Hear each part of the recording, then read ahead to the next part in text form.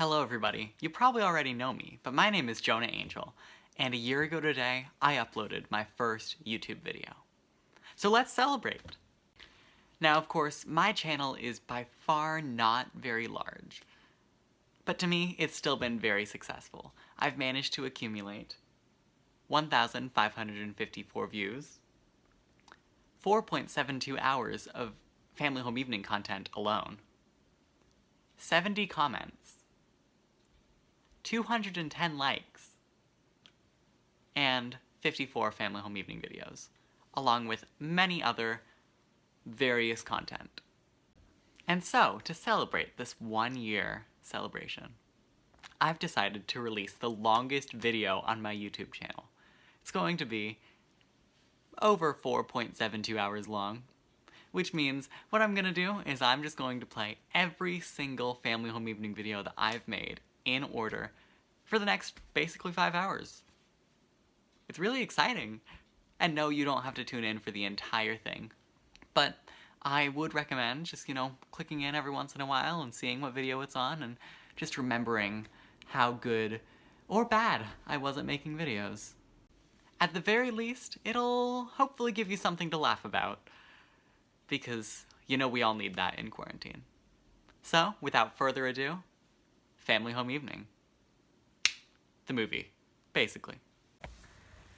Everyone shall sit under their own vine and fig tree, and no one shall make them afraid. What are you doing, Jonah? Oh, hi Sophie.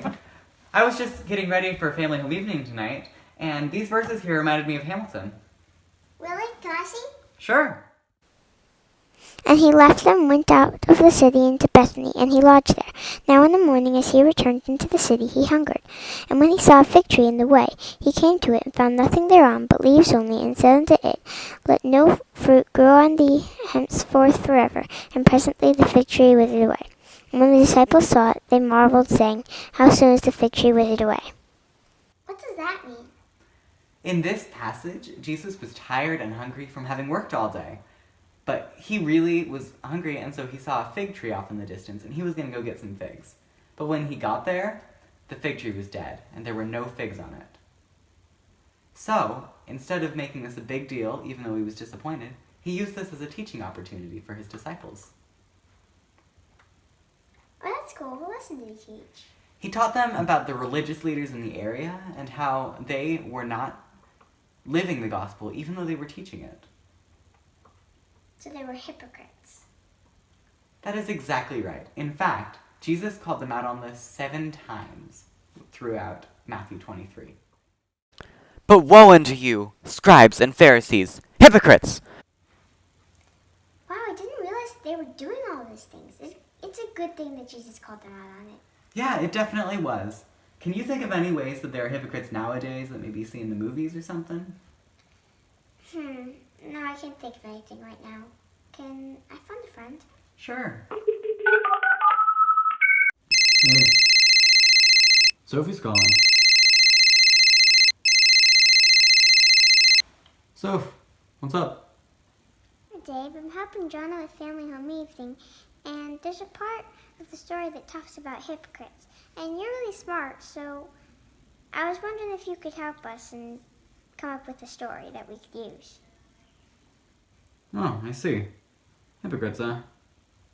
Well, it's like totally an episode of Ninja Turtles where the one turtle his friends just want him to clean up his room. And they keep asking him to, but he doesn't. But his friends also haven't cleaned their rooms, so I think they're all hypocrites? Yeah, that's what I think. That was really helpful, Surfer Dave. Oh, I'm glad that I was able to be there and help you out. Thanks. You gotta be sincere. Jonah? You gotta be sincere. Jonah?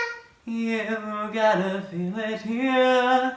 'Cause if you feel it here, well, then you're gonna be honestly See ya. Jonah! I need to tell you what Surfer Dave said about hypocrites. Oh yeah. I totally forgot about that. What did he say? He told me about the time how in Ninja Turtles, one of the turtles doesn't put his stuff away, so then the other turtles tell him to put his stuff away, but then they haven't even put their stuff away. Oh. Well, I'm glad you asked Surfer Dave. He comes up with the best things. Yeah, but really confusing things too. Do you think that we're sometimes hypocrites? We are, but we try not to be, and we try to repent whenever we make mistakes. Yeah. What's a way that you try to be better than you are? Well, I live the gospel, and I try to repent every time I make a mistake. And I invite my friends to church activities, like activity day camp. You're doing a great job. I should try to be more like you. Oh, no, you don't need to do that. You never make mistakes. I'm not sure how true that is, but I appreciate the sentiment.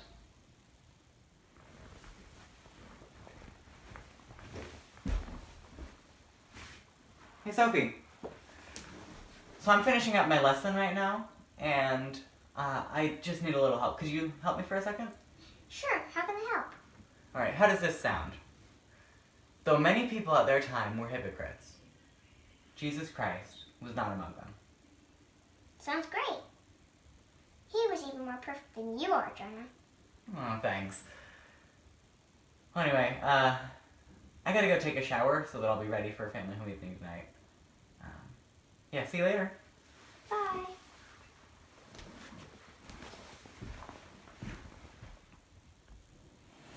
I am warning you, Shabbat. I'm the stronger man by far. There is power in me yet. My race is not yet run. Jonah, stop singing in the shower! I need to tell you what Surfer Dave said about Ninja Turtles. I was wondering if you had any stories about them that we could use. Hey, dude. Sophia's like totally calm. Ooh, what's this?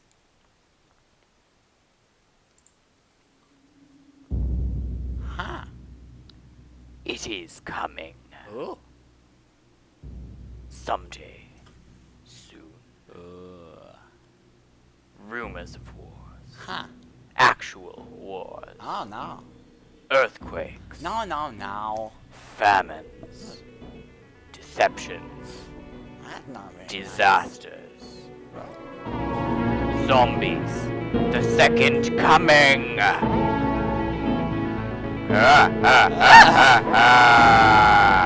Sophie, come quick, you gotta see this! What is it? Watch this!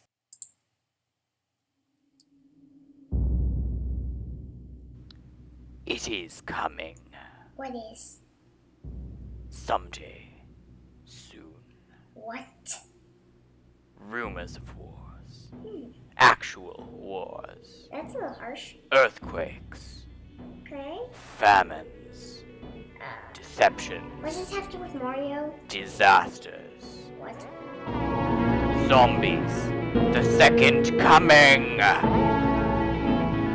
Jonah, you know you shouldn't watch scary things. No, Sophie, that wasn't scary. I know it's all fake. But don't you see what they were doing in the trailer? I just saw lots of zombies. Was there anything else I should have seen? You couldn't tell? Tell what? They were making fun of the scriptures, Sophie. Don't you see this movie isn't an original story at all? It's just a ripoff of The Second Coming. I didn't think of that. Where'd you get that idea? You need to read your scriptures more, Sophie.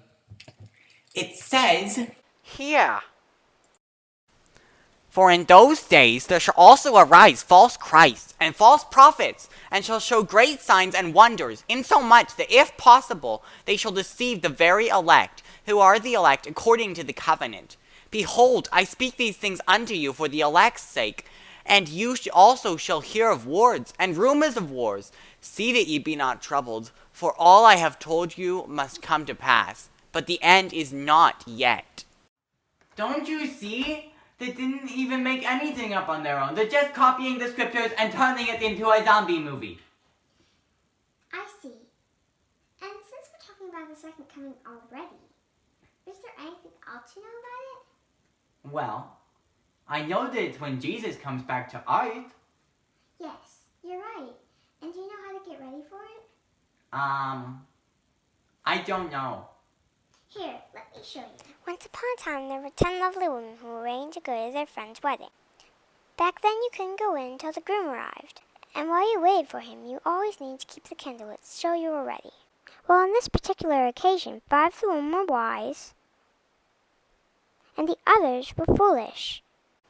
The wise ones had prepared their candles, and they had enough oil to keep their candles lit all night long. The foolish ones hadn't done this though, so they didn't have enough oil to last all night. The groom was taking a long time to arrive, so the woman fell asleep while they were waiting. At around midnight, the woman heard a shout, "The groom is coming!" But by this time, the foolish woman's candles had run out of oil and gone out. "Can you share me your oil?" "No." "Quick, go get some oil!" So they went back to town to go get some more oil. Really quickly. Kind of. But the groom arrived while they were gone. By the time they got back, the doors to the wedding had already closed, and they were unable to go in. So, what did you learn from it? I learned to not be an idiot, and don't bring candles, and don't ask people for help because they always say no. So, what it's actually about is that the wedding is symbolizing the second coming. The groom is symbolizing Jesus, and the candles are symbolizing our testimony. And we need to be prepared for it. Okay, that's cool. I'm gonna go fix the movie and get mad at some people, okay? Okay. Goodbye. Don't be too harsh on them.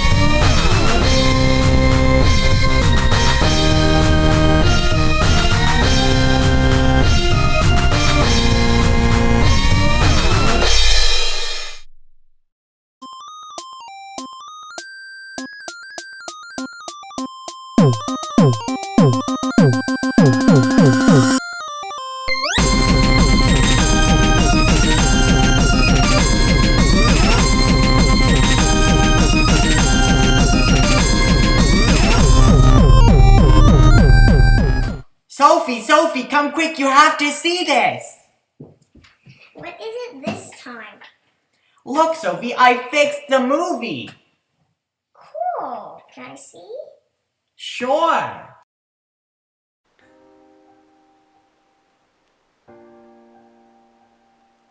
It is coming. Someday soon. Rumors of wars. Actual wars. Earthquakes. Deceptions. Disasters. The second coming.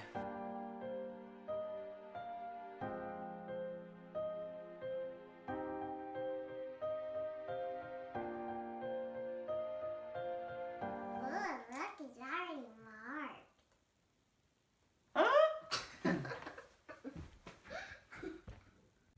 go.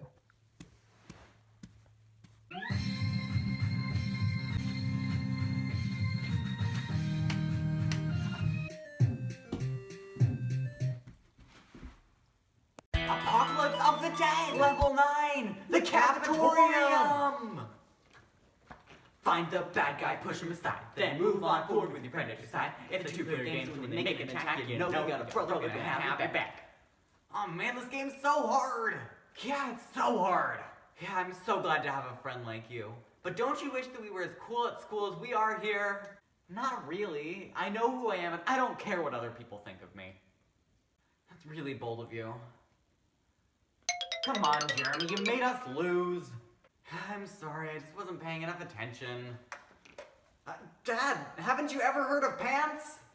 Oh, come on, Jeremy. We're all men in this house. Just pretend we're in the army. Dad, you never were in the army. What are you even doing down here?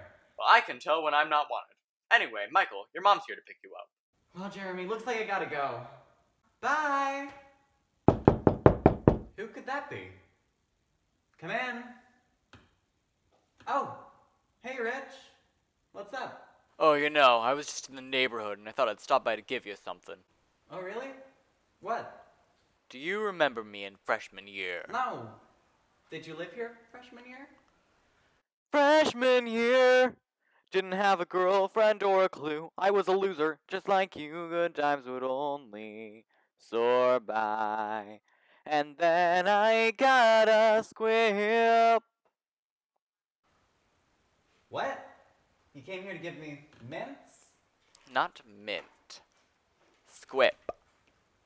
I've never heard of it before. Yeah, that's the point. This is some top secret, can't even look it up on the internet stuff. It's from Japan. It's a gray oblong pill, quantum nanotechnology CPU. The quantum computer in the pill will travel through your blood until it implants in your brain and it tells you what to do. Okay. What do you want me to do with it? You want to be popular, right? Yeah? Try one of these mints. It'll make your wildest dreams come true. Just trust me. Okay. Sure. Well, I gotta get out of here.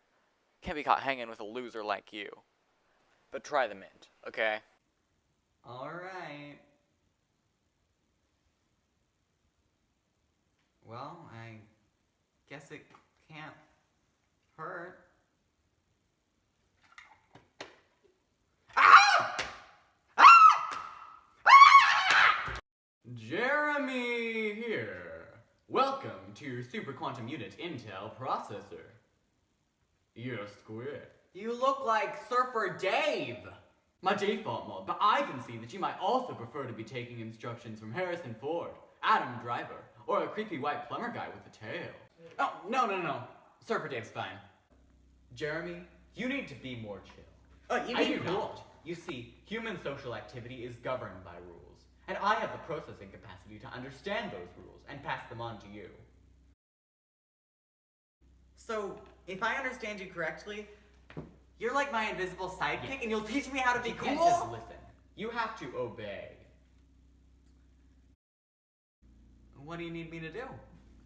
You need to stop holding yourself to such a high standard, Jeremy. If you want to be like everybody else, you're going to have to be willing to break some rules. I can see that you are currently withholding yourself from participating in certain activities, such as lying, stealing, cheating, cussing, and killing, if necessary. If you want to be like everybody else, you're going to have to change. So you want me to break the commandments? Exactly. I don't think I can do that. That's against my religion. Jeremy, do you want to be a loser forever? No. Alright, what do you need me to do? What you're going to have to do is fit in. To do that, you need to adopt the same language as your peers. You really think I gotta swear? You're going to have to do more than swear, McFly. Here. Until you're ready, I'll bleep out your language. You're doing better already. Now, to continue on your mission, you're gonna need a new outfit. But I don't have any money. We'll fix that. Sell some things online. I don't have anything to sell either. Sell your mom's stuffed animal collection. Can't do that, she'd kill me! Not if you kill her first. Obviously I can't do that. I don't think I can do this. Don't answer that. Why not? It's just Michael, he's probably on his way over. Michael is linked to Jeremy 1.0. To upgrade, you're going to have to need to be willing to make sacrifices. Come on, Jeremy, can't you see? We've got a plan. Now be a man. You start with Mel, and then you'll sell. Alright, do this. Michael Mel, blocked. Now, let's get to work. You see the vision clearly, Jeremy. Users embracing and interfacing. Beep bop beep boop. Shiny happy people singing sweetly. Gone is human error and fear. Every issue tucked away so neatly. If you feel a sob or tear, just turn that knob, switch that gear. Why did Jeremy block me? I don't know. But I haven't seen him since yesterday, and that's about the time that his mother's stuffed animals went missing. I think he's in trouble. This is so unlike him. I need herbal tea. I think I know how to help him. Really? How? Jeremy is in big bad trouble right now. He's in trouble that he can't see, and I gotta help him somehow.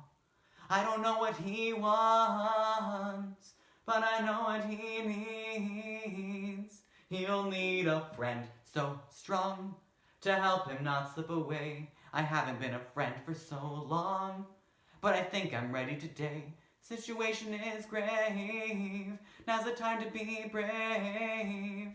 And this might be hard, I know, but just suck it up and go. I think it's time to go buy some pants. Alright. How much can I sell these for? I am scanning the internet's database to determine the value of your mom's collection. Are they first edition collectibles? I don't know. I think they're just random stuff she still has from when she was a kid. She does have this Barry the Bear thing, though. It looks like it could be worth some serious bucks. Does it still have its tag, Jeremy? No? It's worthless without the tag. Jeremy, what else do you have in there? Well, I do have this weird purple circle. Yes, that is a giant thing. purple wallabaloo from the movie Dumbo. They only made 200. If it is an antique, then it could be worth a load of dough.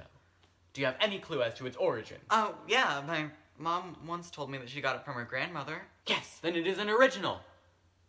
I will search the internet and see if I can find any users on eBay who may want to collect this. I have found a match. There is a user named Skyway, located in Fremont, California, who is willing to pay $1,060 for the item. We will mail it in the morning.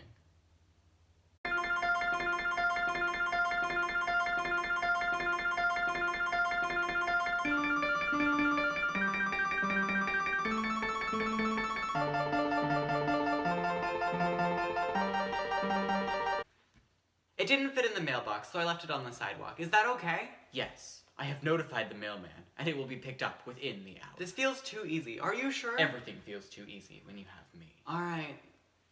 Let's hope it works. Michael makes an entrance! Jeremy, what did you do with your mom's stuffed animals? Michael? Dad?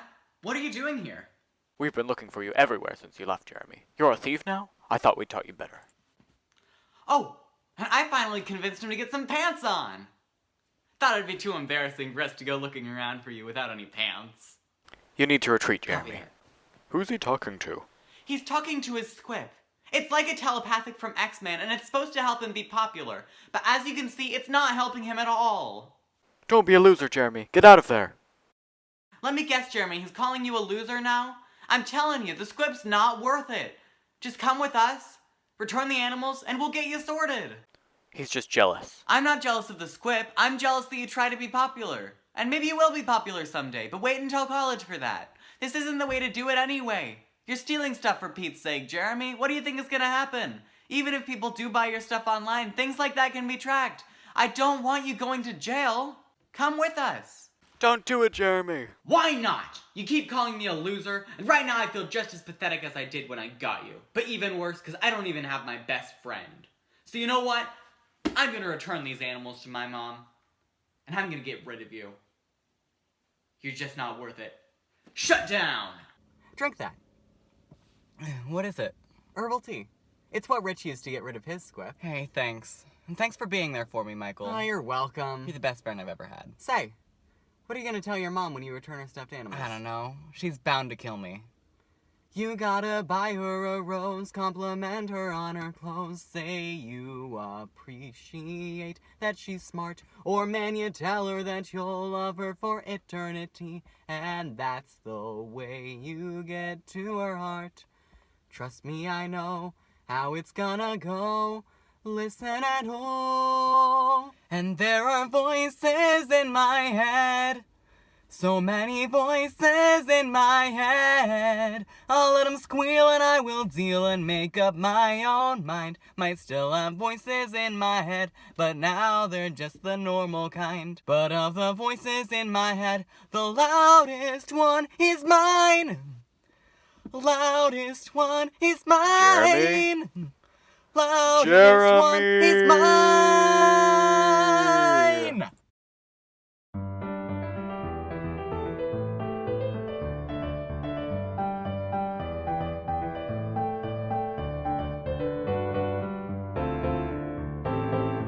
The following video is brought to you by nobody. Hey, welcome back to another Family Home Evening video.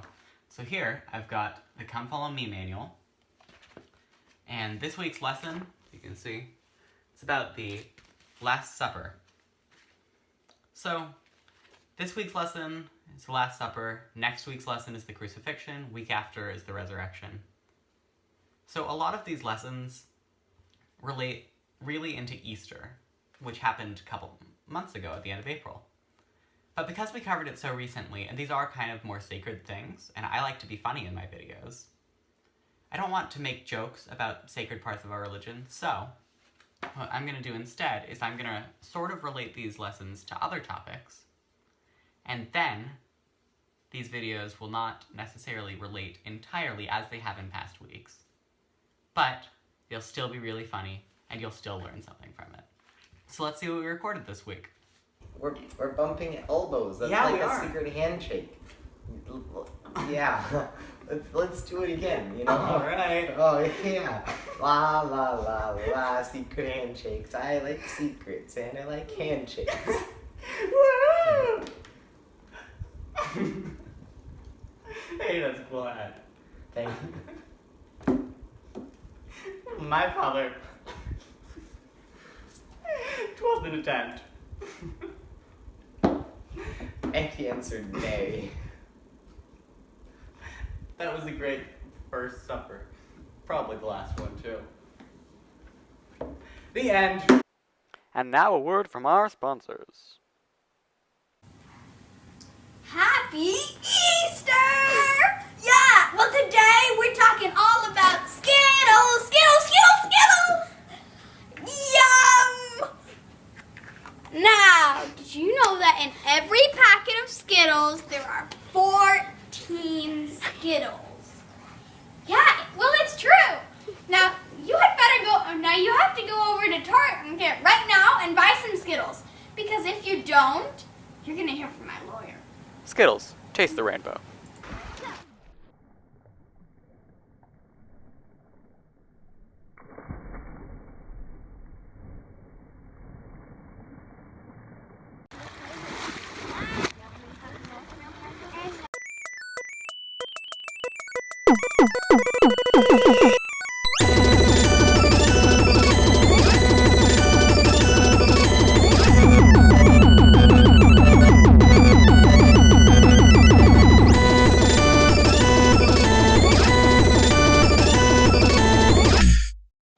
And now, another word from our sponsors. Oh man, this phone is just way too advanced. It has way too many features. What did you say? He said his phone has too many features. Well, if it's too advanced, then you could just come down to April right now and buy a Z phone. It may have 99.5% less functionality, but you can bet that you'll spend 1,000,000,000% less time charging it. Even better, it only costs $200. April, terms and conditions apply. Batteries sold separately. So, what did you think of the video? I know it was kind of hodgepodge of things. You saw a skit that I did with Cade, you saw advertisements, you saw Sophie jumping into a pool, you saw me clean Sophie's room with her. So, what did you learn from it? Okay, you didn't learn anything. Well, what I wanted you to learn was to be unified. Oh, wait. Apparently that's not what you were supposed to learn. What you were actually supposed to learn was that you have to help others out. Even if you don't have a big family, help your parents out, help yourself out, help yourself out, help yourself out. Oh yeah, and help your friends out. Thanks for watching, and make sure to dislike the video. Unity. Be one in purpose. Be unified in your family unit. Love one another, you just gotta do it. I love my sister, she is so sweet. Though crazy sometimes, it just doesn't beat all the love that I have for my mom and my dad. If we just love each other, life ain't so bad. Be unified, yeah, be unified. Be unified, be unified.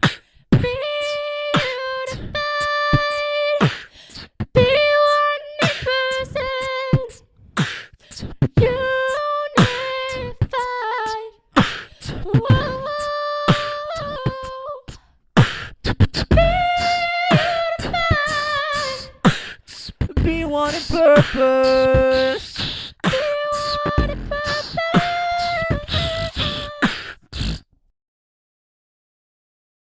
There are many examples of bullies throughout history. The oldest may be the cavemen, who were themselves lacking in communication ability and would often beat each other with clubs to express their displeasure. Another would be Napoleon Bonaparte, who bullied not only a couple of nerds, but also the entire country of France. Perhaps he was compensating for something? An even more recent example is Joseph Pulitzer, who was so concerned about his income that he nearly starved hundreds of newsies in the streets. Bullying is still prevalent in the modern day, especially with the introduction of the internet. People can be bullied for anything. If they have different interests from their peers, they live in constant fear of being harassed or attacked. This leads us to our protagonist this week, a young girl named Jessica. She lived in rural Ohio and was out playing one day. Theodore, a boy from her school, came up to her and decided to push her around, all because he knew that she was a fan of turkeys, but he preferred eagles. Nerd. Jessica was obviously very sad because she didn't want to be pushed around, so she went to her dad and told him about what Theodore had done. She hoped that her dad would go fight her bully for her and get rid of him forever. But that is not what he did. Jessica, I understand that you're feeling really angry right now. Everyone feels this way when they have a bully. But I can't go fight him. That would only cause trouble. But Daddy, can't you at least push him back? Jessica, I want you to go back to that park and tell Theodore that you forgive him. Are you crazy? I realize how you are feeling, and I'll let you choose what to do. But first, let me tell you a story. I once knew a little girl who had a set of toy shoes that she really loved. She would wear them absolutely everywhere. But one day, when her dad came home from work, he accidentally knocked them off the shelf where she had put them, and they broke in half when they hit the floor. So she threw a fit and she cried and she never forgave him? No, she didn't. Even though she was really mad at her dad, she was very mature and forgave him. How old was she, like 5? No, she was 3. What? She loved him. Even though he broke her favorite set of shoes, she didn't want to be mad at him, so she forgave him. What do you think you should do? I'll let you think about it. But, let me tell you, if the whole world decided that it was okay to cut out someone's eye for an eye, or a tooth for a tooth, then the whole world would end up blind and toothless. So you mean that I should forgive Theodore even though he says that turkeys are stupid and that eagles are amazing? Why not? He can be a good friend for you. Can I call him Teddy? If he is okay with it. Okay.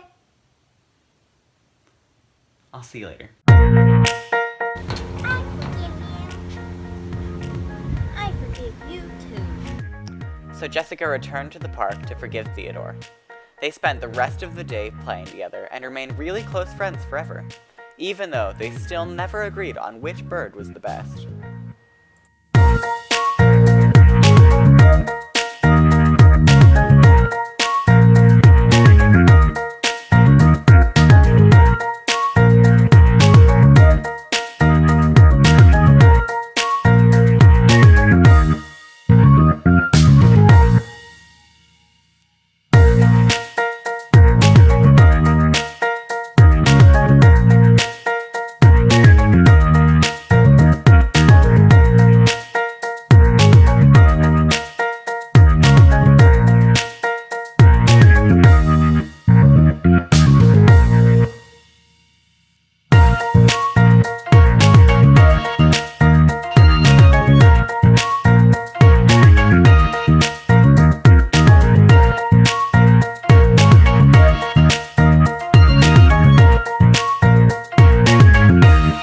Did you catch the lesson in that skit?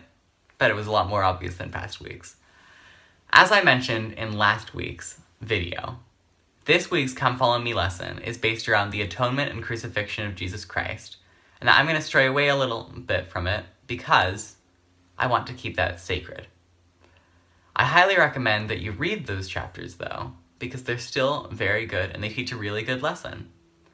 When I was reading through the chapters assigned for this lesson, I found Luke 23:24 to be very profound. It reads, "Then said Jesus, 'Father, forgive them, for they know not what they do.'" Even though he was in agony up on that cross, he still begged Heavenly Father to forgive those who were mistreating him. I believe that this goes along very well with the lesson from a couple weeks ago, which was about loving your neighbor regardless of how they treat you. So next time that you're angry at someone because they kicked you or called you a nerd, just remember this lesson and think, as the common phrase goes, what would Jesus do? Thanks for watching the video. I'd love to hear what you thought of it, so if you have any special comments on it, you can leave a comment down below, or you can text me or call me, you can email me, you can tell me in person, just whatever. And remember to leave a like.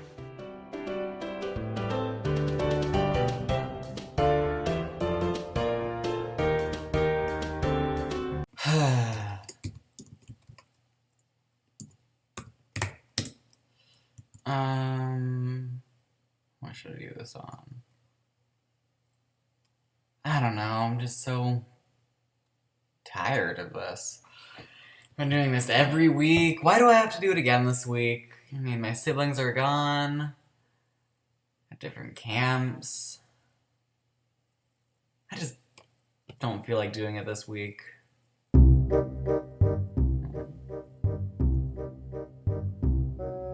wonder if my friend Mr. Josh is making a video this week. I bet he is. I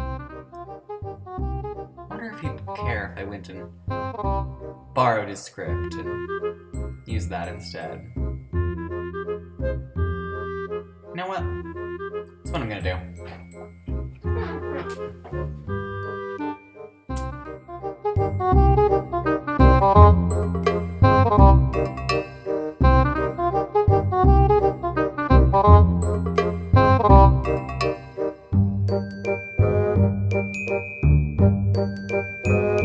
Josh, could you come here for a minute?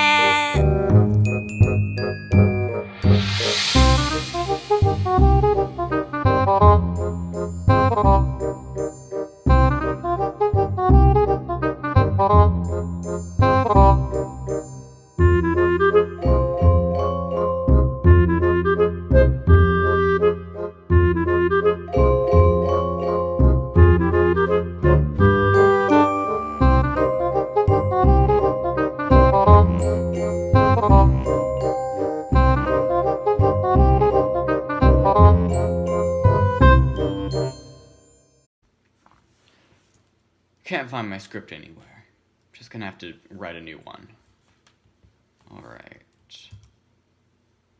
This is gonna take a little bit. How about I get some inspiration from, I don't know, Jonah or something. Ooh, here's a new video. That's right, because he uploads before I do. Okay, what's this about? Let's listen. Hello, my name is Mr. Josh, and welcome back to another Family Home Evening video. This week, we'll be talking about working with your siblings and making it so they're not angry at you. Now, I have 7 younger siblings of my own, so I've had a lot of experience with this. He totally stole my script.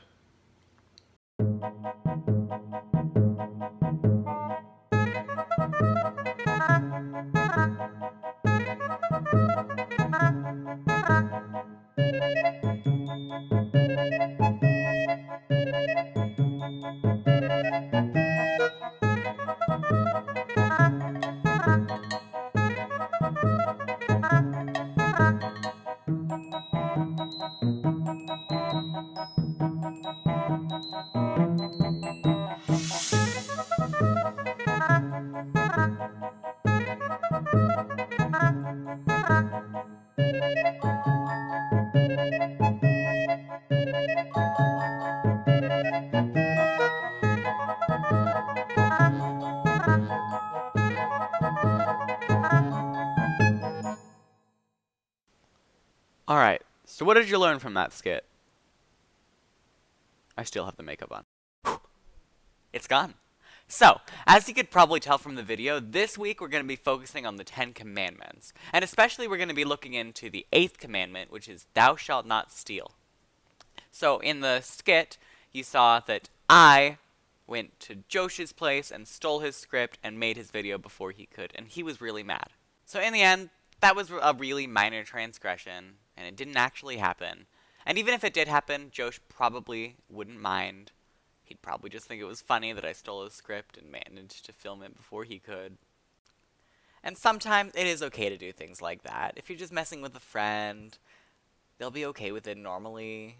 And just apologize at the end if they're mad, and you'll be fine. But it does matter when you're doing these more for the intent of hurting someone else, or just doing it without taking other people's thoughts into consideration. So don't go stealing your mom's Beanie Baby collection to sell it on eBay so that you can get a supercomputer to put inside your brain. Wonder where I got that idea from. Huh. To paraphrase what Elder David A. Bednar said at a recent youth devotional, it is easier to live inside the church than to live outside. He said this because he believed that us following the different rules that the Lord has given us and that the prophet has received from God means that we are able to live more righteously and just be better people. He also implored us to be a light and to share what good we have in our lives with others so that then they can also receive the gospel. In order to be that light, we cannot be smoking, drinking, lying, stealing, cheating, breaking the commandments in any other way. We have to be our best selves before we can help others. Or we have to be striving, at least. So, moral of the story, don't steal from your friends. Today Jonah taught me not to steal from my friends, and so I'll believe him until the very end. And I won't go home and take my brother's phone, 'cause that would be a bad thing to do. I won't steal from my friends, I won't steal from my friends, I won't steal from my friends, I won't steal from my friends, I won't steal from my friends, I won't steal from my friends, I won't steal from my friends, I won't steal from my friends, I won't steal from my friends, I won't steal from my friends, I won't steal from my friends, I won't steal from my friends. Have you ever wondered what Peter might have been thinking and feeling when he, with the other apostles, looked steadfastly towards heaven as Jesus ascended to his Father?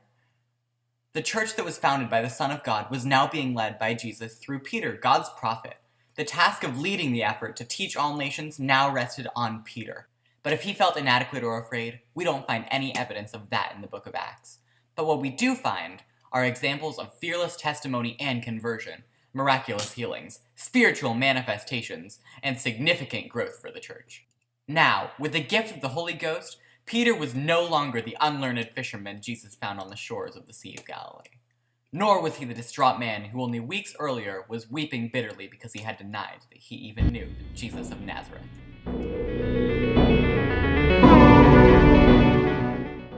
Wow, I am really good at writing dramatic openings.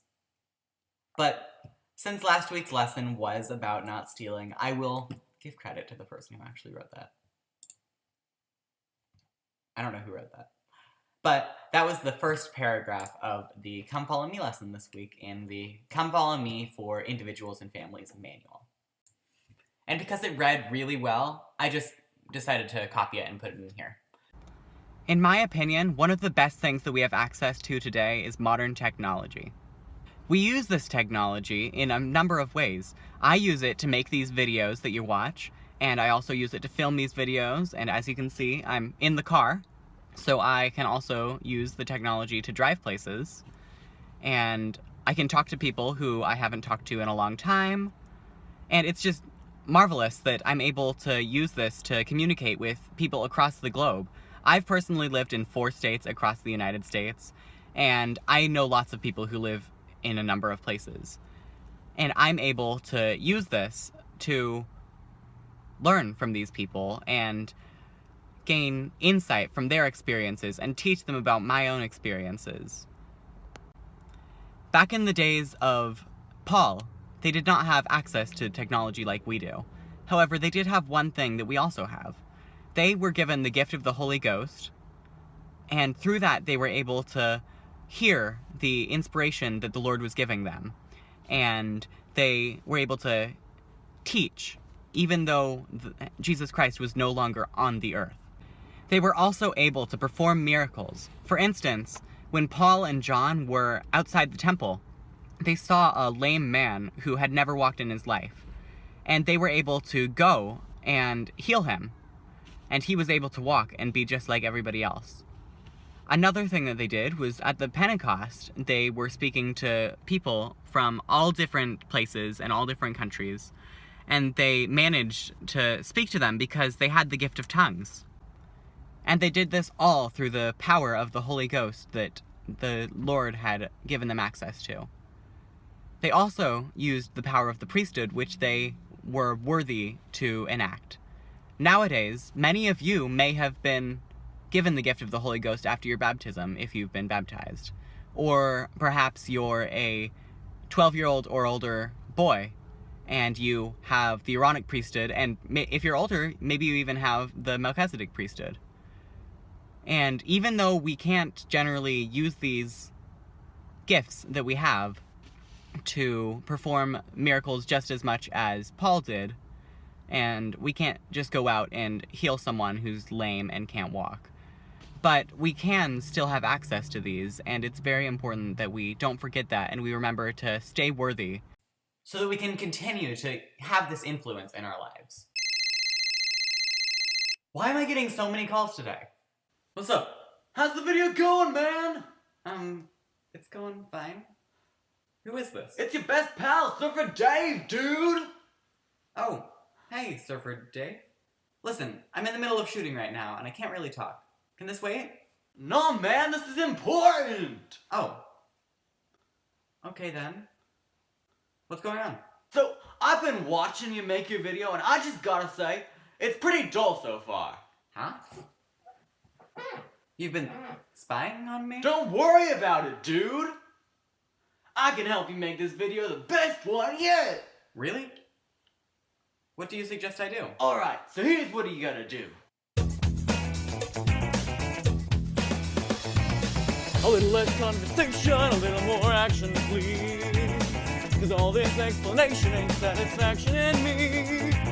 A little less fight, a little less spark, a little less fight, a little more spark. Shut your mouth and write another script, maybe satisfy me. Satisfy me, brother. Huh? You're talking too much in the video, dude. You gotta be more funny. How do I do that? I don't know. You're the director. Ooh, I have an idea. Excellent. Alright, so my pal Jonah says it would be totally dope if I came in and talked to you today. Now, fair warning, I didn't actually read the lesson, and I'm telling you that because I don't want to lie to you excellent dudes out there. Now, I don't know what I'm supposed to be teaching about, so here's what I'm gonna tell you. You need to be an excellent person, and you always gotta pay attention to everything that I say. And now here's the most important thing. You have to go and call Jonah because he wants people to talk to. And since I know how to time travel, I'm gonna have you do it yesterday when he was filming the video. Did you do it? Let's see if you did.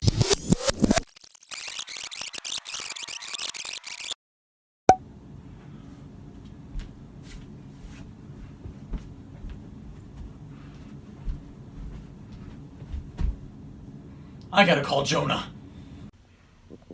Think I gotta call Jonah. I should call Jonah. Oh yeah, I should call Jonah. I should call Jonah. I should call Jonah. Modern technology. Oh, I'm getting a call, just a second. Jesus Christ was no longer on the earth. I'm getting another call. Why am I getting so many calls today?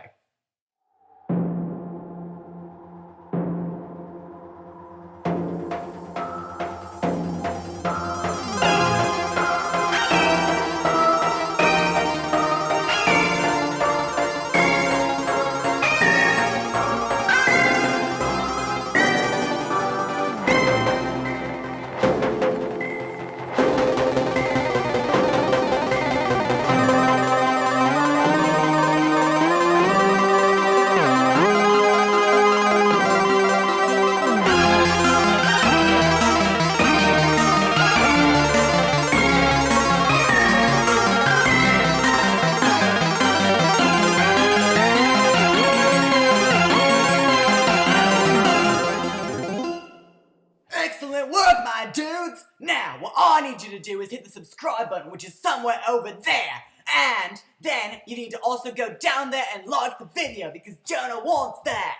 And another thing that he doesn't want you to do, but you should do it anyway, is you have to go to Mr. Josh's channel, which there's a button somewhere to get there, and you'll be able to find it, and you gotta subscribe to that and like all his videos too. And then you'll be so happy, you'll be so excited, and I don't know what I'm even saying anymore. Welcome back, my dudes. Now, Ow. Jonah is still busy watching some TV because his parents are out of town and his siblings Why? were missing. You go. So I stole his camera again, and I'm gonna teach you some stuff this week. Are you excited? You better be. It's gonna be excellent. What in the world? Today, I'm gonna be taking you through all of the most amazing things that you can do to get yourself exercised. And I call this Surfer Dave's Top 10 Exercise List. So the first step when you are exercising is you have to make sure that you're putting the right things into your body. The right Now, things into there are your a lot of body, things I Jonah. should not put into my body when I want to exercise. I know that everyone is a big fan of Why do you shake so much? and wine and other kinds of alcohol, and the people also like to be drinking tea and coffee. And Boy, I you know drink those tea. are bad for you. This, I tell you what you do with that. That's a coffee mug. Did you actually drop that? Don't drink coffee or tea or alcohol or stuff like that. And remember, You drink tea on the even if daily. I'm drinking the coffee, the tea, the alcohol, and stuff like that, you still might be hurting your body. If I spent all day, every day eating Skittles, then I would be dead by the end of the week. Because that is how Surfer Dave works. So instead, what I have to do is I have to eat spinach and kale and other vegetables vegetables. And I Ew. also need to have a completely Spinach and kale are well-rounded vegetables? diet. And so that means that I have to have all thought the they were grains and greens. the protein and the vegetables and fruits and whatever else You is said on vegetables and there, you because put that is fruit up important there. for your body. So now that we've gone over the important stuff that you have to eat, we gotta get to the fun part, which is exercise. Ooh. First step of exercising. You can exercise in any way you want. Don't let your neighbor tell you that you need to be lifting weights. Jonah, you don't have You want muscle. to be buff. What you have to do if you want to be buff is you have to exercise constantly. You can run, or you can do jumping jacks. You aren't even jumping. Or if you're a dancer, then you can That's do a sad this. jumping jack. The music stopped. You can do anything like that. In fact, one of my favorite You own this exercises, I'm shirt? gonna have to show you outside. You guessed it. My favorite exercise of all time is climbing these trees. It's just a fantastic exercise. It really gives you strength in your legs and your arms, and your sunglasses will really appreciate it. So, next time that you're Yes, outside, I flex you have my to climb a sunglasses tree. every I day. don't care what you're doing. You have to climb a tree. Just do it. I bet the field trip was totally excellent. Now, another thing that you're gonna have to do if you want to be safe and healthy is you have to control this. Hair? Not the sunglasses. You have to control your mind. And you cannot be emotionally sick if you want to be healthy. And to be emotionally healthy, you have to have friends and you have to have a good social life. Unlike If me. you're depressed, No. there are people you gotta contact. Jonah, I'm because we your don't want you to friend. be sick.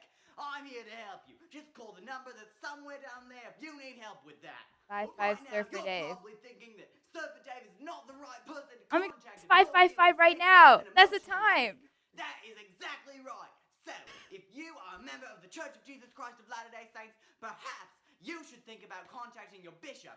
But if you don't want to talk to your bishop about it, there are other people you can talk to as well, like your parents. This is like one of those or your infomercials. So or your like, friend's it parents. starts off really Yeah, cool, and you're stuff like, that "What can is this?" And help they're you. like, And "If you want to there are contact numbers a also therapist," how and to you're like, contact "Oh, it was all a agencies. scam." And those are real, and they can help you. And we want That's you to exactly be what safe. this is. And you know what the most important thing is? When you're trying to be healthy, you need to get lots and lots of sleep. Because Oop. if you're not getting sleep, then you can't be Yeah, I'm healthy. not getting any We sleep. want you to be healthy, just like I've been saying this whole time in this video. Don't be like Jonah. Don't go sit on the couch all day eating Skittles. Because then Don't be you're like gonna be fat, and you're not gonna be healthy. You're And not we don't fat, want you to be Jonah. like that. We want you I to don't be know. healthy. And What? so, the number 10 Who's we? thing that I want you to be Dave, first you're alone. is you have to get lots and lots of sleep. And if you're not getting sleep, then you can call me and I will get you some sleep. How do you get Alright? me some sleep? Yeah. How do you get me some sleep? Can you tell me that? I need sleep.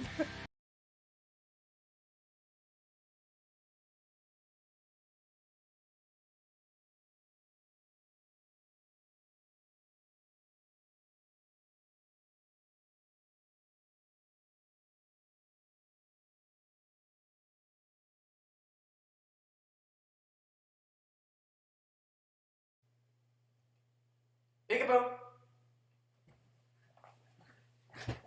Hey, welcome back to another Family Home Evening video. This one's gonna be really weird because I happen to be filming at 10:41. So, whenever I film this late, weird things tend to happen. But it's all gonna be good because you're learning from me, right? So, let's roll the first skit. Many eons ago.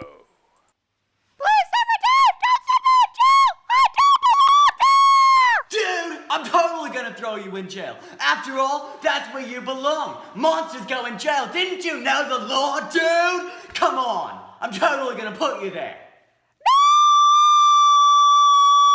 Yeah, and who's gonna stop me?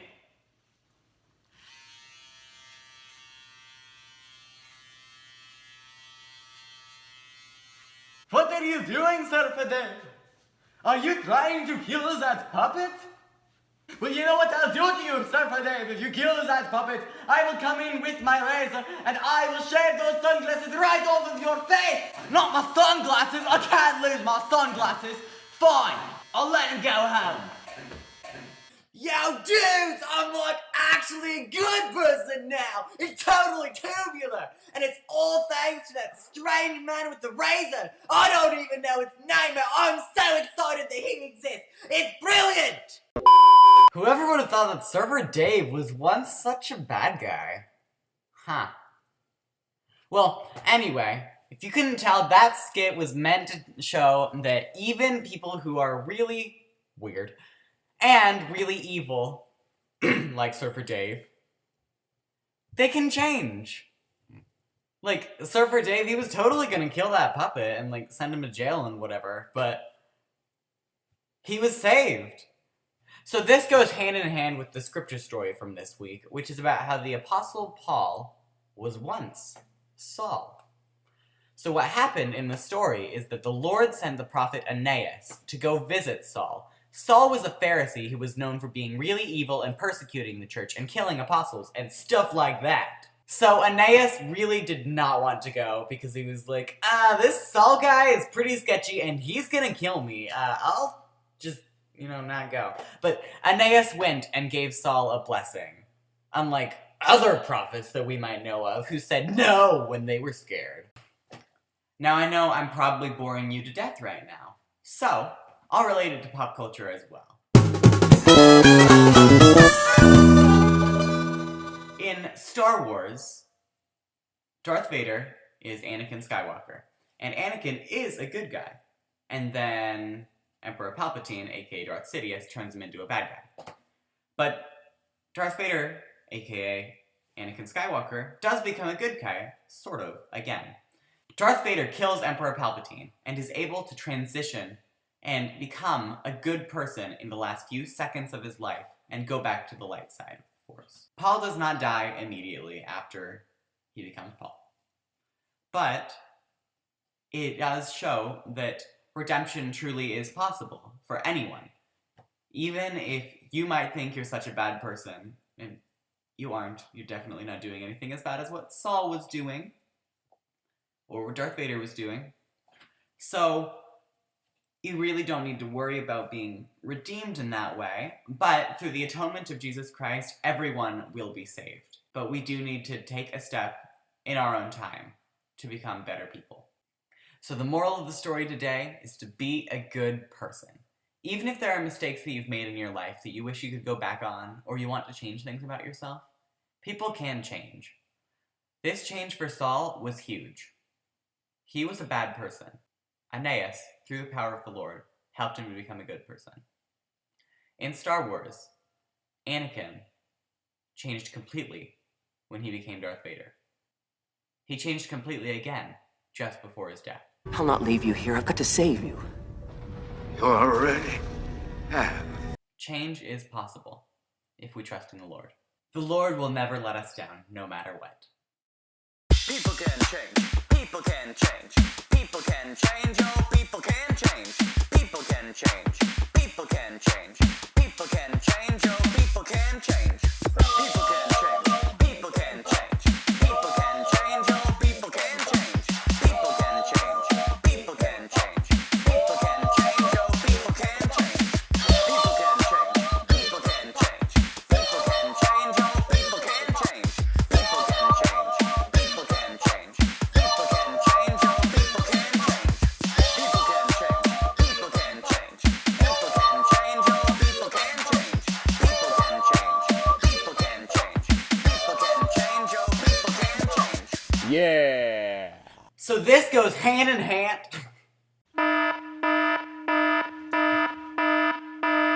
What does that say?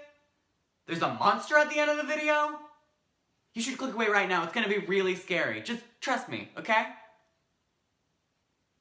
You're still here? Alright, don't say I didn't warn you.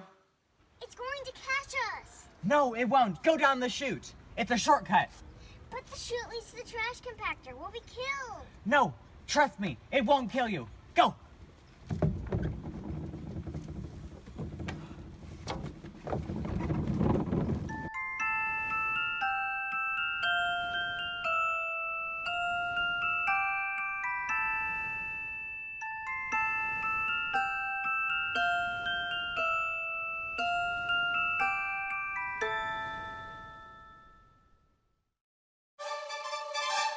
I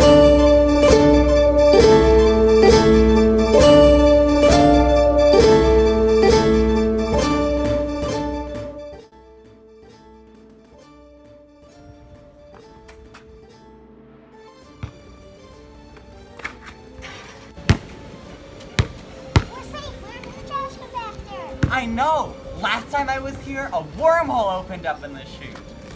I was like, I could get rid of it, but what if I need it for emergencies? So I just left it open. Okay. Hey, look, there's some bikes here. It says escape vehicle. Maybe we can ride them away. Let's go!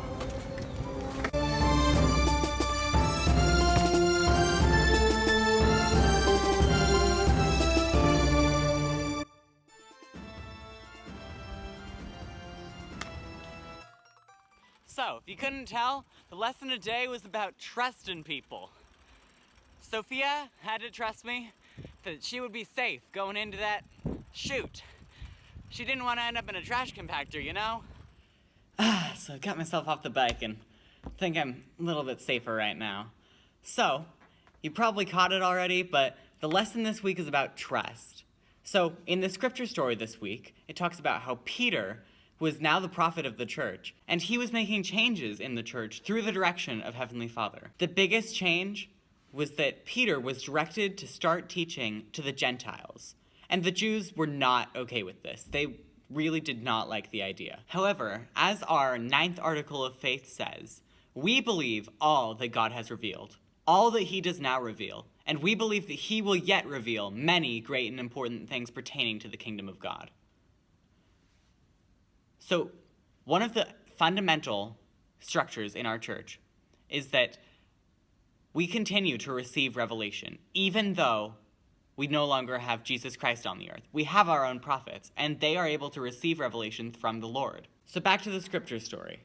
The Jews were instructed to begin teaching the gospel to the Gentiles, which back then was a big deal.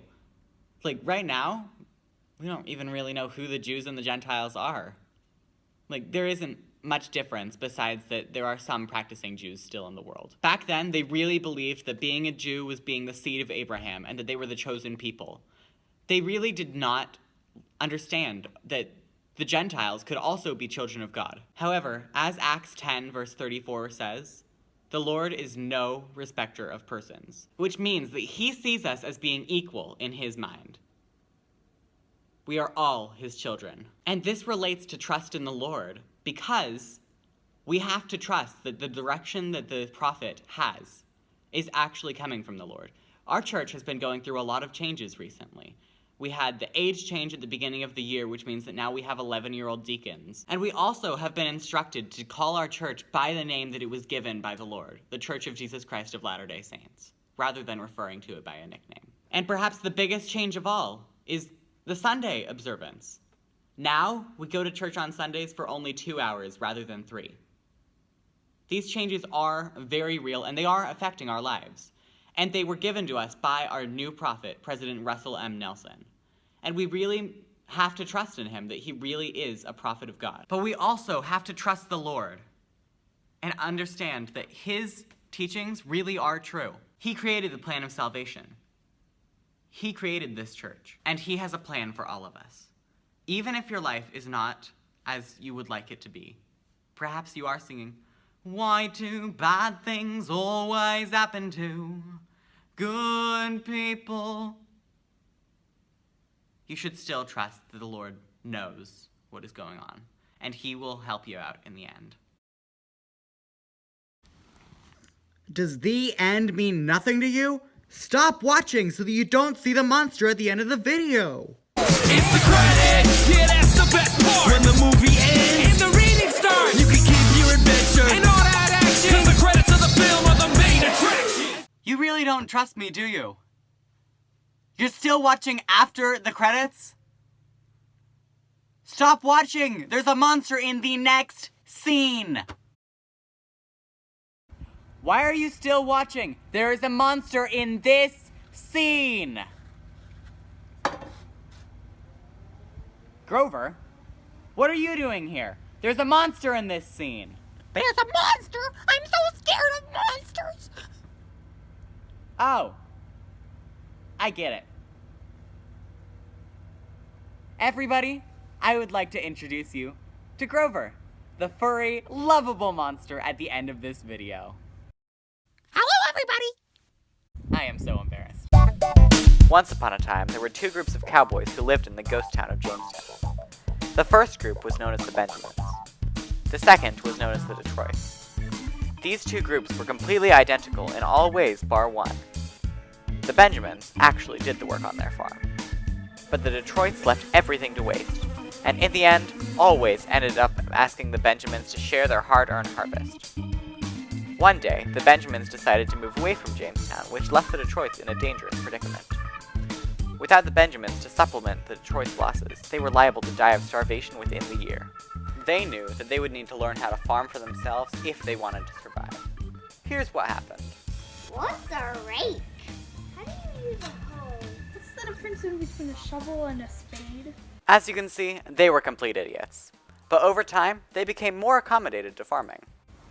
Are we gonna plant tomatoes or squash this year? The push has come to shovel. Banana! Eventually, they became a lot better at regulating their work. You don't have to want to, you just have to do it. Time for a tea break? Nope. Darn, darn, darn, darn! By the end, they had actually made for themselves a rather successful farm. How did you like the skit? Hope you enjoyed it, because I can't go back and change it now. If you couldn't tell, this week we're going to be learning about hard work and self-reliance. In the skit, the Detroits were not self-reliant, and they required the Benjamins to help them with everything. But after the Benjamins moved away, they really had to learn how to farm. And thankfully for them, they were lucky enough that they actually managed to succeed in this task. In other stories, they're not quite as lucky. I'm referring to the fable of the ant and the grasshopper. In the story, it's summer, and the grasshopper and the ant both need to collect food for the winter, otherwise they'll die. But the grasshopper just jumps around and plays all day, while the ant goes around and collects food. So once winter comes, the grasshopper goes and talks to the ant and asks him to help him out and give him some food. But the ant just doesn't have enough food for him, so the grasshopper ends up dying. Sad story. The Lord has asked us to become self-reliant so that we can have success in this life. The church teaches us that self-reliance is the ability, commitment, and effort to provide the necessities of life for self and family. In order to become self-reliant, we need to work hard in everything that we do. For example, in order to become proficient at playing the piano, you need to practice every day. Without practice, you might sound like this.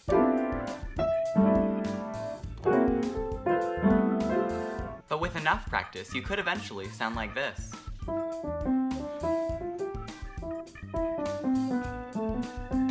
Even small things can become better with practice. And now for the final word. Coincidence.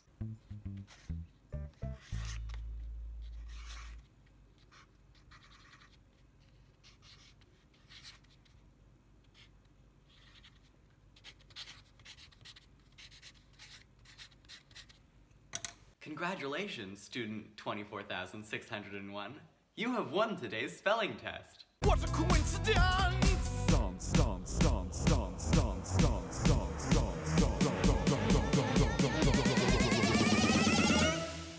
Let's dance.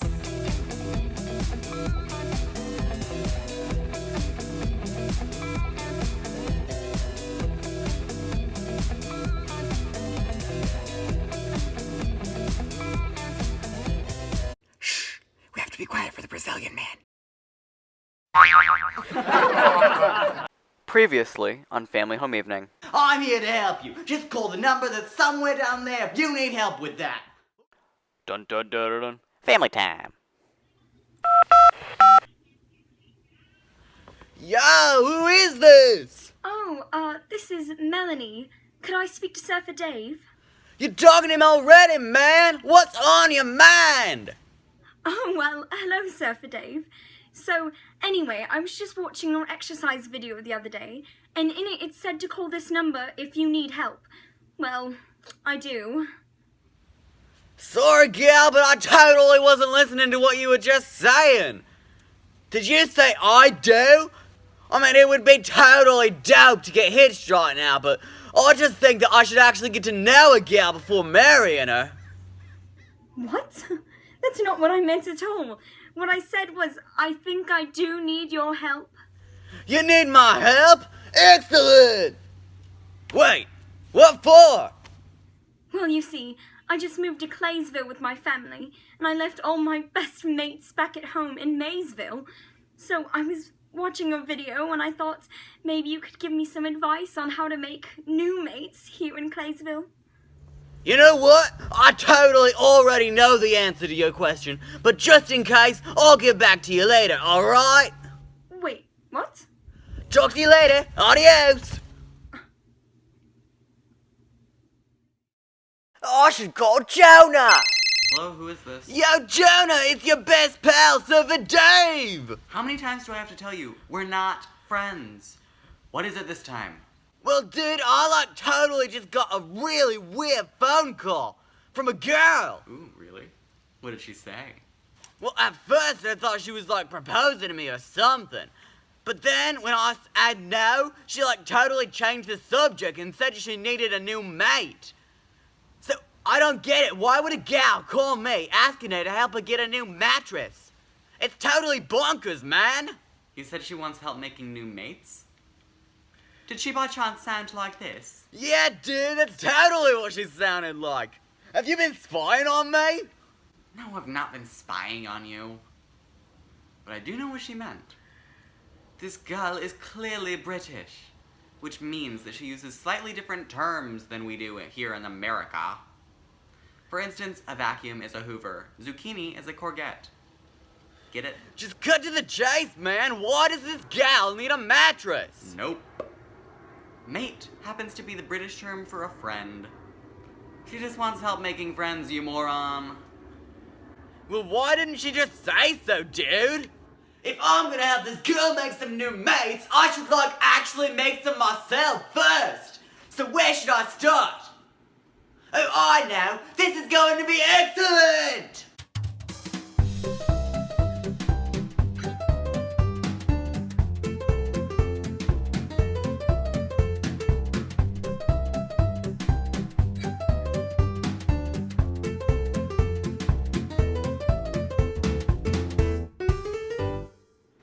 What are you doing?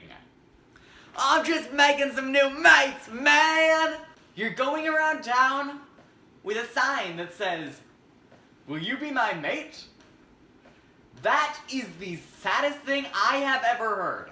Well, I thought it was a pretty dope idea! What would you do? Look, ditch the sign, okay? It's not doing you any favors. No, you can't take it! I need my paper! No! You're overcomplicating everything, man. Look, getting friends is easy. Just find people who have the same interests as you, and you will be set for life. Sounds pretty excellent! Wait, what am I interested in, man? You're gonna have to figure that one out on your own. See you later. Jonah, you can't leave! What am I interested in? Jonah, I'm totally clueless. What am I interested in? Fine, I'll help you out. What did you do last night? Well, last night. Oh yeah, I was walking around with my dope sign, which you ruined. Oh yeah. What did you do the night before? I'm not exactly sure. Time's a little weird for me, remember? Because I can travel through time. Okay, seriously. You're really not interested in anything? How about this? You call yourself Surfer Dave. How about you go to the beach and hang out with a group of surfers? I'm sure you'd fit in. Wait. Have you ever been surfing? What's surfing, man? You cannot be serious. Why do you call yourself Surfer Dave? Because it's my name! Alright, looks like we're gonna have to scratch that option. But you know, maybe you don't need new friends. Maybe you should just be fine with the friends you already have. Who was the last person you hung out with? Does our totally excellent fight last night count as hanging out? Of course not. Who was the last person you talked to on the phone? That would also be you, man! Oh my gosh. What, bro? Am I really your only friend? I guess so, man! Wait, but you said that we're not friends! Well, I guess I feel bad for you now, so sure, we can be friends. Excellent! So now, because we're friends, what should I go tell that girl? How about you tell her that she'll be just fine, and that she'll make some mates in no time. Alright, sounds rad! I'll talk to you later, friend! His actual name is Surfer Dave? Hello, who is this? Yo, it's your best pal, Surfer Dave, man! Oh, hello again. I was wondering if you were ever going to call me back. No, man, I always call back. Have you made any new mates yet? Actually, I have. Just after I talked to you the other day, my neighbor came over, and she has a daughter my age. Oh, that's her now. I'm gonna call you back. Cheerio. I hope you enjoyed that skit. If you didn't catch it, this week we're learning about friends. In the For the Strength of Youth pamphlet, we are encouraged to make friends with people who share our values and interests. But as you could see in the skit, Surfer Dave has a really hard time making friends because he has neither friends nor interests. Good for him! Well, anyway, I can't really think of anything else to say about friends, so I'm just gonna roll the credits. Thanks for watching!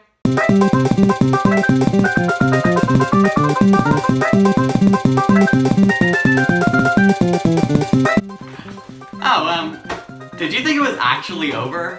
Nah. It couldn't be a Jonah Angell video if I didn't have something after the credits, right? So, anyway, another thing that the For the Strength of Youth pamphlet tells us is that to have good friends, we need to be good friends. So basically, in this case, it means that I should actually give credit to the phenomenal guest star that we had in this video. So thanks, Jessica, for having the courage to send me some really weird videos of yourself pretending to be a Brit, even though I gave you very little context. Go find her, she's somewhere over there on the tag. Just, go subscribe and follow her and whatever. Okay, I'm gonna roll the actual credits now.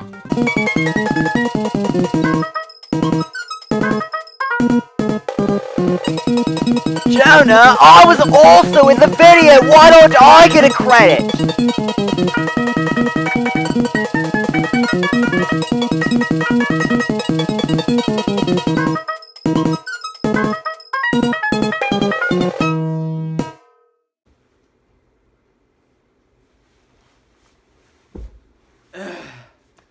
I'm so tired. I'm swamped with work and college stuff. On top of that, I have to make another family home evening video. And I don't have any ideas. Hey Jonah, what's up? Hi, Soph. I'm making another family home evening video, and I don't know what to do it on. Do you have any ideas? Well, since you're running out of time, you should probably do it on something that you know. Oh, you're the Temple and Family History Consultant in our ward. You should probably do something on family history. Okay, sure. Why not? Oh, and since I came up with the idea for this one, can I be in it? Please? Fine. So, Sophie, do you like learning about your ancestors? Yes, I really do. Do you have any ancestor stories that you can tell me? Actually, I do. Da-da-da-da-da. Story time. So, Daddy Rose, it's story time. I'm going to tell you about my third great-grandmother, Anne Maria Thacker. She was born in England, and her family was converted to the Church of Jesus Christ of Latter-day Saints after meeting the missionaries. When she was 6, her family moved to America, where they lived in New York, and her father worked as a locksmith. They then moved to Philadelphia, where her parents worked in a factory. She and her older sister Hannah had to take care of their younger siblings while the family saved up to move to Utah with the other saints. Once they had saved enough, they bought an ox team and wagon in Nebraska, and they joined the Joseph Horn Company to go to Utah. Fortunately, they encountered very little troubles along the way, though the children walked most of the way, and their mother, who was nursing the baby, stayed in the wagon. Once they arrived in Salt Lake City, though, they realized that it was too crowded, and they moved to Logan instead, where Anne Maria met her husband, Joseph Elias Myler, and had 3 children. So tell me, Sophia, why did you decide to learn about Anne Maria Thacker? Well, it was Pioneer Day the other day, and I learned that she was one of my pioneer ancestors. Plus, her name is very similar to my middle name. Oh, that's really cool. Do you know how old this girl was when she traveled across the plains? Yes, I do. She was 11 years old.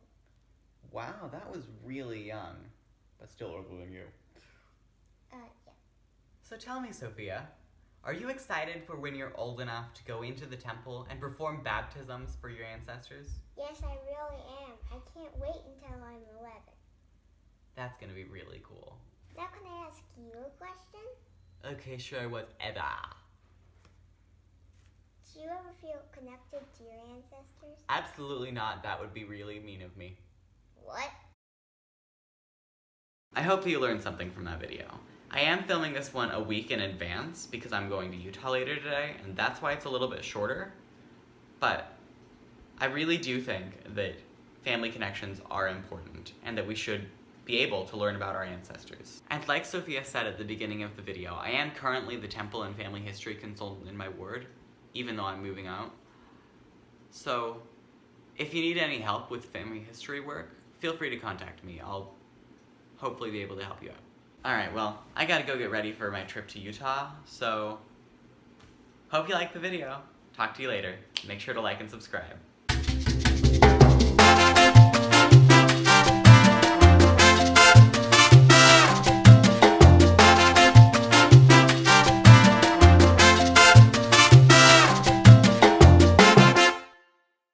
Aloha! Hey guys, welcome back to another video. So as you can probably tell by the palm trees behind me, I'm in Hawaii! But that's really awesome and all, but that means that I don't actually have access to a computer this week to edit a video on. So what I'm gonna do instead is I'm gonna try to get this whole video in one take. Let's see how it goes! Transition! So this week we're learning all about honesty and integrity, they're really cool stuff, and For the Strength of Youth pamphlet, which is a book that the church gives us, it's really great. It tells us some awesome things. What does it say? Being honest means choosing not to lie, steal, cheat, or deceive in any way. Integrity means thinking and doing what is right at all times, no matter what the consequences. So that's really cool. Let's do a skit on that now. Roll skit! Hi guys, my name is Sam Morris, and I work for Tundra Town, which is the #1 watch selling company in the whole world. It's really awesome. And you know what I did yesterday? Flashback! Hello, sir. I have $400 and I want to spend it on the best watch that you have. Ooh, I have this watch here. It says only $300. But she said that she has $400, so what I'm gonna do is I'm gonna give it to her for $400. I have the watch that you need right here. It's $400. Thank you, sir. I love it.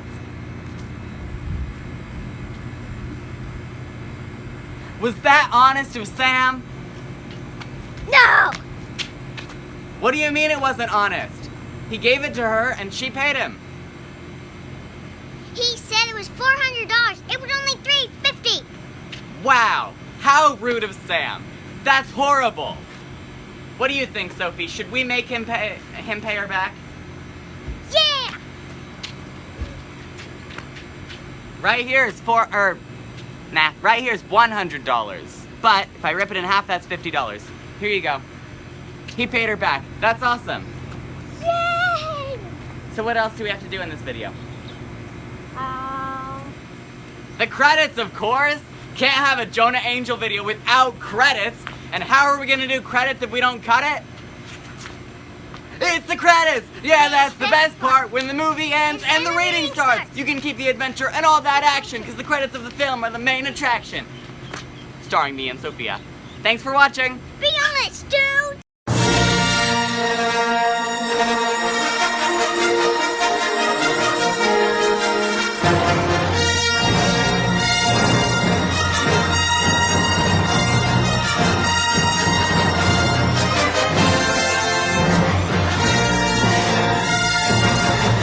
Good morning, guys! Welcome back to another Family Home Evening video!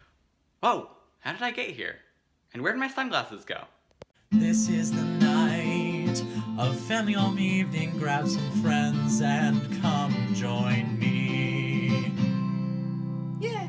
So as you probably saw in the floating yellow text, I'm just trying to get Mr. Josh to be my friend again. It's not like I did anything wrong, and I mean, we're both still making family home evening videos. So it would be really great if we weren't in different divisions, and we were in the same group, and we were unified. Psst, Jonah. Who's there? It's me. Hi. What's up? You should look at the Come Follow Me manual. Just guys. What? Why would I look at the Come Follow Me manual? I haven't followed that in weeks. It's got important stuff. Just go look at it. It's important. You really think I gotta? Yes, you have to. Please. Just do it. Alright, fine, weird person. You're welcome. I'll do it just for you. Yay.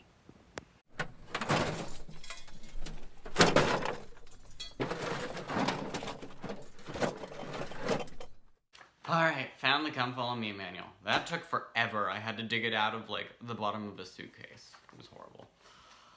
Alright, so this week's lesson.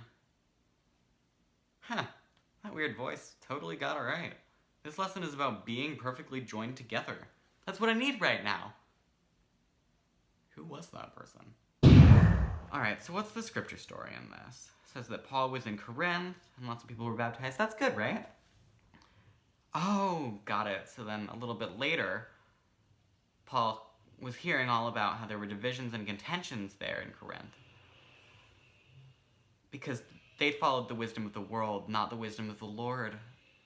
Got it. So he wrote the letter called 1 Corinthians to them. That makes sense. Got it. And they just weren't ready to understand all the doctrine. And you know what he said? He said, I, brethren, could not speak unto you as unto spiritual, for ye are yet carnal. That wasn't very nice. Just to think about our readiness to accept the truth. Well, in that case, it's not my fault that we're not friends. He's the one who's not ready to accept that I didn't do anything wrong. So, I guess it's just... yeah, I guess it's just doomed. We're never gonna be friends again. You're such an idiot. Stop hiding things. What? Stop hiding things. You're an idiot. Stop hiding things. You're an idiot. I'm not hiding anything. Yeah, you are. Stop hiding it. You're the one who did things wrong. Just admit it. You're lying. Admit it. You're the one who did the wrong things. You're the wrong thing. You're an idiot. What? You want me to think about it? Look, here's what happened. I was bored, tired. I didn't have time to write a script. So I went over, took a script, made a video. It wasn't that big of a deal. Oh, yeah, sure. He way overreacted. Yeah, well, maybe you did, but you shouldn't have stolen it. You're an idiot. It's not fair. It's totally fair. Just do it. Tell him the truth. Really? Come on, it was not my fault. It was totally your fault. Fine, it was my fault. Yep, told you so. Ignore the background noise. Alright, I'll call him. Yep, do that. Do it. No, text him. Text him, that's better. It's better, yeah. People like texting.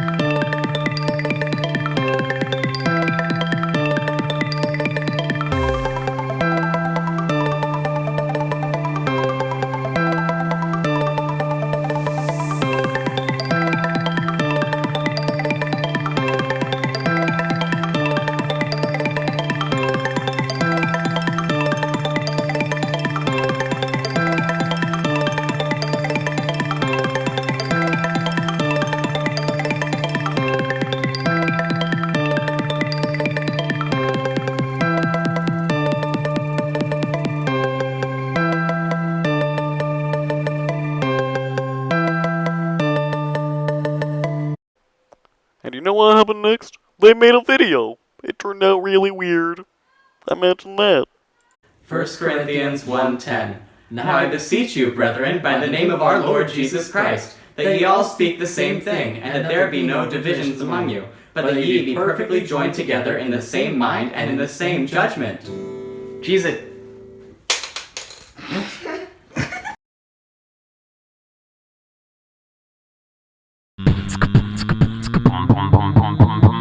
Be unified. Again. We be unified. Again. Be unified. Again. Be unified. Again. Again. Again. Again. Again. Again. Be one in purpose. Again. Again.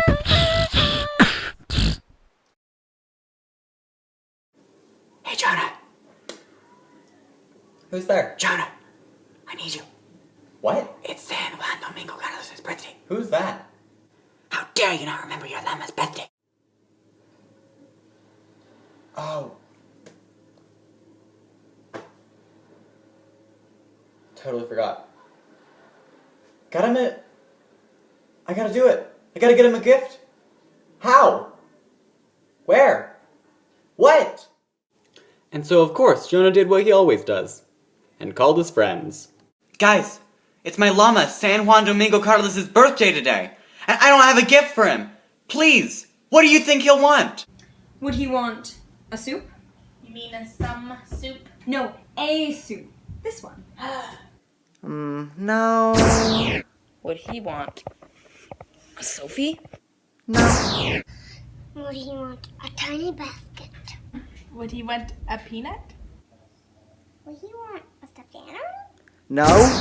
No. Would he want a fork? 9. Would he want a lemon? Yep. Would he want a child? No! 10 hours, and one very disappointed Jonah later. Why doesn't anybody have any good gift ideas? I don't get why it's so hard. Dude, just give him the lollipop. What? You're an idiot. I can't give him this, it's mine. Dude. But it's mine. Dude. It's mine. Mine. Dude, do it. Do it. Okay, fine. I'll give it to him. Thanks. In case you were wondering why nobody likes Jonah, that'd be why. He gets hysterical a lot. He's crazy. Yep. Well, that skit was a little weird, but I hope you enjoyed it. Oh, my room has really good lighting. So this video happens to be all about gifts. Imagine that. So in this life, we can get two kinds of gifts. Good gifts and bad gifts. Actually, the two kinds of gifts that I'm talking about are physical and spiritual gifts.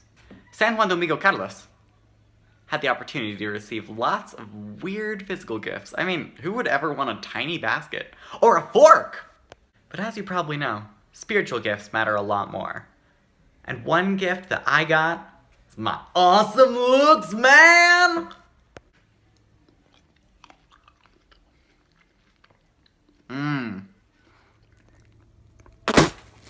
That's enough of that. So anyway, there actually are some really great spiritual gifts that we can get. Let's read the scriptures about them. 1 Corinthians 12, 8 through 11. For to one is given by the Spirit the word of wisdom, to another the word of knowledge by the same Spirit, to another faith by the same Spirit, to another the gifts of healing by the same Spirit, to another the working of miracles, to another prophecy, to another discerning of spirits, to another diverse kinds of tongues, to another the interpretation of tongues. But all these worketh that one and the selfsame Spirit, dividing to every man severally as he will. Did you get anything from that? I mean, you probably did. I bet you're all smarter than me. But just to clarify, there's actually an article of faith that goes a little more into it, and it's easier to understand. The 7th article of faith. We believe in the gift of tongues, prophecy, revelation, visions, healing, interpretation of tongues, and so forth. I hope that one made a little bit more sense to you, but if it didn't, I guess I'll go into detail and explain it right now. So, everyone is given gifts. There are all different types of gifts that the Lord can give us. Perhaps some of us are beautiful, like me. And perhaps some of us are really good at quoting things, like me. And some of us are really great at memorizing things, like me. And some of us are really great at playing instruments, not like me. But everyone does have gifts. No matter what we might be thinking, we definitely are gifted by the Lord. And we can use these gifts to magnify ourselves and to help others. After all, as the Come Follow Me manual says, spiritual gifts are given to bless all of God's children. And as we already discovered in this video, these gifts can be anything! Whee! So while making this video, it really does make me think that, gifts might actually just be a synonym for talents. And we can become talented in something just by practicing it, right? So, you know what? I'm gonna go develop myself a new skill. And I'll probably be really bad at it.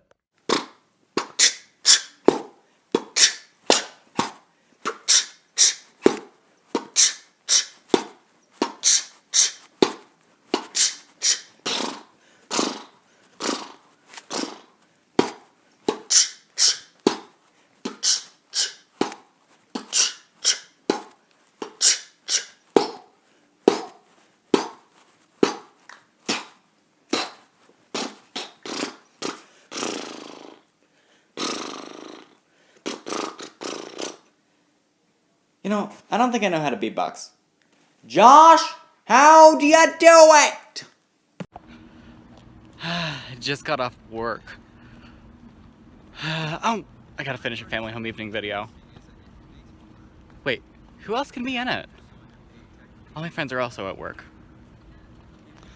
Oh, I have an idea. I'm gonna go to the basement, and I'm just gonna ask whoever's there if they want to help. That'll work, right? It's really tempting. Should I do it? Of course I should. Alright, I'll do it. Bye! Oh look, there's someone over there.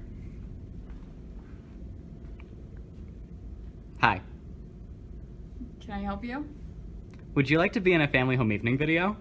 What's family home evening? It's a church thing. Will you do it? I'm kind of busy looking at these awesome memes, so I can't. I have cookies. Maddie was just a regular college student. She got straight A's. And then one day, she started hearing voices. Who there? Who dat?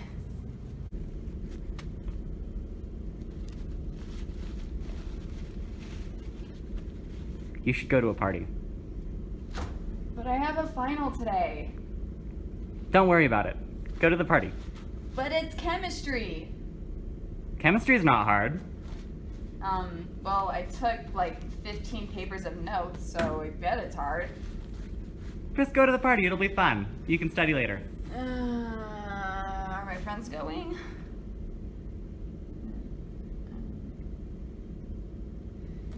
No one's going. They're all a bunch of introverts. Just go to the party, you can make new friends.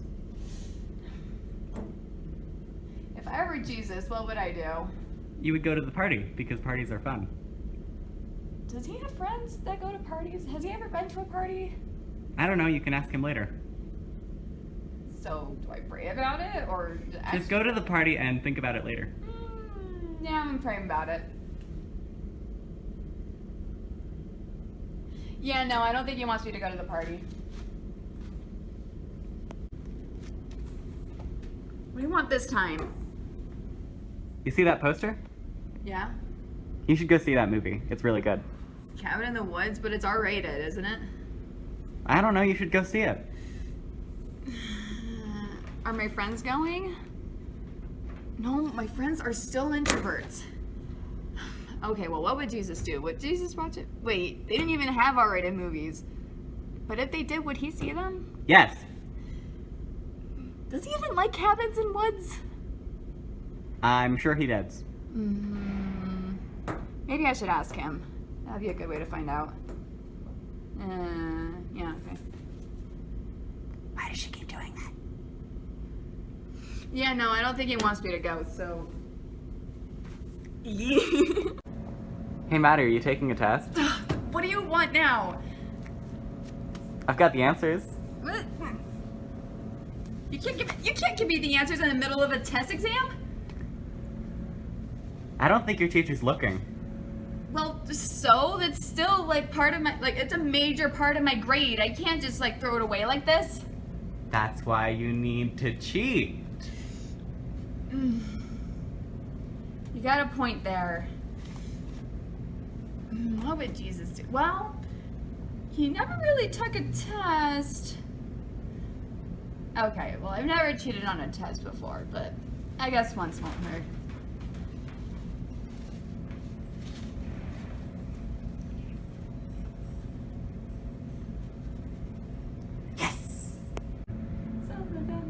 Saturday. It's so fresh. Hey, what are you doing?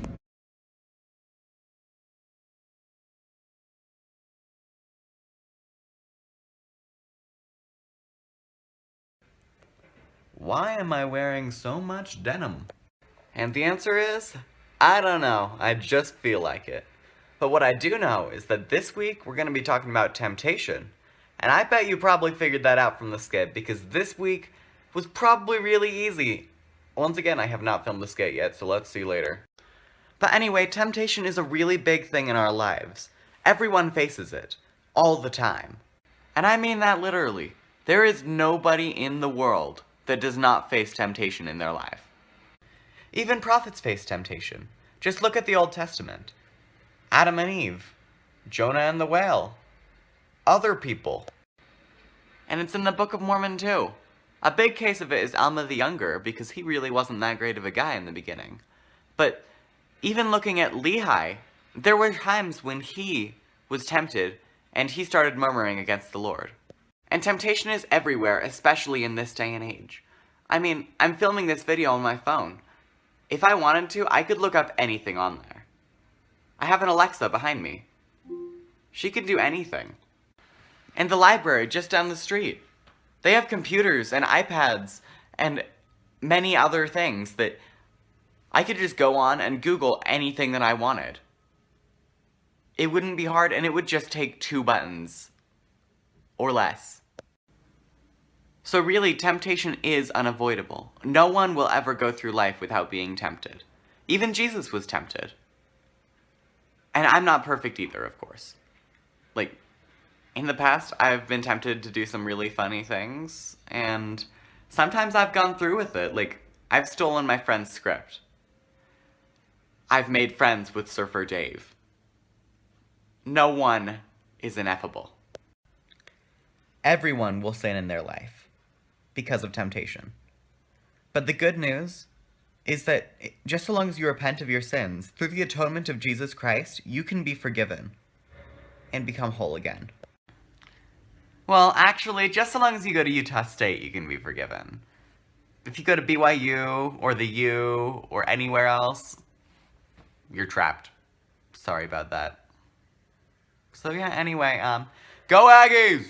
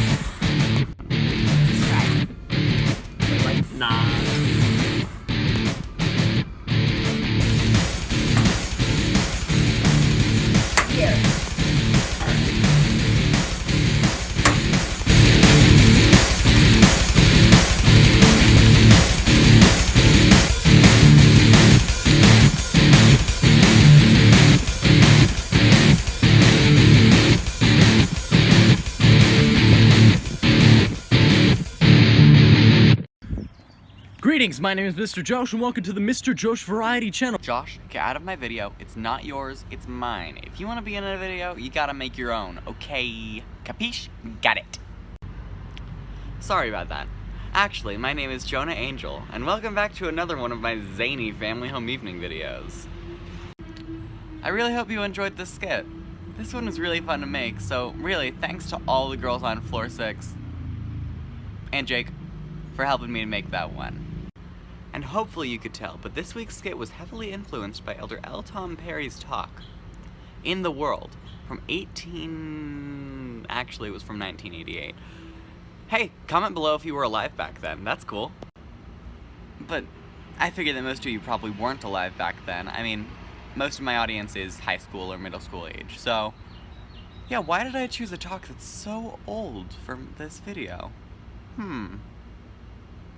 Actually, I chose that talk because I thought it was a really good one, and I really recommend that you go and listen to it, or read it, or do whatever you can to really hear the full talk, because it's a really great one. And there will be a link in the description, if I remember to put it there, at least. Yeah, so anyway, right about now I'm going to be putting in a clip from the talk that, you know, shows what's going on, because us college kids aren't that great at teaching stuff. Our job's to learn, not to teach. So, clip goes in right about here. I remember as a young executive many years ago, part of my job involved attending dinners sponsored by different business groups. Each dinner was always preceded by a social hour. I felt very uncomfortable in these settings. After the first 1 or 2 dinners, I started coming late to miss the social hour. My boss thought this was not a good practice because I was missing valuable time associating with business leaders. Still, I felt awkward visiting in groups where I was the only one without a drink in my hands. I kept wondering what to do with my hands. You can always put one in your pocket, but you look a little foolish with both of them there. I tried holding a glass of 7-Up. But it had the appearance of an alcoholic beverage. Finally, I went over to the bartender and asked him if he had any drink that was distinctly different in appearance from an alcoholic beverage. He went into the kitchen and came back with a half-gallon of milk and poured me a glass. Pouring a glass of milk at a cocktail hour was a unique event. It seemed to attract the attention of everyone, and I became the target of a lot of jesting. It embarrassed me at first, until I discovered that I was meeting more business leaders than I had in any other previous gathering. I found that I did not have to violate church standards to become a viable contributing member of my chosen profession. Alright, I'm gonna cut it right there. So yeah, Elder Perry does go on to talk about how we need to be in the world and not of the world. And I'm sure that's a quote that you've heard so many times in your life. At least I have. But what exactly does it mean? Here, I'll tell you. It's all about how we have to follow the principles of the gospel and live our standards even when those around us aren't. So in the talk, this meant drinking milk instead of wine at the social events. But I get the feeling that most of you guys probably are not often at dinner parties where they're offering wine. So, I'm going to put this in something that you might understand a little bit better. I know for a fact that many of my viewers are in high school. And when I was in high school, at least, there was a lot of profanity and bad language everywhere. Pretty much everyone used it except for me, and maybe a couple other members of the church around me. So I'm gonna guess that many of you probably have these same things in your life. I mean, okay, I do know that a lot of you are homeschooled. Like, actually 90% of my viewer base probably is homeschooled. Huh, interesting statistic right there. But even when you're homeschooled and you're not having those issues at school, you're having them otherwhere. Otherwhere, that's a good word. Yeah, we'll go with it. You're having them otherwhere. So whether it's at work, or rehearsal, or what else do you people do? You're surrounded by people who are not living your standards, and you're being pressured to follow along and go with the flow, and do what others are doing. And I know it's very hard not to just join in and go with the peer pressure. It's a lot easier to be like others than to be individual and stand on your own ground. But as we saw in Elder Perry's talk, doing the right thing and sticking to your standards actually is a good thing. In the talk, after Elder Perry started getting the milk, he actually was having more time to talk to the business owners than he ever had before. And other people started following his example, and milk became normal at these parties. And so we should be the example by living in the world but not of the world. Everywhere, this will help us. So yeah, that's all I got for this video, so remember to like and subscribe and leave a comment down below. I'm not sure how many more of these videos I'll have time to make, because I am at college and I'm getting pretty busy with classes and work, but I'm going to keep making them for as long as I can, and if worse comes to worse, there will probably be one around Christmas. So yeah, that's it, bye! I am not throwing away my shot. I am not throwing away my shot. Hey, yo, I'm just like my country. I'm young, scrappy, and hungry, and I'm not throwing away my shot. It's time to take a shot.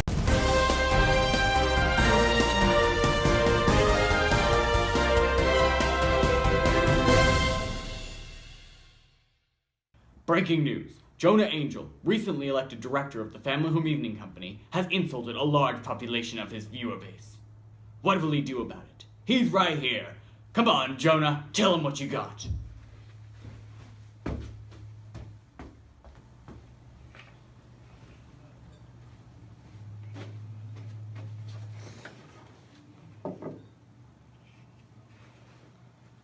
It has recently come to my attention that my most recent Family Home Evening video, Be an Example, has ostracized a large number of my viewers.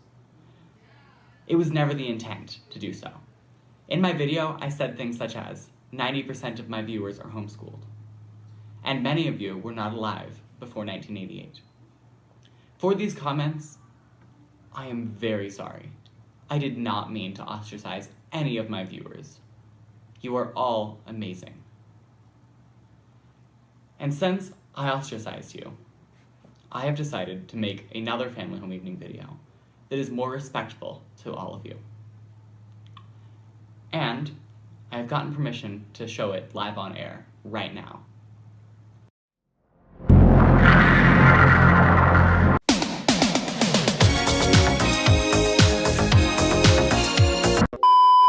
That video was deplorable, and it was unfit to be shown on television. Jonah Angell is a menace. Where did that teacup come from? It's probably Jonah's. That shows you to leave your teacups around, Jonah. Hey, welcome back to another one of these interesting Family Home Evening videos that we're making. Who's that? Come in. Hey, what's up, Jonah? What are you doing here, Jake? I don't know. I was bored, and so I came over here. Okay, well, I'm in the middle of making a video, so shoot. Oof. Rip. Sorry about that. In this video, we're learning all about inclusion. I can't find any good scriptures. I'm gonna go make tea.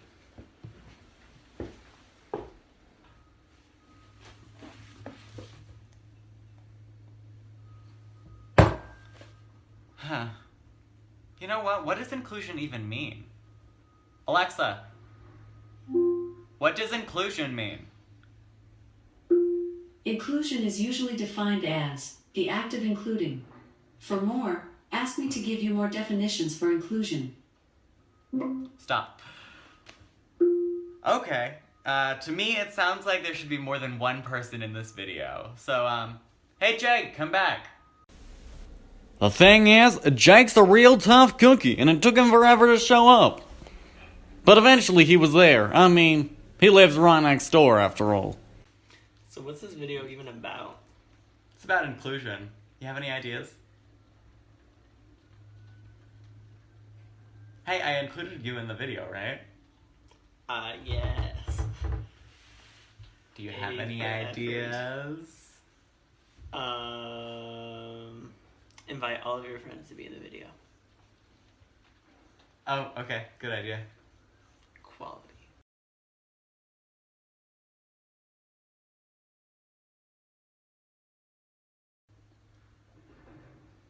Wow, that was great inclusion right there. Where'd Jake go? Anyway, that inclusion was so much fun that from now on, I'm never gonna exclude anyone ever again. Breaking news. Jonah Angell swears to never exclude anyone ever again. And now let's go see what Spider-Man's up to. Oh no.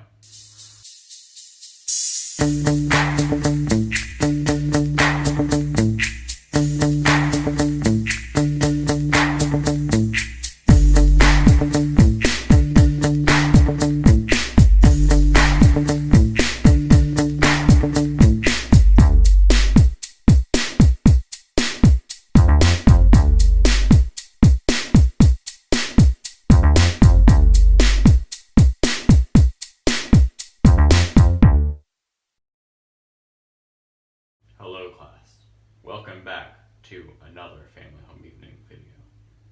Today we will be discussing the topic of death. Death is not good. Do not kill anybody ever. That is an awful thing to do.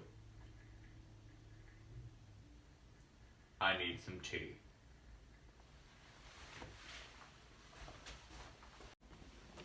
Yo, dudes! Jonah's being like super boring right now, so you know what I'm gonna do? I just stole his camera again, and now I'm gonna direct a video. It's my turn, alright? It's 20 videos in. It's gotta be my turn at some point, right? So now, yeah, I get it now. Now, what's this video about again? Welcome to a show about death. I always hated that highfalutin son of a gun. Breaking news. Surfer Dave, beloved member of the community, has been shot. Do we even have a phone? Why is it ringing? Caller 1, you're on the air. It's hard to believe he's actually gone. He was so funny. We miss him so much. I don't know what I'm going to do. Thank you, Melanie, for those kind words. I'm sure that those words are settling now in many people's hearts across the globe. Stop ringing, phone. I'm in the middle of a show. Caller 2, you're on the air. Jonah, what did I say about never being on this show again? You're not allowed.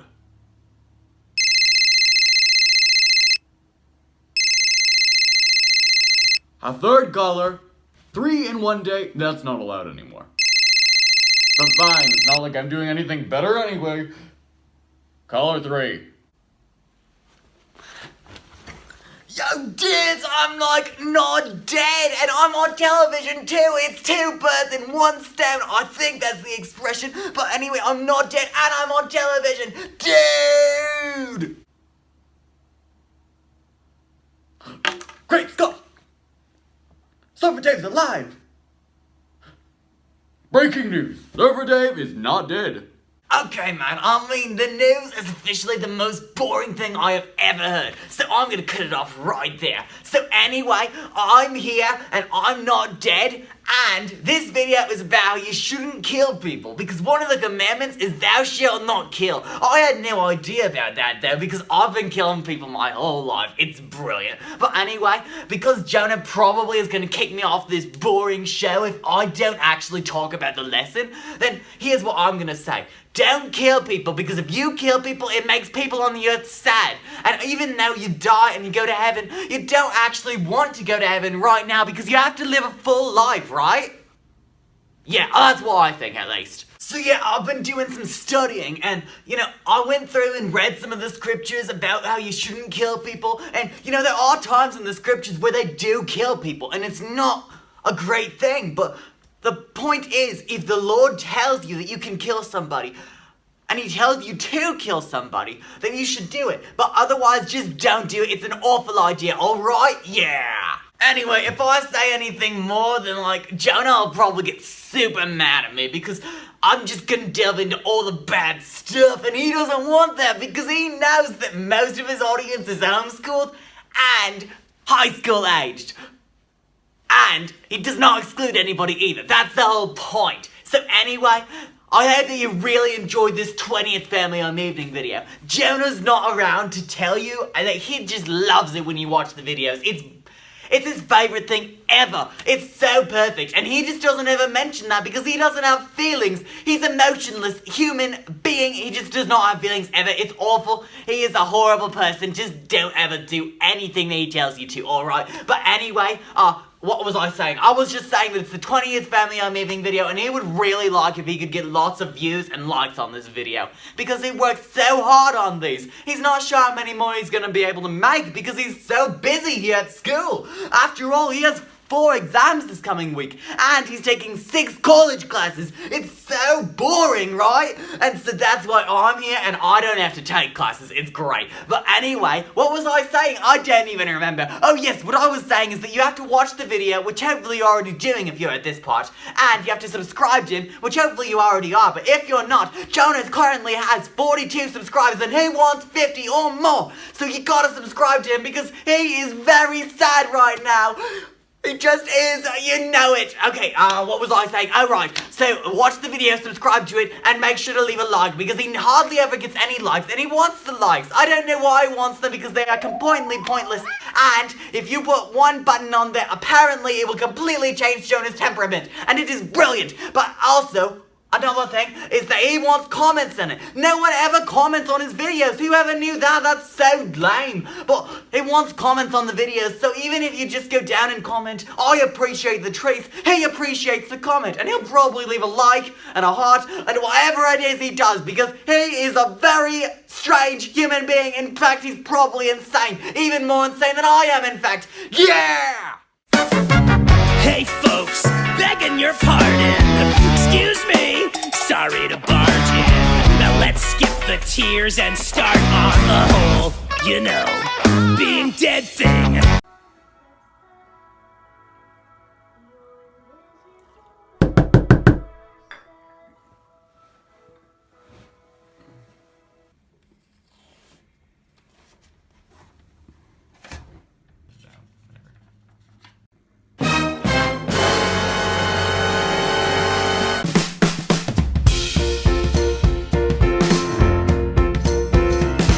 I can't let you, I can't let you, I can't let you throw yourself away. I can't let you, I can't let you, I can't let you throw yourself away.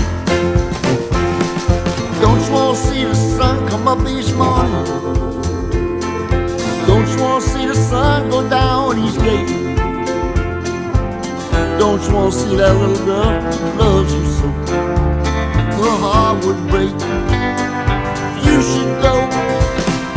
I can't let you, I can't let you, I can't let you throw yourself away. I can't let you, I can't let you, I can't let you throw yourself away. Son, it seems to me like you never gonna behave yourself. Since I'm not gonna do this every day,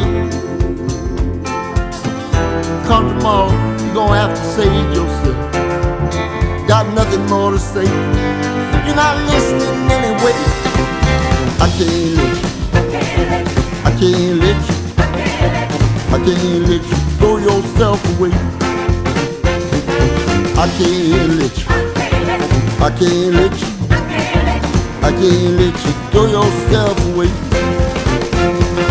I can't let you, I can't let you, I can't let you throw yourself away.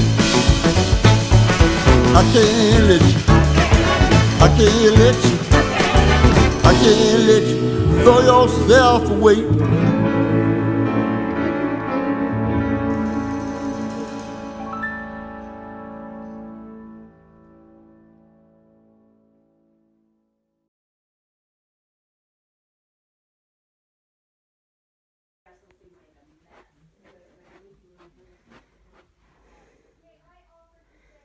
Hey, what you doing? Nothing much, just eating some candy like I always do. You eat too much candy, you're gonna get fat. And well, I don't care. Candy's good for you. Okay, whatever.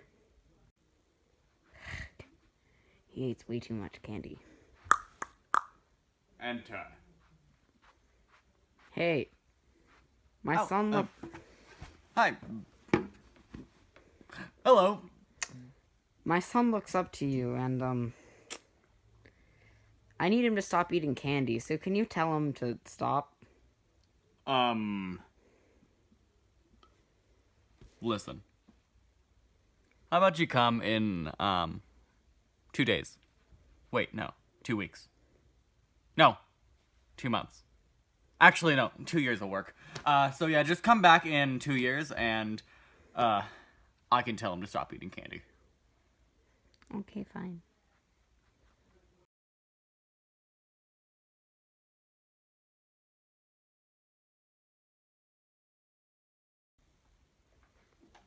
Alright, it's been 2 years. Let's go talk to this guy. Hey, so it's been 2 years, so can you tell my son now? He looks up to you. Hey, kiddo. What am I supposed to tell him? To stop eating candy, remember? Hey, kid. Stop eating candy. But why? It's good. Thing is, if you eat a lot of candy, you're gonna get fat. Okay, fine. I guess I don't want to be fat. I guess I'll go start my diet now. Hey, sorry for, keeping you 2 years. Thing is, you probably didn't notice, but I was eating way too much candy 2 years ago, so I had to slim down. Didn't want to be a hypocrite, you know? Makes sense. Alright, let's go, guy. Let's go start your diet. Because I'm fat, fat, I'm fat. Come on, really fat. You know I'm fat, fat, I'm fat. You know it's really fat. You know I'm fat, fat, I'm fat. Come on, you know. Don't you call me pudgy, portly, or stout, just to tell me once again who's fat. Oh, hello. So I hope you really liked that video. It was based on a talk from the Saturday afternoon session of General Conference this year. So, yeah, I did that. But anyway, if you really want to learn more about hypocrites, because I don't have a lot more to tell you, go and check out this video, which happens to be the very first of my family home evening videos. Go check it out. See you later. Bye. Because I'm fat, fat, fat. Come on, really fat. You know I'm fat, fat, fat.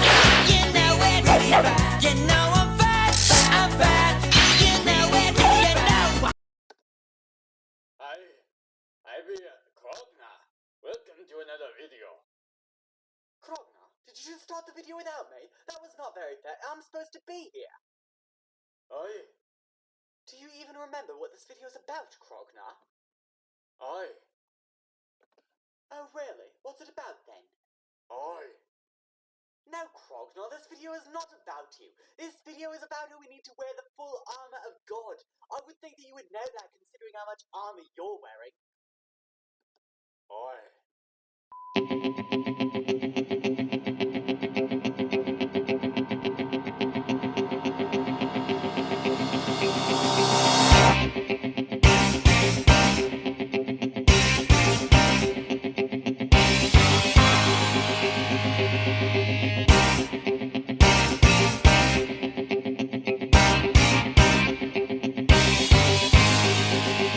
Put on the whole armor of God, that ye may be able to stand against the wiles of the devil. For we wrestle not against flesh and blood, but against principalities, against powers, against the rulers of the darkness of this world, against spiritual wickedness in high places. Wherefore, take unto you the whole armor of God, that ye may be able to withstand in the evil day, and having done all, stand. But the armor of God isn't always that visible. Sometimes it is hidden in plain sight.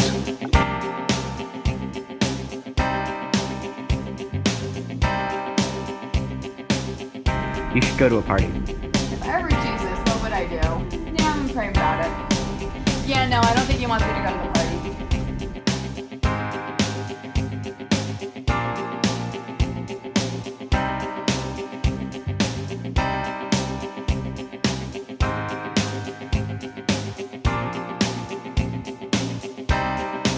Okay, I think that's enough. Did I teach you anything? Probably not. I'll leave that to the professionals. Krognar, what did you learn from that video? Boy. I didn't ask if you learned, I said, what did you learn? Clearly you did not learn anything. Idiot. Boy. Well, now that he's gone, I suppose that we can finally have some peace of mind. So anyway, I hope that you learned something from this video. I know that it was rather hodgepodge. We haven't done that for quite a while, but in the future Jonah will be back and hopefully he'll actually be able to teach something. This topic was very horrible for a substitute teacher. Don't you agree?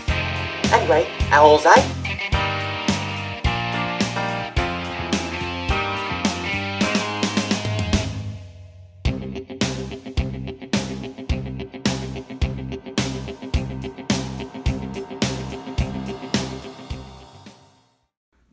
Hello, welcome back to another Family Home Evening video. This week I got Sadie to come by. Hi! Alright, so Sadie, here's my idea for this video. So, I was reading the Come Follow Me book, and in it, it has a lesson. And this week's lesson is about the second coming. And it talks about how, we don't know when the second coming's gonna come. And it kind of relates that to when a mother is pregnant and she doesn't know when her baby's gonna come. So my idea is that I could pretend to be pregnant. Jonah, we can't do that. Well, why not? Reasons. Alright, so apparently my skit idea is offensive to some people, and Sadie won't let me do it. So I had to come up with a different skit idea instead. This one is about how we never know when our siblings will ask to borrow our stuff. In this case, my computer.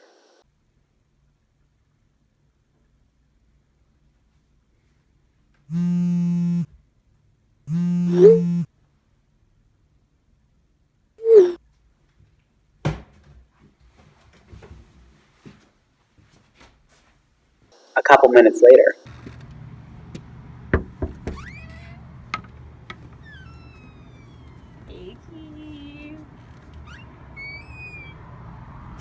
The next day.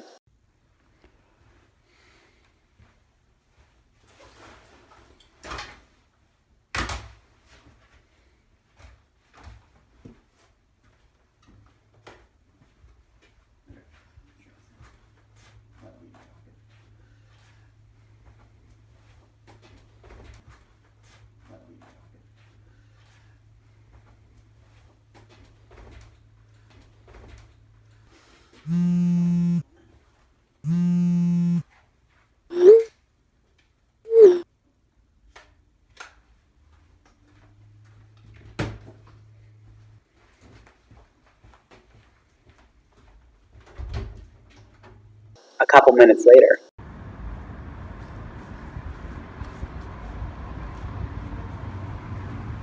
Thank you. The next day.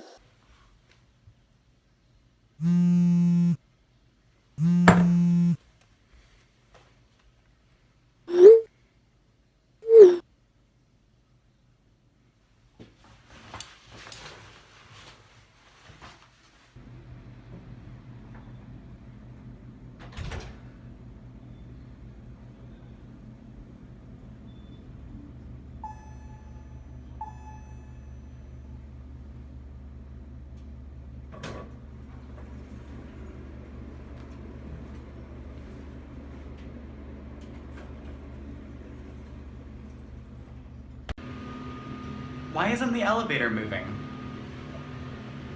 I'm trapped on the 4th floor. I'm stuck in the elevator. I heard this could happen. This is why I never use them.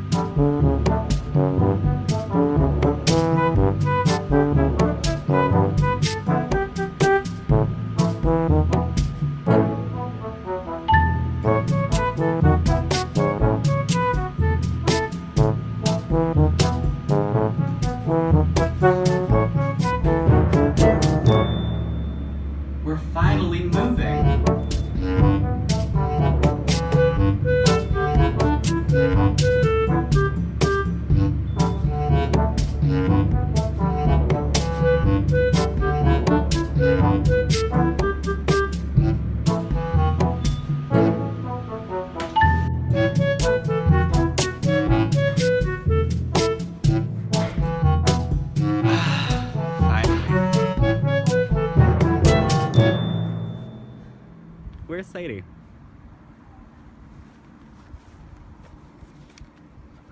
And that, friends, is why I always take the stairs.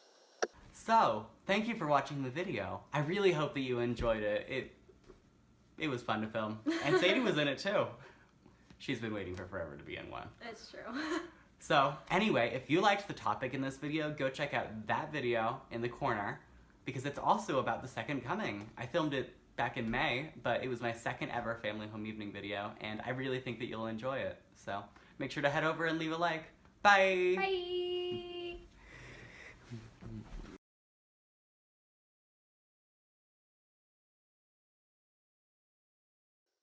And now the video concludes. Hope you liked it, my dudes. If you didn't like it, then go to the comment section and tell me why not. Now what comes next? It seems that I forgot. The following video is a fan parody of Back to the Future, featuring the characters Marty McFly and Dr. Amelia Doc Brown, who are completely unrelated to Marty McFly and Dr. Emmett Doc Brown from the original films. All rights to Back to the Future belong to Robert Zemeckis and Bob Gale.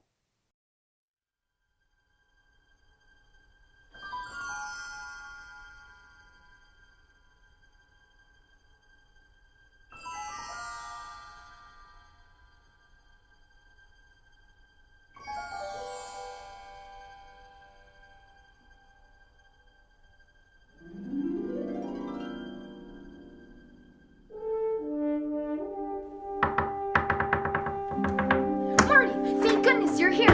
I have to warn you about the future.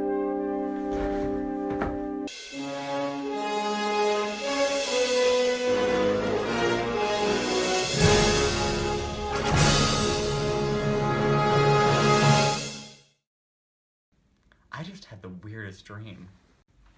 Well, don't worry, Marty. You're safe here in 2019. Who the heck are you? You haven't met me yet, but my name's Dr. Amelia Brown. You can call me Doc. That's what your future self calls me anyway. Or, will call me. That assuming, that is, we fix the timeline and the space-time continuum. What? You're crazy! Get out of my room! You're absolutely right. I am crazy. I'm totally insane. But you know what? If you really wanted to get out of here, we can arrange that. What the heck was that? And how did I get in this chair? Don't worry about any of that. You have to listen to me, Marty. The future is in peril. I tracked the time diversion to this exact date, and we have to find out what caused it. Now, has anything strange happened lately? No, I don't think so, lady. Where are you going? Not quite sure yet. Anywhere to get away from you. You don't believe me. Nope. Here, I'll prove it to you. So earlier, I modified this mattress in case you proved to be difficult. Wait, that's my mattress. Exactly. Now what I need for you to do is to get on this mattress and ride straight into that wall right there. Now if my calculations are correct, you should be able to reach speed just as you are preparing for impact, thus facilitating time jump. What are you talking about? No time for questions, Marty. Just ride.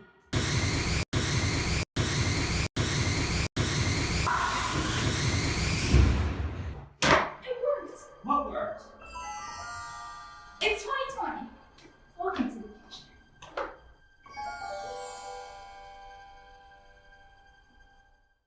Alright, Doug, what's going on? It's exactly what I've been trying to tell you. The future is all wrong and somehow you're at the heart of it. Do you actually mean that we're in the future? Exactly. Well, this is amazing. Quick, let's go find a sports almanac or something so that when I go back to the past, I can make billions of dollars from doing nothing. No, that would only cause diversion from the original timeline. Do you really think you make billions by gambling? All your future wealth comes from your own dedication to do well in your studies. Are you actually saying that I get rich and famous from doing homework? Exactly. Do you really think you could have invented time travel if you didn't pass your college freshman statistics class? Are you saying that I invented time travel? Oh no, I shouldn't have said anything. Please, Marty, forget I said anything. Okay, whatever. But what does stats have to do with anything? Everyone knows the homework in that class is pointless. Marty, are you saying you haven't been doing your homework? Gosh, no. You'd think I'd waste my time doing that rubbish? Well, that must be it. We need to get you back home right now to fix the space-time continuum. That's the thing, Doc. You say we're in the future and the time is all messed up, but we have been in the future for a whole 20 minutes, and so far I haven't seen anything even remotely different from my own time. How do I know that you're not a trick sent by my parents to get me to do my homework? God, teenagers are so frustrating. The thing is, in the future, which is technically the present, you flunk out of college, you don't become a billionaire, and time travel is invented by some insane surfer dude instead of by you. What you have to understand is that your antics have serious consequences. I still haven't seen any proof of this though, Doc. Hey, McFlu, I thought you got expelled. What are you, chicken? Nobody calls me chicken. I just had the weirdest dream.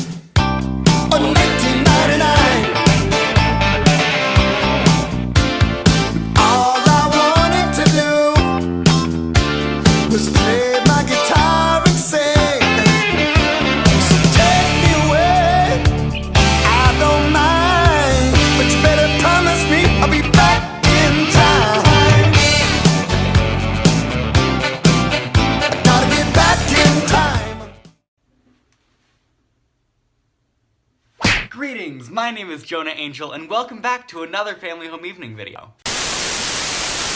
We interrupt our regularly scheduled programming for a special feature announcement from Columbia Pictures.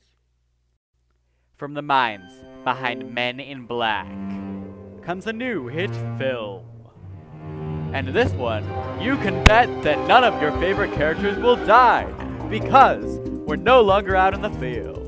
Instead, we are in an office. Introducing Men in Green. Interview. Jonah Angell, do you know what you're doing here? A job interview? Not just any job interview. This is a job interview for one of the most prestigious jobs in the government. Yeah. And? You do realize that this job position requires you to cease all communication with your friends and family. Wait, what? That wasn't in the fine print. Did you even read the fine print? No. Well, Jonah, if you're not willing to give up these things for this position, then we're just gonna have to erase your mind and select a new candidate. Oh, what am I doing here? You're at a job interview. You didn't get the job. Hello, this week we're going to be talking about sacrifice. So, in this week's scripture lesson, it talks about how Paul was teaching the Gentiles, and they were nervous about joining the church because joining the church would mean that they would have to give up the teachings and traditions of their ancestors. In essence, they were having to give up parts of their life for the Lord. So, how does this relate to our day? What do we give up for the Lord? So in our modern day Church of Jesus Christ of Latter-day Saints, we don't give to the Lord in the same way that they used to. For instance, we do not practice human sacrifice. So, if you were to ever ask this, would he want a child? In relation to giving something to the Lord, the answer would always be, No! The Lord does ask us to give up some things in this day and age. For instance, we pay our tithing, which is 10% of our income. Also, once a month, we hold a fast, where we give up 2 meals. In addition, we are effectively giving the Lord our Sundays by choosing to keep the Sabbath day holy. And depending on which callings we hold, we may need to give additional time to the Lord during our weeks. What do you give up for the Lord in your life? Think about it, and maybe talk about it in your family home evening lesson this week. If you make a list, feel free to go down to the comments section and put it in there, so then everyone can see what you came up with. I know that I'll be doing that after I finish editing this video. So, thanks for watching this video, remember to leave a like, and I'll see you next week. Bye!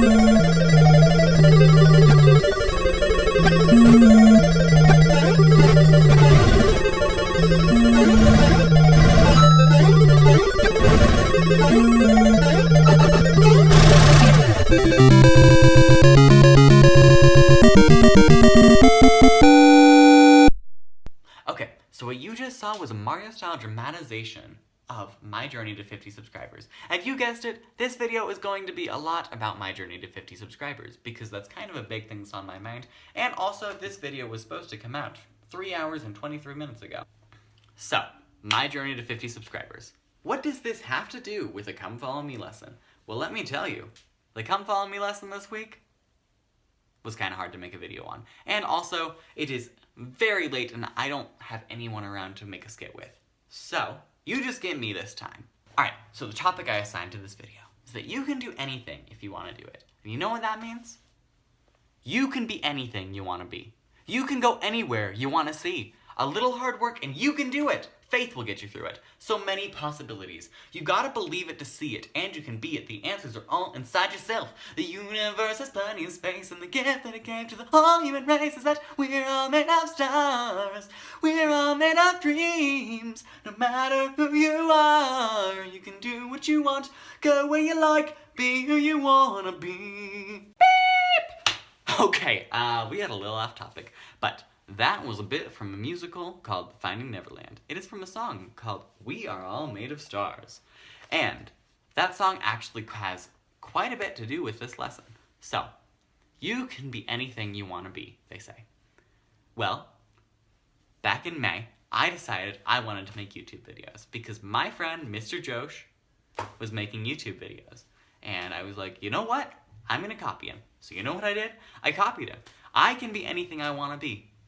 I can go anywhere I want to see. I am here at Utah State. How did I get here? I went to school. You should go to school, kids. Stay in school, alright? Beep! Okay, I am apparently having a lot of trouble staying on topic this video, so I deeply apologize for it. But I will get back on the choo-choo, I promise. So, a little hard work and you can do it. Faith will get you through it. So many possibilities. Well, you see, me making this YouTube channel, like, it is a bit of work. I mean, I've made, so far, 26 family home evening videos. This one is 27. That is a little hard work. I mean, overall, I've made, I think it's just almost 3 hours worth of family home evening videos so far. but so many more if you count my other videos that are not family home evening related. And yeah, that is hard work. I had to edit pretty much every single video. That's work. I had to write pretty much every single video. I've had to direct, film, all of this stuff. A lot of them I have had to also get other people to be in them. That's hard work. So just think, what do you want to do? Where do you want to go in your life? What will get you there? You can be anything you wanna be. You can go anywhere you wanna see. A little hard work and you can do it. Faith will get you through it. So many possibilities. You gotta believe it, see it, and you can be it. The answers are all inside yourself. The universe has plenty of space, and the gift that it gave to the whole human race is that we're all made of stars. Hey peeps, what are we doing in this video? Alright, so this video, I know it's coming out a little late. It actually should have come out about 28 minutes ago. But, just like last week, I didn't have time this week to film it beforehand, so apparently we're getting it late again, I'm sorry. But yeah, since I couldn't think of a great idea for this video, I pulled out my For the Strength of Youth pamphlet, which I know we've used in a couple videos before, and I picked a new topic. So this week we're going to be talking all about music. So if you've been watching my videos for a while, you know that in my videos I like to put music in there. Sometimes the music is actually in the video, and a lot of the time it's just during the credits at the end. So why do my videos have so much music? Just kind of because I'm a theater kid, and all through my life I've done lots of musicals, and I love listening to musicals, and so I try to put that into my videos a little bit. So what does For the Strength of Youth have to say about music that we listen to? Well, the church obviously doesn't define what music we should be listening to, but it does go in and define the music that we shouldn't be listening to. It talks about how some music is very vulgar, and we probably shouldn't be listening to that. And when I read that, it kind of reminded me of when I was in Boston back in March, and yeah, so we were taking a lift, and the driver in the lift car had turned on his music, and it was incredibly vulgar. Like, that is the most vulgar music that I have heard in my entire life. And we tried to get him to turn it off, and he was like, no, I don't want to. And at least we got him to change it so then it wasn't in English. He changed it to a Spanish song, so that was a little bit better, I guess. But that was kind of a bit of a tangent. Talking about music. We can listen to any music that we want so long as it isn't vulgar. So I personally listen to music like this. But I might have a friend who prefers listening to this. And yeah, we're all different people, so obviously we're gonna have different interests. If I'm not big into country music, that doesn't mean that I can't have friends who are into country music, and really, I shouldn't shun somebody because they listen to different music than me. But that isn't all of the For the Strength of Youth pamphlet brought up. It also talked about the hymns that we sing in church, and how when we are in sacrament meeting, we should be trying, at least, doing our best to be singing those hymns. It doesn't matter how our singing sounds, because it's still praises to the Lord, right? But if you're like me, I know you've had this experience before. How firm a foundation, ye saints of the Lord. But hopefully, if you were in that experience, you weren't the guy in the middle, because yeah, what's up with that? But I'm not gonna make fun of people just because they don't like singing. As I said earlier, everyone's different, and some people just have different interests, and it's okay if you're not a singer. Actually though, if you're not a singer, you're totally going to Okay, so now I'm gonna end this video just by saying that music is one of the best things that we have in this world, and I'm very fortunate that I have been able to grow up being in musicals and choirs and other things, because it's really helped me to become me. The hills are alive with the sound of music. This morning I woke up and checked my YouTube statistics, as I do, and discovered that in the night someone had found my channel, gone through and disliked quite a few videos, and also left incredibly rude comments on many of them as well. So of course I did go through and remove all those comments because those were hurting to my channel. But I decided that I had to say something to the person who left these comments. And the dislikes. Thank you. Thank you for going through and disliking many videos on my channel. Because yesterday was actually a great day for my channel. It got 26 views, which is far more than I typically get on a single day. So thank you. And now onto the actual video. Growing up in my family, we watched a lot of Disney movies, which means that we frequently quoted them. One of our favorites to quote was Bambi, because the character of Thumper had a brilliant line that applied very much to our lives. They call me Thumper. And no, it wasn't that one. He doesn't walk very good, does he? Or that one. It was this one. If you can't say something nice, don't say nothing at all. Now, I have 4 siblings. 1 older sister, 2 younger brothers, and a younger sister. And so that means that we got into fights pretty often. We still kind of do sometimes, even though I'm not even living at home right now. But that's kind of besides the point. So these fights would be something like this. I want the quarter. I want the quarter. I want the quarter. I want the quarter. I was here first. I was here first. I was here first. I was here first. After that happened, we would typically get sent to our rooms. But sometimes we would also be repeated the infamous Thumper quote. If you can't say something nice, don't say nothing at all. And did we listen to that advice? No, most of the time we didn't. What kid does? But it really is good advice, especially now, and I think you should follow it. Jonah, stop pretending you're an adult.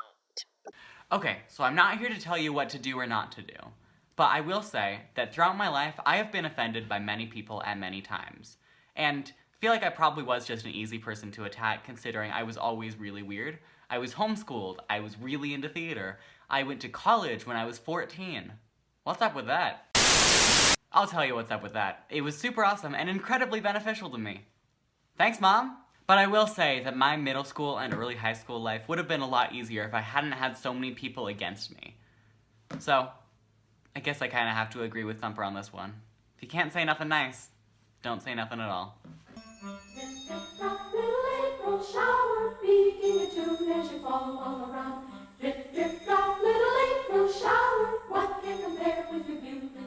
Thanks for watching the video. I'm sorry it's late. Currently I'm filming it at 10 o'clock on Sunday, which means it'll probably come out around 1 on Monday. There's not really a lot I can do about it. I had a pretty busy week, but hey, this next week's video I'm sure will be amazing. So, happy Thanksgiving, and stay tuned for next week. Bye! Howdy folks, welcome to another video. And, sorry, I gotta start this video the same way that I've been starting the last couple. I'm sorry it's late. But at least this time I have a great excuse. I was looking at pictures of pigs in sweaters.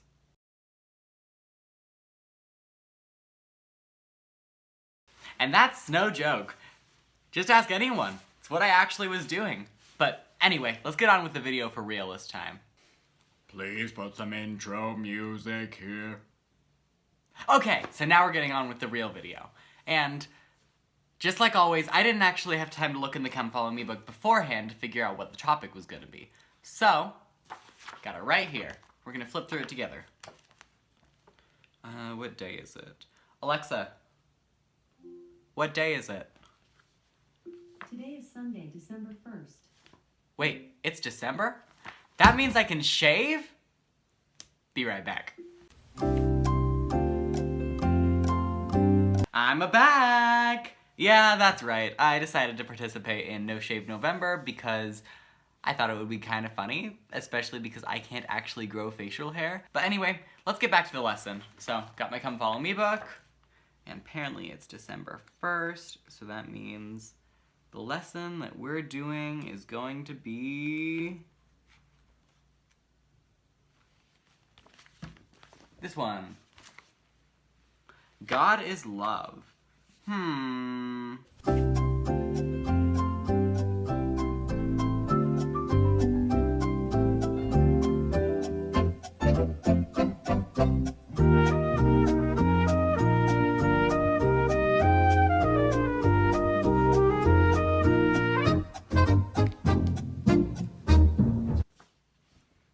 Okay, I think I know what we're doing now. So you guys probably already know this because you actually read the lesson. This week we're talking about love. So, what comes to your mind when you think of love? I mean, to me, I normally think of this. I love you, you love me. For those of you who grew up with that show, or are parents of children who grew up with that show, you're welcome for getting that song stuck in your head. But maybe we should get a little bit more in-depth than just Barney in this video, don't you think? So, I came up with this other thing. So, one of my personal favorite books is The Giver by Lois Lowry. Or at least, that's what I used to think her name was. And in it, there's this great section about love. Let me read it. Do you love me? There was an awkward silence for a moment. Then Father gave a little chuckle. Jonas, you of all people, precision of language, please. What do you mean? Jonas asked. Amusement was not at all what he had anticipated. Your father means that you used a very generalized word.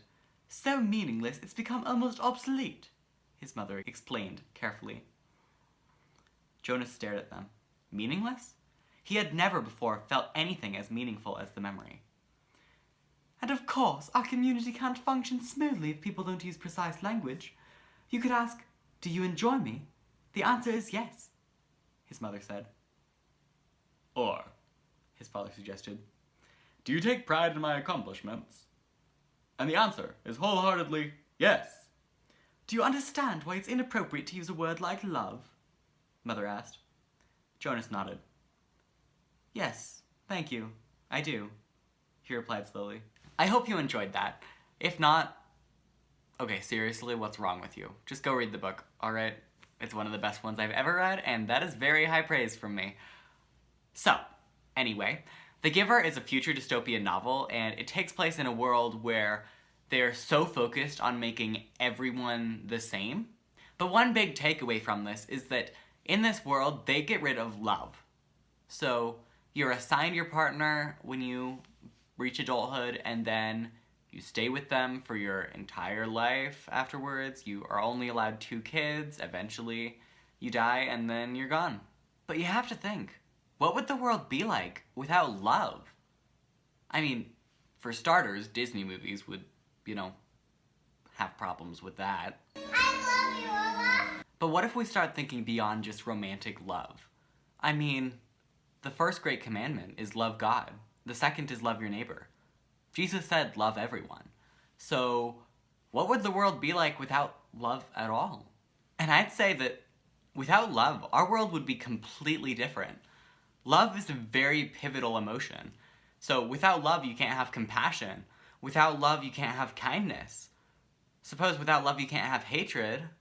But our world would be completely different, and I think everything would just stagnate because you can't really help someone if you can't feel any sort of love towards them. And looking through the Come Follow Me book again, it talks about how love is essential in becoming more Christ-like, and our goal here on Earth is to become more Christ-like and eventually to return to Him. So, if our world didn't have love, then there would be no eternal progression, and that's really pivotal to our religion and our beliefs. So to conclude, love is one of the most important things that we have in this world, and it would be disastrous if that were to somehow go away. And I think that's kind of why love is so prominent in our culture today. Like, every movie, book, song, whatever, they all have love interests in them, and they talk about love, and love really is one of the foundations of our world. Okay, so that's kind of all I have time to say in this video, because it is getting a little late. It's 4:15 right now, it'll be dark within the hour, and I still have to edit the video, so should be up in a couple hours.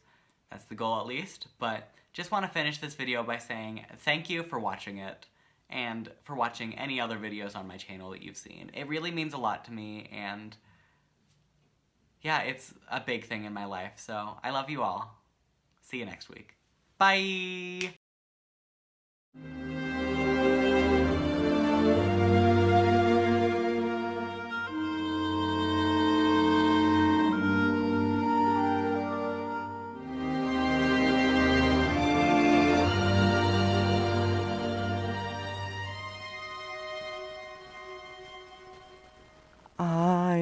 don't know if you can hear me, or if you're even there.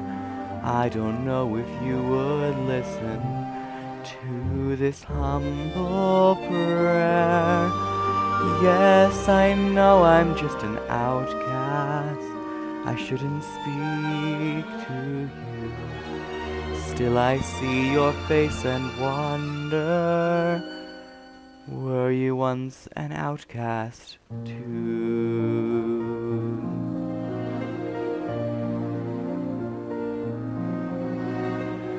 God help the outcast, hungry from birth. Show them the mercy they don't find on earth. Lost and forgotten, they look to you still. God help the outcast, or nobody will. I ask for wealth. I ask for fame. I ask for glory to shine on my name. I ask for love I can possess. I ask for God and His angels to bless me.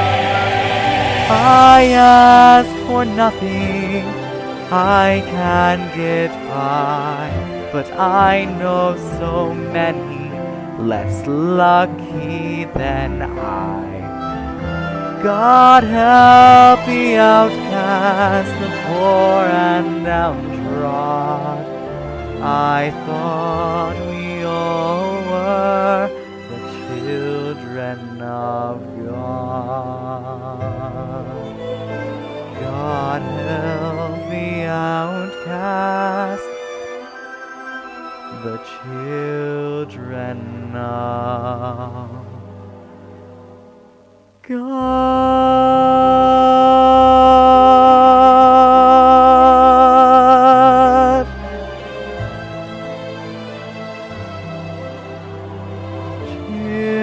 Children of God.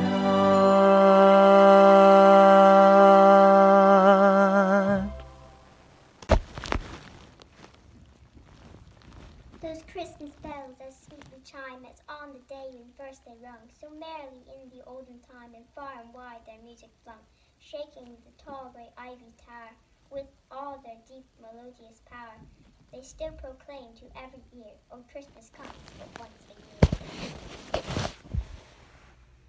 Christmas? What's that? Ooh, I know. Alexa, Do you? what's Christmas? Christmas is a Christian holiday on December 25th that celebrates the birth of our Lord and Savior, Jesus Christ. It is a time to be merry and to share your love with the world. Thanks, Alexa. Are you sick? You sound a little different today.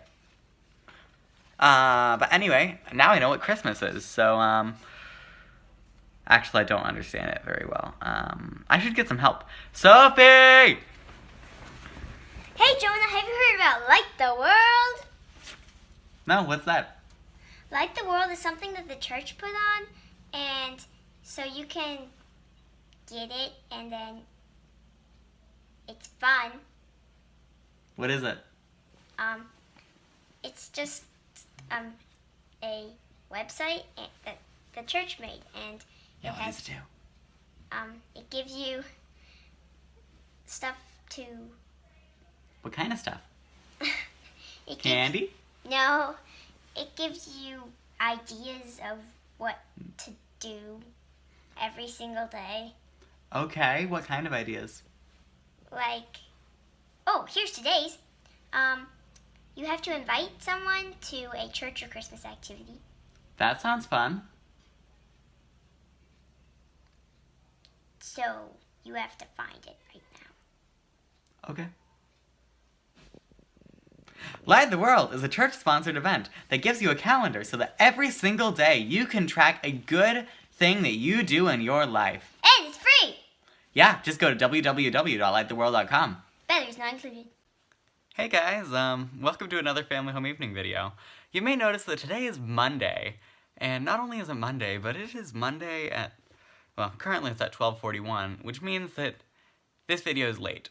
But I have a great excuse this time. And no, it's not that I was looking at pictures of pigs and sweaters, even though that would be a great excuse. Now, it's because I'm home right now, and I've just been very busy. I got my wisdom teeth out a week ago today. Ian, my brother, has been home with the flu all week, and I've just been hanging out with my family and doing Christmas stuff. Yeah, and my excuse is basically that I basically completely forgot that I had a Family Home Evening video to make this week, so yeah, what should I do now, though, because I don't really have an idea for this video. I know. What I'll do is I've made 32 videos, I think. This is my 33rd Family Home Evening video. And that means that I have tons of bloopers just archived on my Google Photos and Google Drive. So, yeah, I'll just pull some of those out, and then you guys can laugh at me because I make mistakes. A lot.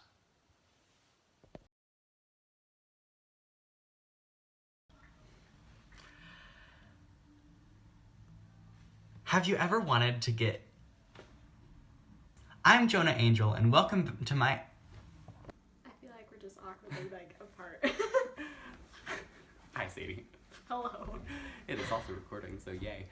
I think it was on Wednesday. And... have you thought about it yet? You want to be an astronaut? Muy bien! I want the quarter. So, I woke up this morning.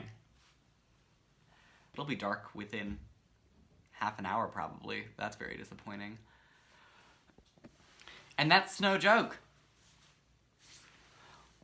Well, hope you guys enjoyed watching those, interesting clips of me and my friends messing up. And really, I just hope you laughed, because that's kind of the purpose of these videos anyway. So, once again, sorry that I forgot to make this video, and sorry that it didn't really have that great of a gospel, application. But next week, I'm hoping to make my video with a friend of mine, and it should be amazing. So just stay tuned, and I'll see you next week. Owlseye. And she being with child cried, travailing in birth, and pained to be delivered. And there appeared another wonder in heaven, and behold, a great red dragon, having 7 heads and 10 horns, and 7 crowns upon his heads. And his tail drew the 3rd part of the stars of heaven, and did cast them to the earth. And the dragon stood before the woman which was ready to be delivered, for to devour her child as soon as it was born. How many horns did it have? 10. Okay, I think I did 10.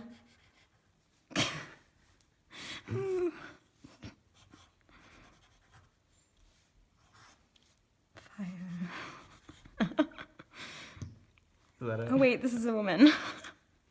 Okay, that's it. Okay. Yeah, the end. Okay, the end. Once upon a time, there was a witch that hated this kingdom. I hate this kingdom. So once the princess was born, she cursed her that when she turned 16, she would prick her finger on a spindle and die. Oh no, my daughter is dying because she's going to prick her finger on the spinning wheel because of the evil witch. I am so sad. But luckily enough, there was a fairy. And I changed the curse that instead of killing her, she would fall asleep for 100 years and would only be awakened by true love's kiss. 100 years. And 1 dead dragon. Later. And then there was a prince. Howdy, I'm a prince.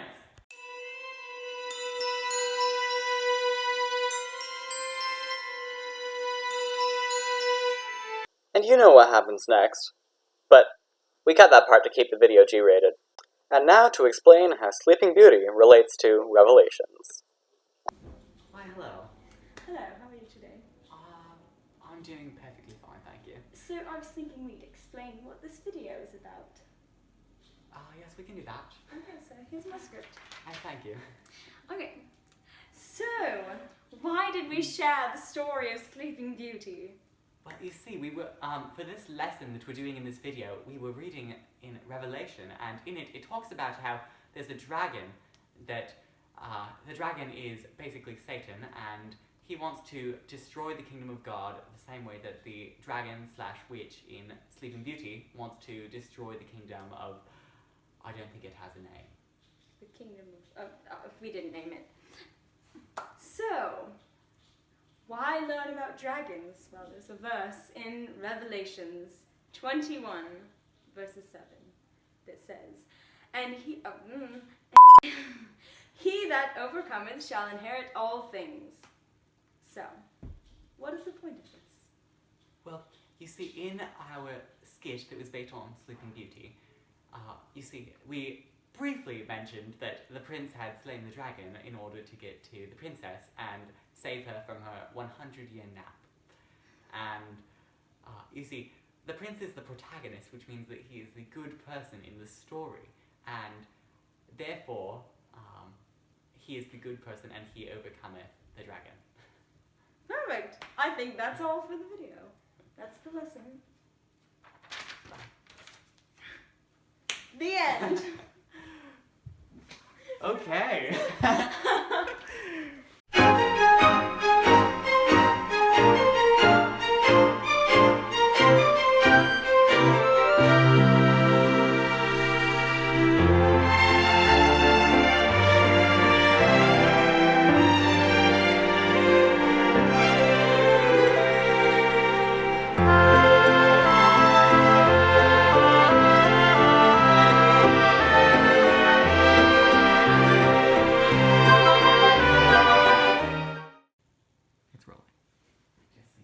Okay, I gotta try not to smile. Okay. Don't break character.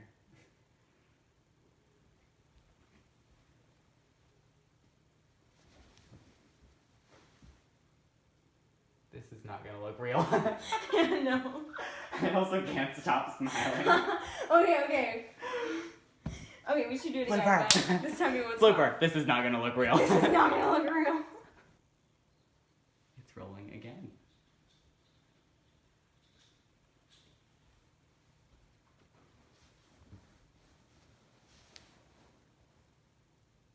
I think that'll work.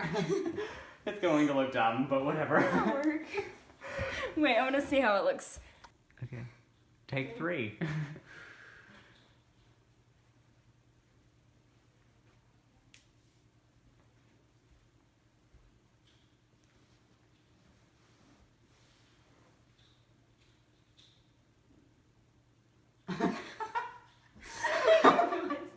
I'm awful at this.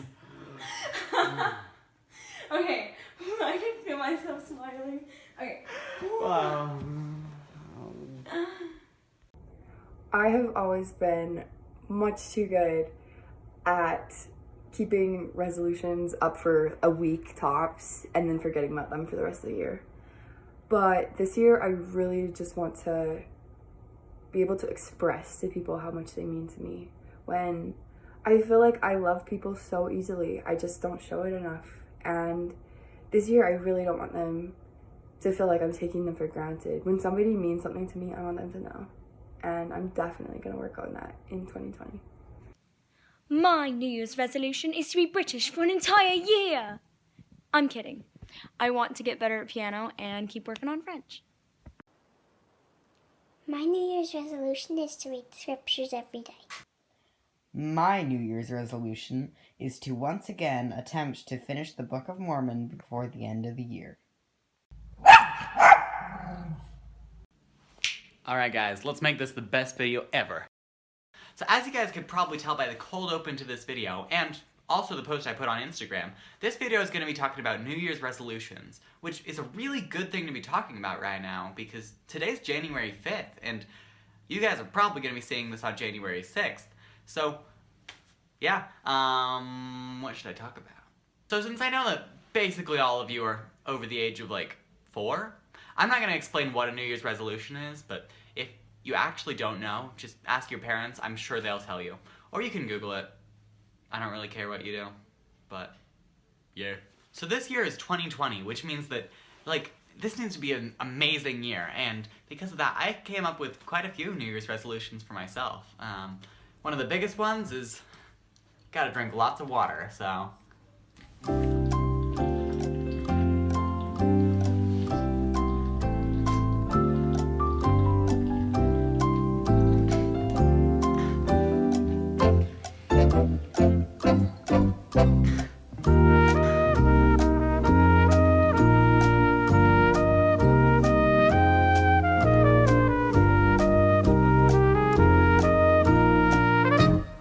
Man, that is harder than I thought it would be. But over there it'll say how much I drank and how much time. I'm crazy. But I also have lots of other New Year's resolutions. For instance, I'm still running this YouTube channel, and this year I would really like to hit like 60 subscribers, which, I don't know, it might take a while to get there, and I don't know if that's even possible, but let's try to go for that. But I also have lots of other goals, and yeah, they still relate to my YouTube channel. This is my 35th family home evening video, and by the end of this year, I would like to... I don't know what number I'll hit, actually. I'd like to hit 50. I think that'd be fun.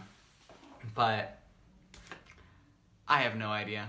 However, I actually feel like these numbers don't matter that much, because it's not all about, like, getting the most views and most videos, most subscribers.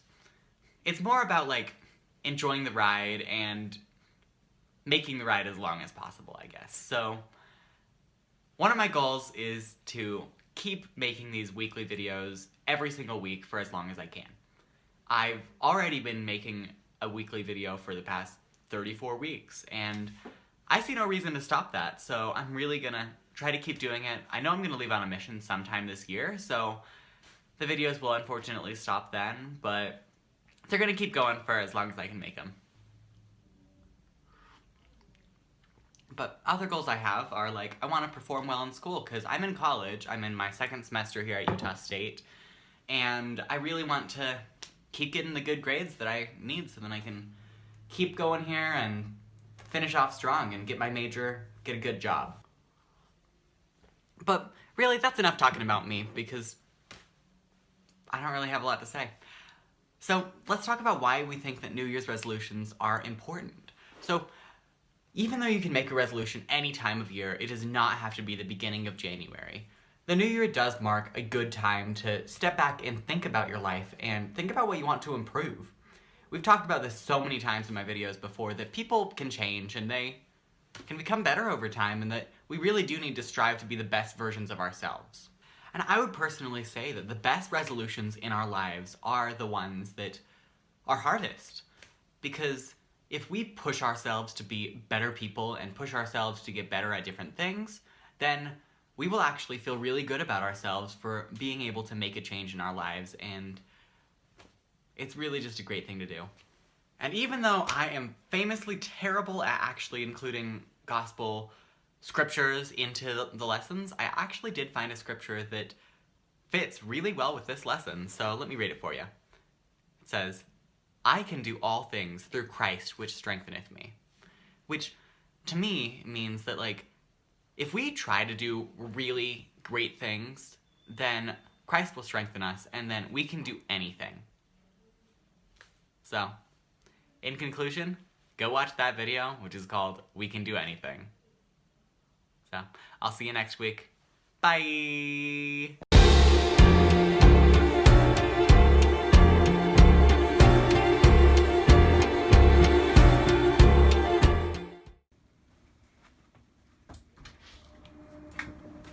Yo, what's up? Where we at, baby? Not much. Nice to meet you. I'm Bishop Carlson. Yo, Bishop Kylie, what's good, baby? I'm sorry, it's nice to meet you. What was your name again? If you ain't knowing my name by now, you talking to the wrong person, baby. Nice bunch of money you have there. Yes, sir. It's made me more happier than I've ever been in my entire life. So I ask again, what was your name? Well, it's Pablo. But some people call me P. Drizzy, P. Smooth, or if you want, just plain old Pablo, baby. That's who I am. That's who I've been. I don't plan on changing that at all, baby. Have you ever thought about the law of tithing? Tithing? Sounds like some kind of a clothing line or something. What the heck is tithing, man? Well, tithing means you give up 10% of your income to the church.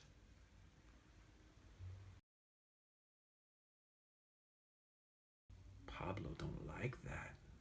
And to who do I owe 10% of what I already make, baby? Who in their right mind do I owe 10% of what I make? You crazy. You owe 10% of that to the person that gave you that. And that's your Heavenly Father. Man, what has he ever done for me? He gave you this wealth, and all your riches, and all manner of success.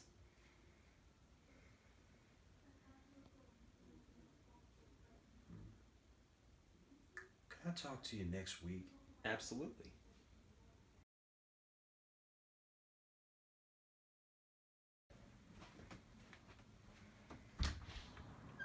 Hey, Bishop. Great to see you again. Great to see you too, man.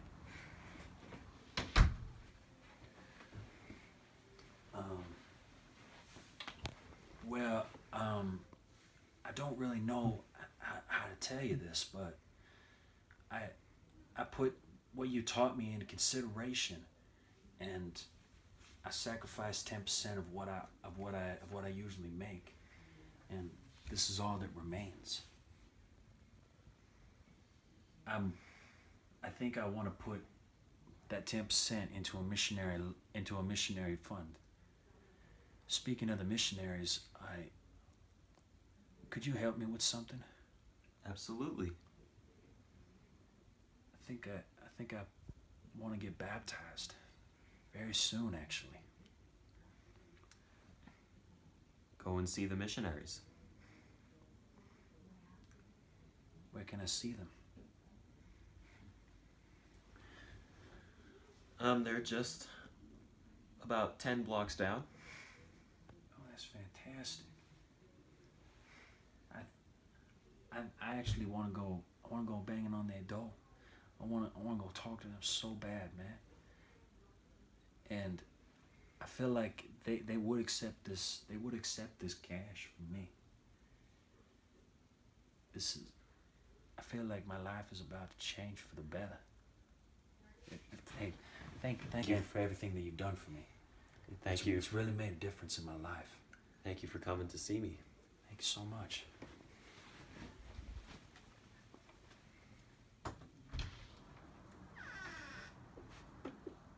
Missionaries! Okay, so that was the end of the skit that we filmed. I really hope that you enjoyed it. But we did move on to, try to explain the lesson. And you're going to have to see how we did. Let's go. So, you guys could probably already tell by the video, but it's about tithing, which is surprisingly a topic that I have barely mentioned in my videos so far.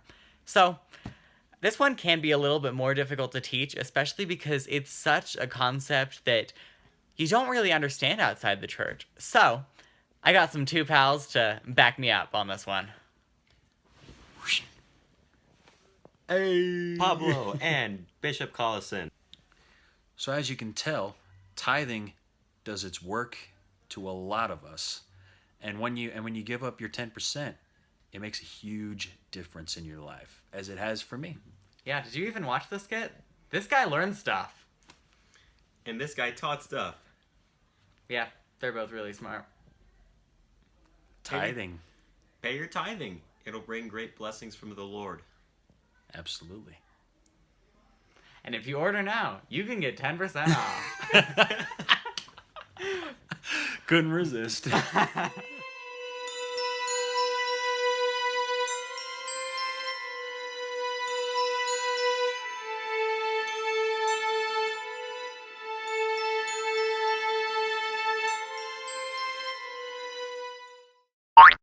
Shh, I'm not Okay, clearly I am actually. But what I had to say is that I'm going to start off this video by making a couple of announcements. So the first one is that my family home evening videos, they've kind of come out at a number of times throughout the, months I've been making videos. And I'm going to try to stick to normal time now. And I've decided that for now, that will be about 5 p.m. Utah time on Mondays. Because I figure that's about the time that you're having family home evening anyway, and I think that's just a good time to actually release them, and it gives me a lot more time to make them. So that's number one. And number two, I'm going to try to have a little game in my videos from now on, and this will be really fun. At least, hopefully. If not, how dare you? So, anyway, back to the point. I was thinking about the Friend magazine that the church publishes, and when I was a kid, I don't know if they still do this, but there would always be hidden CTR rings in them, and that was always really fun going through and trying to find them. So my idea is that I've got this hat, which, yes, I wear constantly, and I'm going to try to hide it in the background in videos. So be on the lookout, and maybe eventually I'll release exactly where they are, probably on Instagram, but maybe in a video. I don't know. So I'm gonna take you to the video that I already recorded. Bye! Hello everybody, welcome back to another family home evening video. And this week I decided to start off with a fun little activity that maybe you guys can repeat in your own houses. So first things first, I'm gonna need a volunteer. So let's see if I can find anyone. Oh look, it's Jacob. Well hello. Hey Jacob, could you be my volunteer in the video? Yes, I can. Okay, great. Alright, so what I did is I took Jacob to the study room, and what I'm going to do is I'm going to blindfold him with my scarf and make him spin in circles and then see if he can walk in a straight line. I promise this does relate to the video.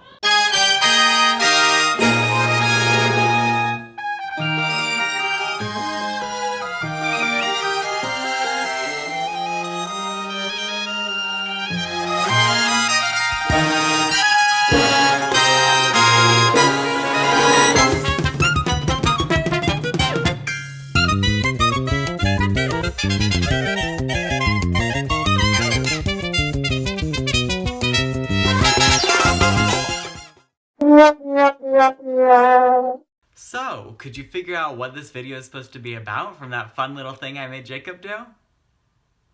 I don't know if you could or not, but I'm going to put an anagram right here, and I'm going to give you until I finish my sip of tea to figure it out. Bonus points if you can figure out which tea I was drinking. Okay, so here's the solution.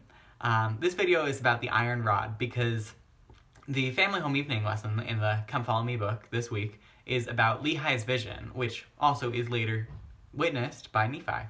So first, here's a brief recap of what happens in Lehi's vision. So, he sees a path that leads to the tree of life. And on this path, there is a rod of iron that you can hold on to help you get to the tree of life. There's also a disgusting river, and on the other side of this disgusting river, there is a great and spacious building. I think that's a good enough recap. If you need more, you can read the two accounts of it in 1 Nephi 8 and also 1 Nephi 11. So the tree of life represents immortality, and the straight and narrow path is our road to get there.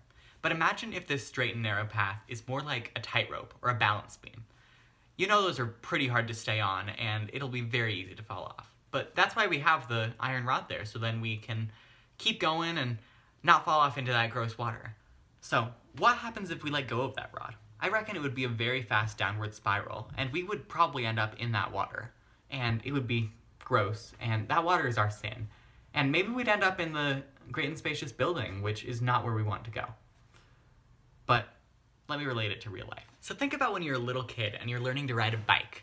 At first you have the training wheels to help you stay up, and you're doing fine. But as soon as those training wheels come off, you start falling over again.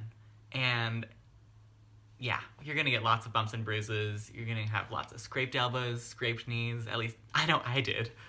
But your parents are always there to help you get back up and get back onto that bike so then you can learn how to ride a bike, because they're always there for you. And the same is true of our Heavenly Father.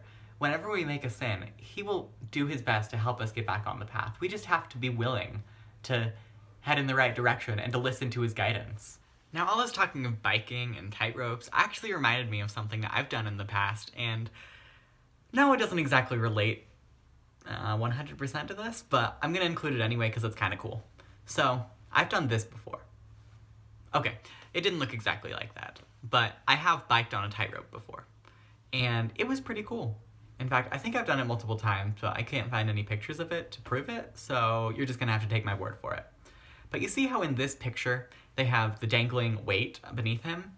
That counterweight is the thing that's keeping the bike balanced on the tightrope, because otherwise it would just kind of and then crash. And that's us without the Lord. Like, sure, on a bike, there's actually no iron rod keeping you on this tightrope, but if that counterweight is your iron rod, I suppose it all works, right? Unfortunately for us, though, as you saw with Jacob at the beginning of the video, in this world we are blinded. We don't actually know where we are on the path. We don't know how close we are to immortality. We don't know if we're on the path or not. We just have to use our own skills and the Lord's guidance to make sure that we can stay on that path and keep holding to the rod, because they're not visible for us, obviously. And so I did just look for something to, tie that into, and I found this great video on YouTube that kind of shows what we are. Play.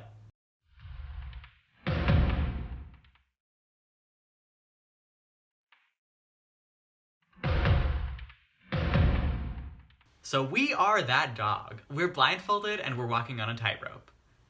And who knows, will we reach the end? Will we fall off? I don't know. You gotta go watch the video in the description because it's 2 minutes long. I didn't want to show you the whole thing. So yeah, you definitely have to go look it up.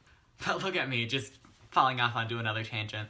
I need to finish up this video. I feel like it's getting kind of long now. So anyway, all I'm trying to say is that Lehi's vision of the Tree of Life is real, and it is our lives. And will we keep going? Will we end up in the great and spacious building? Will we get stuck in the water? Will we make it? Will we be like Laman and Lemuel and just not go? I don't know. But this is our lives, and we all have the opportunity to keep going. And so if we trust in the Lord and hold to the rod, we will make it. Thanks for watching, and I'll see you next week. Bye!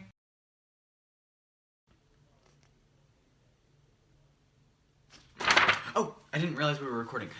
Anyway, welcome back to another Family Home Evening video. This one is, I believe, 38, and I cannot believe we've gotten so far. It's so amazing.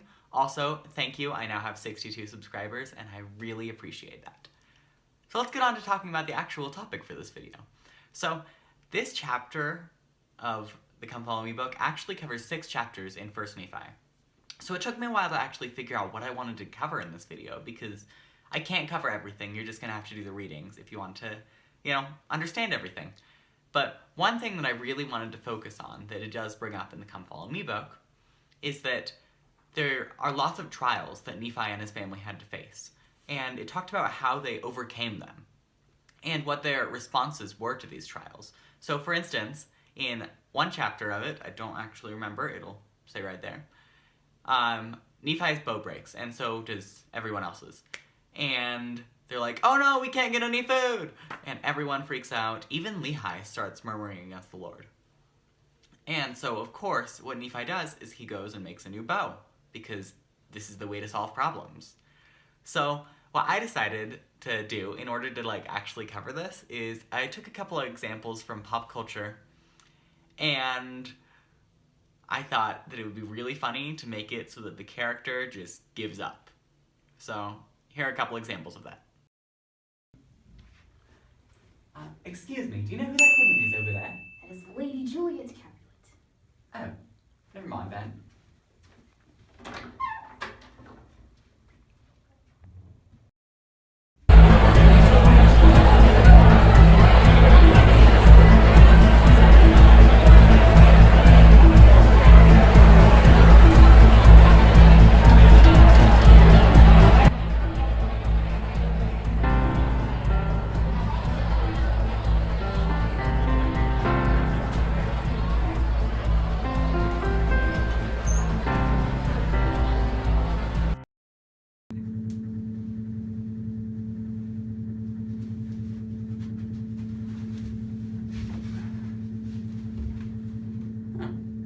No shadow.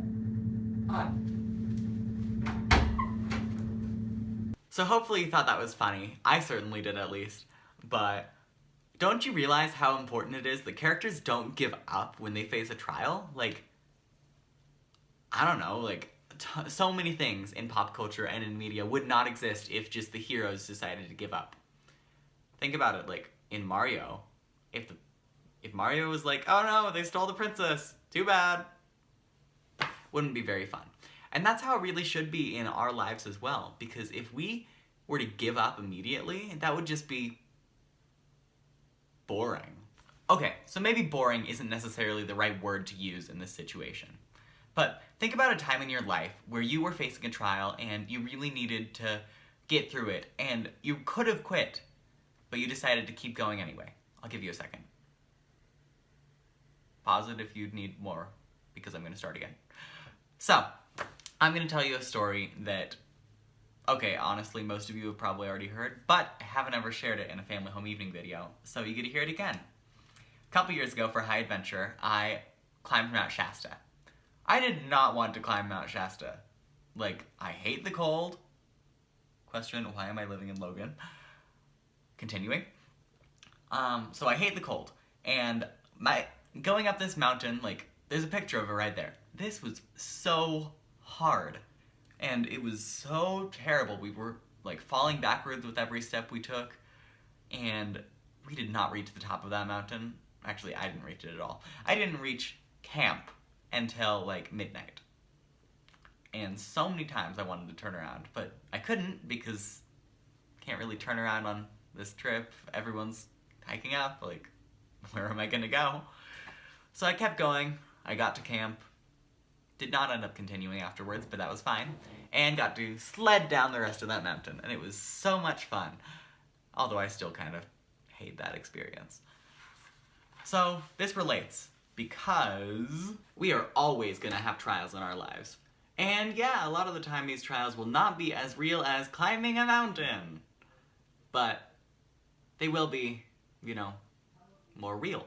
For instance, maybe you're in school and you're having trouble passing your classes. Maybe you feel like you don't have any friends. Maybe you have a deadline that you're really stressed about meeting. I don't know. I don't really have any great examples of this because I've been perfect. I've never had any trials in my life. Jonah, when you edited this video, why did you have to put that in there? It's not very nice.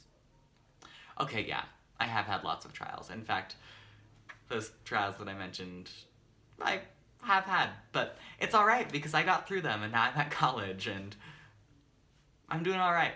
And as you can tell by the fact that we have the Book of Mormon now, and if you did the reading, you know how it ends, Nephi and his family ended up okay. I mean, Laman and Lemuel, yeah, they were a little bit iffy, but they're alive by the end of this, so yeah, they did alright. So, as I mentioned earlier, they had lots of trials that they had to deal with. Nephi's bow broke. They had no way to get food. They had to build a boat. Nephi had never built a boat before, but the Lord helped him. And as the Come Follow Me book says, Nephi recognized that the Lord was never far away, and he knew that God doth nourish the faithful and strengthen them, and provide means whereby they can accomplish the thing which he has commanded them. So, that's true in our lives too. We always have the Lord to help us if we're faithful. But if we give up and we don't listen to the voice of the Lord, then we don't have that extra guidance there to help us get through and reach the tree of life. So in conclusion, the Lord has said that if we are faithful, then he will prepare a way for us. We just have to stay on the path, and we will be able to make it. So, anyway, here's a tip. Just don't try to murder your siblings, because Laman and Lemuel did try to do that. But on that note, I'll talk to you later in the next video. Bye!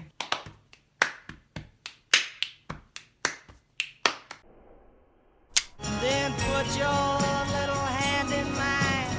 There ain't no hill or mountain we can't climb. Babe, I got you, babe. I got you, babe. Okay, campers, rise and shine, and don't forget your booties, 'cause it's cold out there. Well, I got some news for you, Radio Man. It's cold out there every day. This is Logan, not Miami.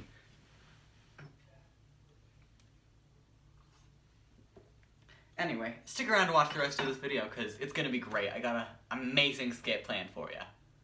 So, roll skit.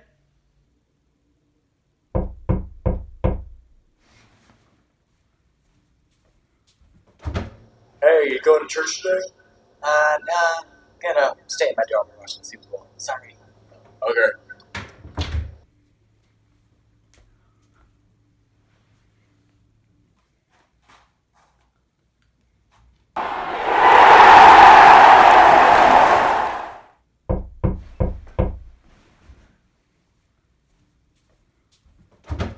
Hey, you going to church today?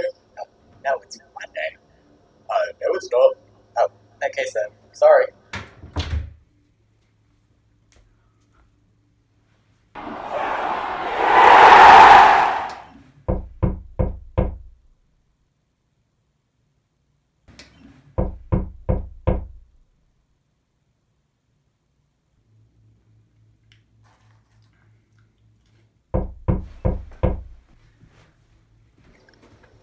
Coming!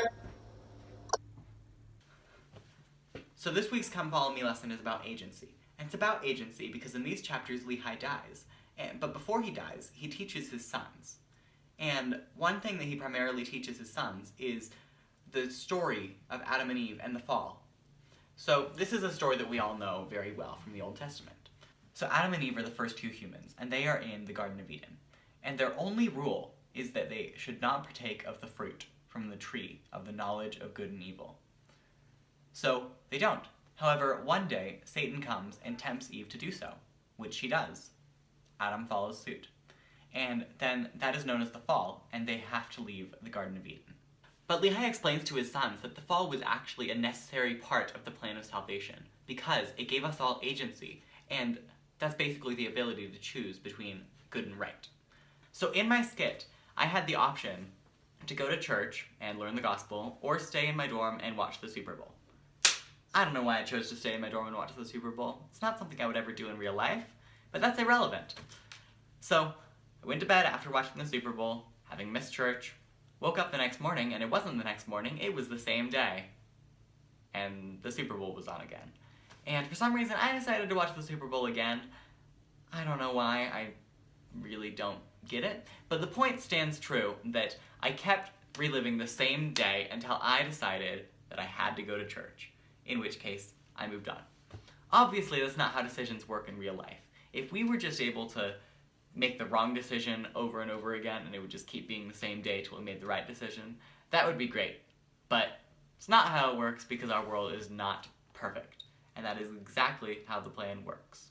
So, even though we do not have the option to live the same day over and over again until we can make the right choice, we still have the option between choosing the right choice and the wrong choice. And in primary, we're definitely taught to choose the right. Yes, Dad, it is my left arm on purpose. And of course, it is okay for us to make mistakes every once in a while. I'll be the first to admit that I am not perfect. Last semester, I didn't do the best job of getting to church in some weeks.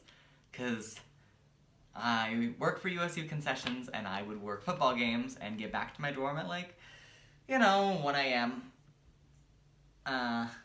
And I'd wake up the next morning and realize the church was over.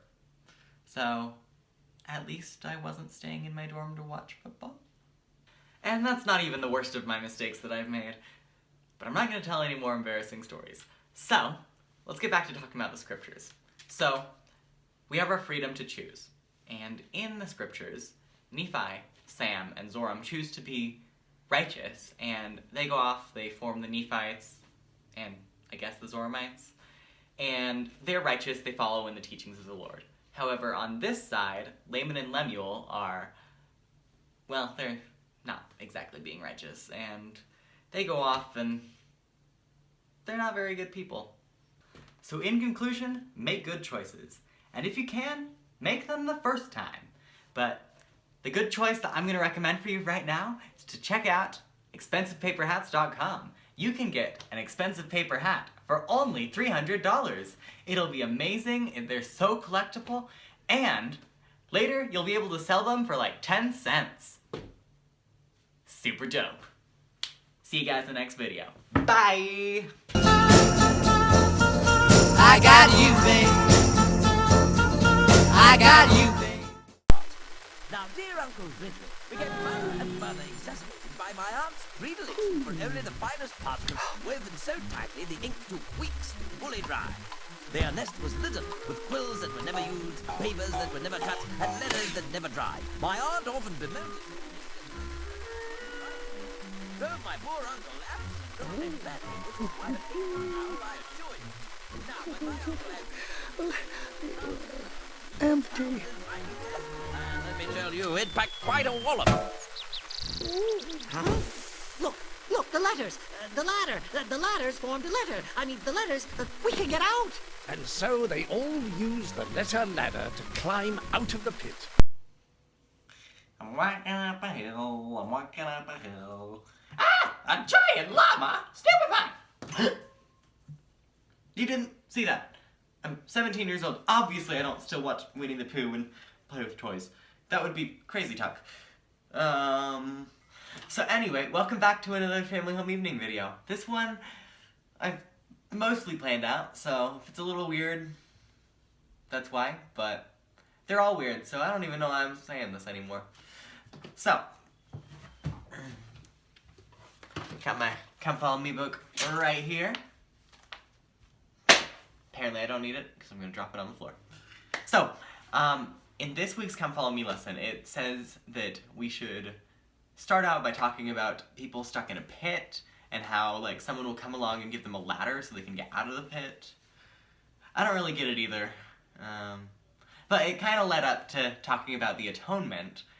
And you know what I decided? I've already made multiple videos on the atonement. So we're going to take it in a little bit of a different direction. We're going to talk about promises in this video. So tell me, have you ever broken a promise? 'Cause I have. Honestly, it's nothing to be ashamed about. We're all human, we all make mistakes, so it's perfectly fine. Anyway, I made a skit for you guys that talks about breaking promises. Roll skit. Hey Jake. Yeah?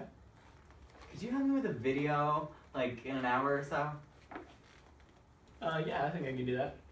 Great. Cool, no problem. See ya. See ya.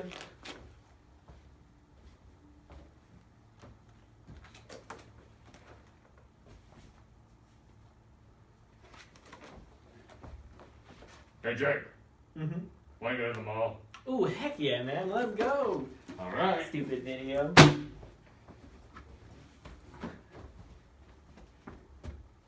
Where'd Jake go? You wouldn't guess it, but it's actually a fairly common occurrence that people decide to not be in my videos, and it's so sad on my end. Like, I love my videos. I don't understand why people wouldn't want to be in them. Okay, obviously I'm acting. If you never want to be in any of my videos, or if you decide to do something other than be in a video, even if you've already said you want to be, it doesn't really matter. I make these weekly. Who cares? That skit was just to make people feel bad because I thought that would be really funny. Yeah, but the point of this all is to get back into the gospel discussion and relate it to the Lord. So our Father, our Heavenly Father, will always keep His promises, and He will help us, just so long as we're willing to accept His help, and that we're willing to continue on in the right direction. So in conclusion, keep your promises. It will help you so much in the long run, and people will always like you if you do that, right? Okay, I don't really know what I'm saying anymore. So, roll credits! You promised me this, you promised me that. You promised me anything under the sun, and you give me a kiss, and you're grabbing your hat, and you're off to the races again. When I think of the time gone by, and I think of the way I tried, I could honestly die. I'm sorry, San Juan Domingo Carlos. I didn't mean to be mean. I didn't want to throw you. I just had to look cool on camera. I'm so sorry. Why is the camera rolling? Stop Stop that! Hello everybody, welcome back to another Family Home Evening video. Sorry I didn't make any sort of Valentine's Day video. If you were looking for it, I'm really sorry. But unfortunately, I kind of have to prioritize school over my YouTube stuff. And I also am working 2 jobs right now, so I don't really have a lot of time for videos besides Family Home Evening at the moment, which is really sad. So anyway, let's get on with this video. This is an intro song, it isn't very long. Hey! Alright, so, this week's reading, yeah, that's what I said. This week's reading is the longest Come Follow Me reading in the book. I actually checked. So, I'm sorry that you guys are gonna have to read it this week. I've actually already read it because I'm a week ahead on Family Home Evening. And come follow me because I have to make these videos, don't I? Now, not only are the scriptures really long this week, but they are really hard to understand because these are the Isaiah chapters. Enjoy! But actually, in the Come Follow Me book, it says that we should rejoice in these scriptures because it's gospel, or something like that. So, here's my way of rejoicing. Let's throw a party! Dala tu cuerpo alegría Macarena, que tu cuerpo es para dar la alegría y cosa buena. Dala tu cuerpo alegría Macarena, Macarena. I hope you guys got up and danced with me, because otherwise you were just watching me dance, and that's really awkward for you guys. Not me at all. So anyway, the Come Follow Me book goes on to explain 2 ways that we can actually understand the Isaiah chapters because they are not very plain, as it says. So its first suggestion is to liken the scriptures unto yourself. So let me try. And it came to pass that Jonah did not understand the Isaiah chapters. Yeah, that's how you do it. Comment below if that's wrong. But the other way that Nephi suggested to do it is to actually pray before you read your scriptures, so then the Lord will help you to understand what you're supposed to be understanding. And I will admit that I have not always done that, because I've actually lately been reading my scriptures and having that be the first thing I do when I wake up. So a lot of the time I'm still groggy when I'm reading through my scriptures, and yeah, I often do forget to pray beforehand. So I'll definitely have to think about doing that in this week, and I'll tell you next week if I manage to do that. But I guess what I'm trying to say is that it's all right to not understand something. Like, as you know, I am a college student, and sometimes I go to class and I sit through an entire lecture and don't understand a single thing my professor is teaching. Do you know what I should definitely do on those days? I should go to my teacher's office hours and ask them for help. Do I always do that? No, but I really should. Ah! As humans, it is common for us to be proud and not want to humble ourselves and go ask for help. I do this all the time. And I bet you do too. So don't be afraid to ask for help when you need it. I mean, this week, you are going to be reading some of the most difficult scriptures ever. Yeah. And you know, if you're not afraid to ask your parents what they think the scriptures are meaning, or your siblings, or your seminary teachers, or institute, or Sunday school, or primary, or have I named everything yet? Yeah, just don't be afraid to ask for help. And ask the Lord for guidance, because it will really make your scripture reading this week so much more meaningful. Alright, so I'm just going to finish this video by saying that this applies to more than just the scriptures.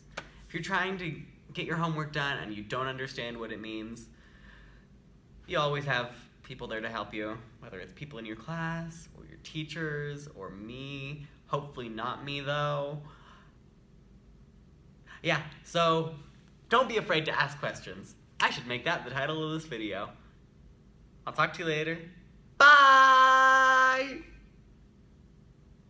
I'm dead. I'm blind! I can't see anything! I know what you need. You need glasses.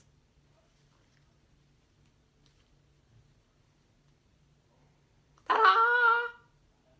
Nope, still can't see anything. Hello everybody, welcome back to another Family Home Evening video. This one's gonna be great. You know why? You know why? You know why? 'Cause I'm in the video, yay! Hello, Saki. Yeah, this guy, you know, he climbed out of my drawer and insisted that he needs to be the guest star in this video, so whatever. Hope he doesn't annoy you too much. So anyway, we're still talking about Isaiah chapters. Oh, we still are? Why? Because that's what the Come Follow Me book says. Fine.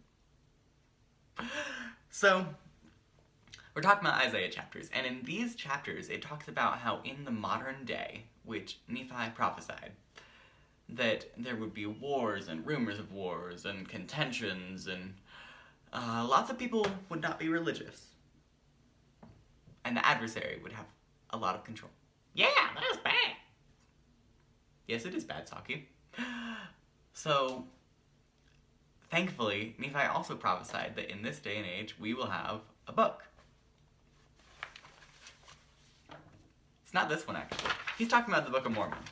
He is? Why would he be talking about that?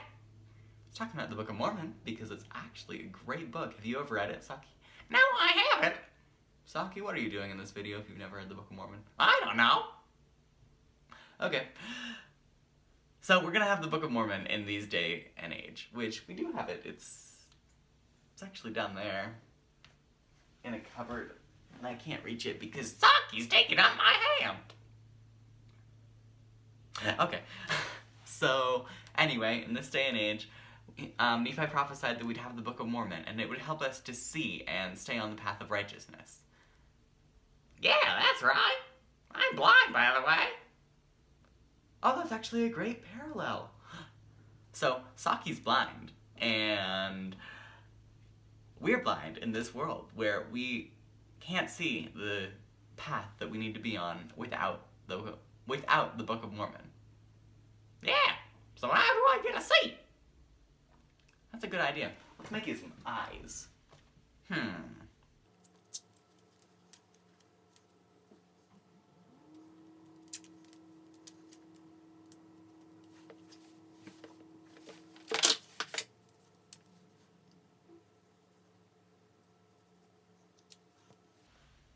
I can see! Yeah, you also look really weird. I'm still blurry. Can I have some glasses? Fine, you can have some glasses.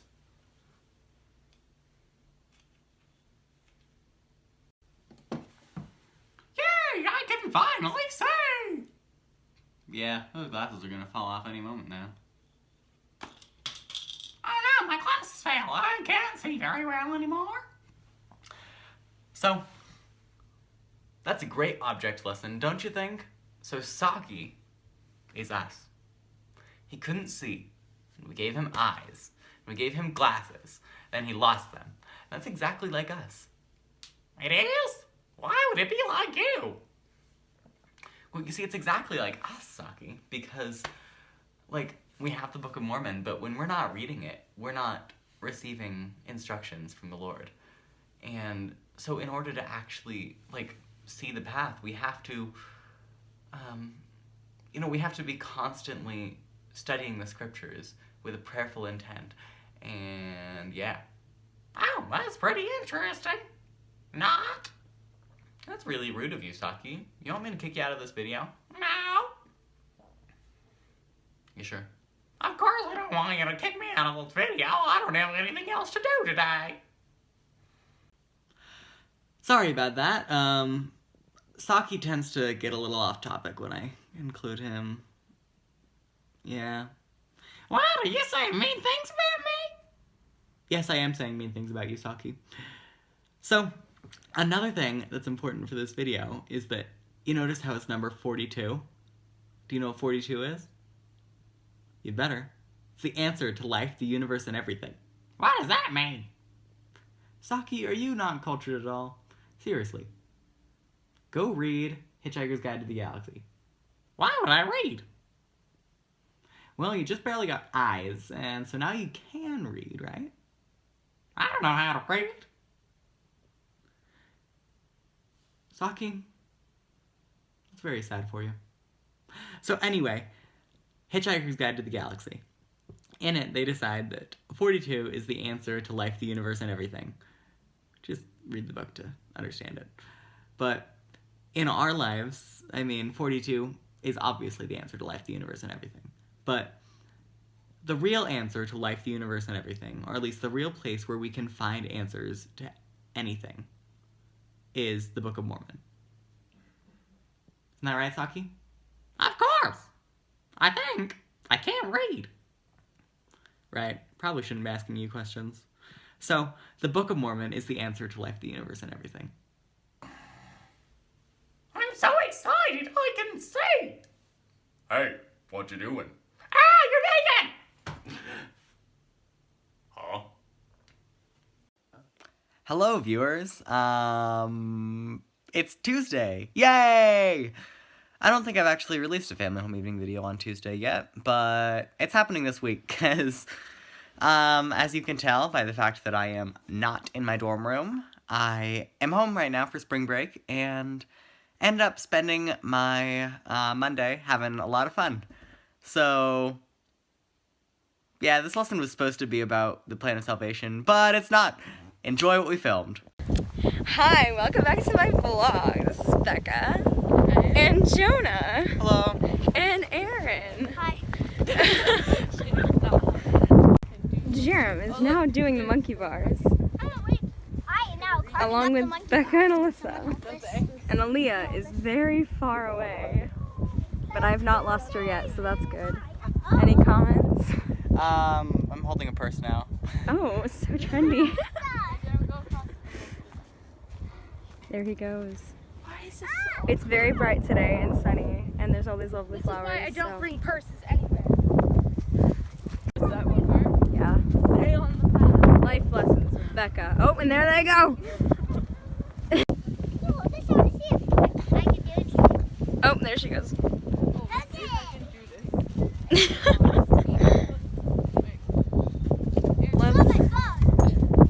I could take a selfie, but I forgot my phone.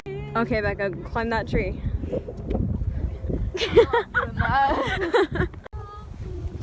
Okay, Jerem's leading the way. They're doing that instead of the Christmas song. What? Why do we fly so close to each other? Oh, we have a rapper among us. Jessica, what happened to your case? Why are you showing my face? That rhymes. No! Okay. Actually, this is complicated. You taking the picture? We're having a photo shoot! Okay. I'm gonna see if I can find I wish I got a picture of you doing. I'm taking a miss again. Okay. Very nice. Very Looks amazing. nice. Sure. Okay. Keep that. Okay.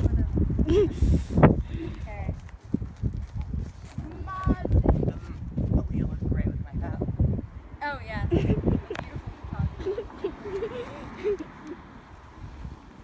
I make a weird face? Maybe. It's not fun. Oh, this is a new photographer. I look like I'm falling off. Okay. Wait, what should we pose like? Like. Wait, I know. Let's go back to back. Like Okay. this.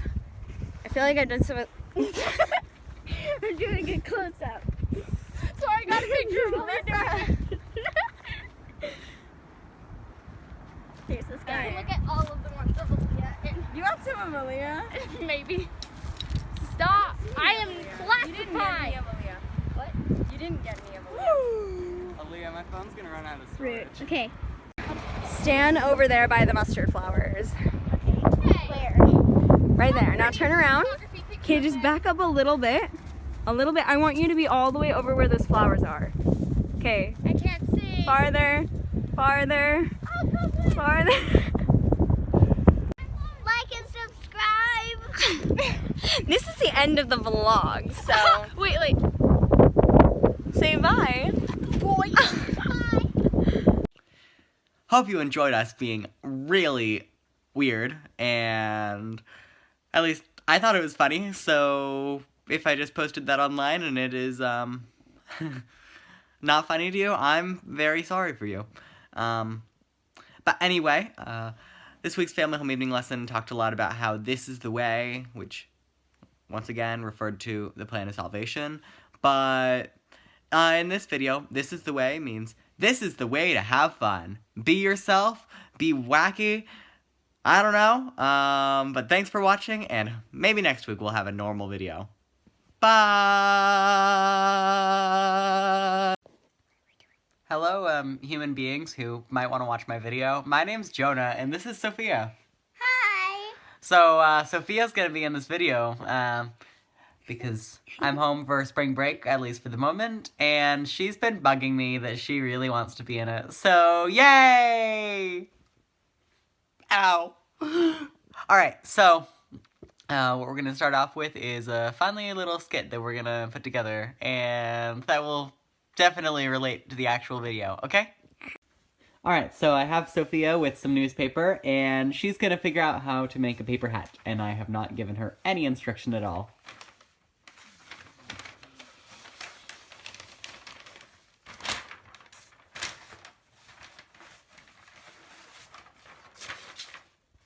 It's not how you do it.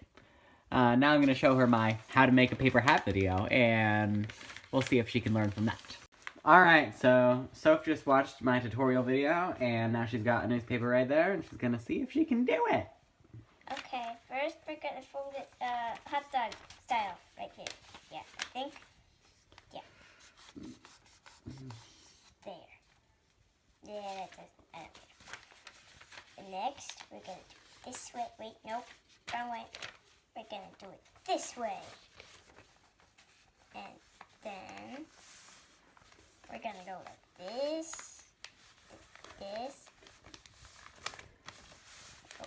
Other way. And then you're gonna fold it up. And the other way. And I've got a hat. It didn't work. Alright, so now, step 3, I'm gonna actually have to show her every lay. Alright, so I just gave Sophie a tutorial, and she's gonna finish making this hat.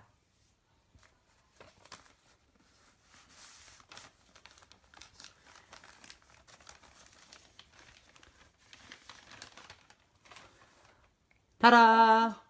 And that is why sometimes you need help when you're learning new things and when you're making mistakes. I just made a new complex kind of hat. Yay! Hope y'all enjoyed that. Not exactly sure what was going on. You know, I was home for spring break, as I mentioned, and craziness ensued. So, the point of that lesson, which I filmed with Sophia, is that, you know, in it, Sophie was making mistakes when she was making her paper hat. And in the scriptures, it talked about how the Nephites were making mistakes. Of course, their mistakes had nothing to do with paper hats. You can probably guess what they were. Yeah. But the point of it is that, like, you know, we make mistakes and we have to fix them. But often our mistakes we can't fix immediately, right? So we fix them by learning how to fix them from other people and how to act better. So I had to teach Sophie how to make a paper hat, because at first I had not taught her, and obviously she did not know what she was doing. The same happened with the Nephites. They weren't sure what they were doing, and they were not making the best actions, but what they had to do was learn how to act properly. Thus, Jacob helped him out. Yes, that is his name. I just had to remember. So, Jacob taught them how to act properly, and they ended up being a lot better, and that is great. So the moral of the story is, if you don't know what you're doing and you're acting wrong because you actually don't know how to do it right, then we can fix that. You just need to get help from other people. I think that relates. Yeah, sorry, this lesson is probably a little, jumbled up and hodgepodge, and that's because, as you can tell, I'm back in my dorm, back in, getting ready to start school again and go through another 8 weeks of school. So, just have one final thing to tell you. Are you ready to hear what the final thing is? Eat canned corn. Yep, that is all that I had to tell you. It will make sense to literally one person in the audience, so yay! But, yeah, I have some canned corn. Who wants it? Bye! I'll see you in the next week's video. Hey everybody, welcome back to another Family Home Evening video. Now, unfortunately, this is most likely my final Family Home Evening video from Utah. Of course, I'm not done making videos, but with all this coronavirus stuff going on, I'm actually going home in about a week, and yeah, I'm just gonna be leaving Utah State for the rest of the semester. I can still finish my classes up online, which is good, but yeah, so if you're in California, I guess I'll be there, so that's gonna be fun. So let's get talking into, the topic of this video. With everything that's going on in the world, there's really only one thing to talk about in this video. This whole coronavirus scare, and, so much has changed in the last week. The world has definitely turned upside down. Yep. And, in times like these, it can kind of be hard to feel like we're not alone in the world, right? Come on.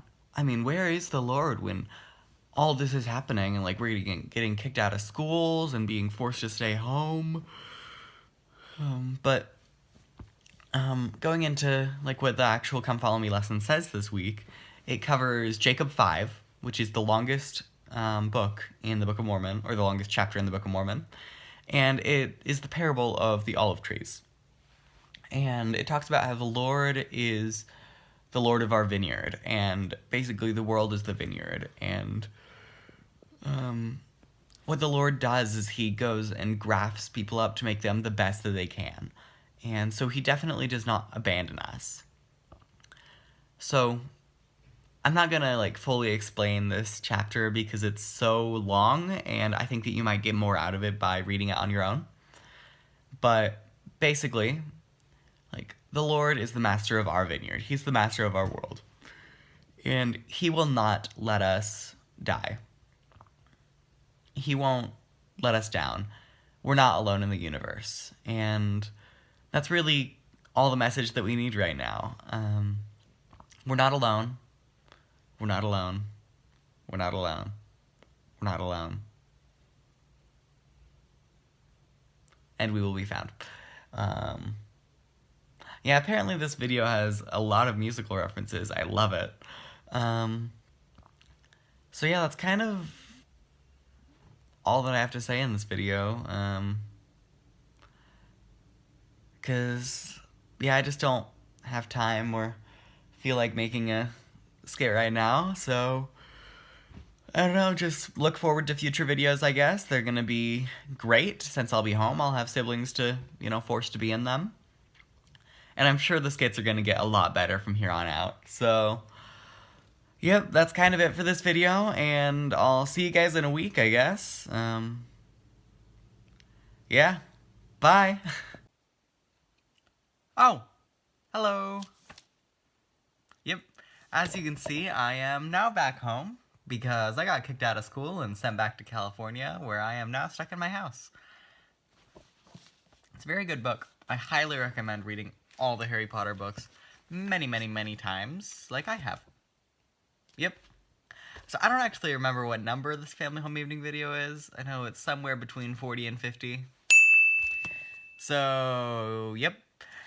And this video is going to be a little different because I've been stuck here at home for the last week, and I'm going a little crazy, as you can imagine. Yep, so enjoy! This is day 1 of my coronavirus vlogs, and yeah, life is going alright. It's basically exactly the same as it was before. Yep.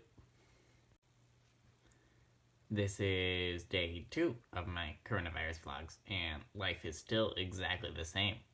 A little bit boring, but it's still fine. Yep. Okay. Day 3. Day 4. Day 9.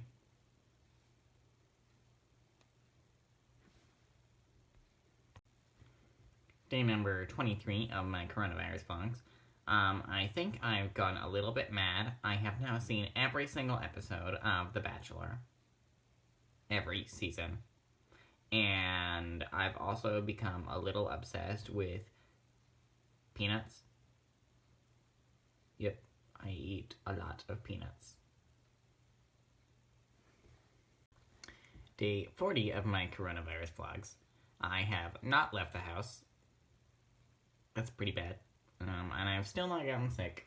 And no one else seems to have gotten sick either. And yeah, I think I am definitely insane by now.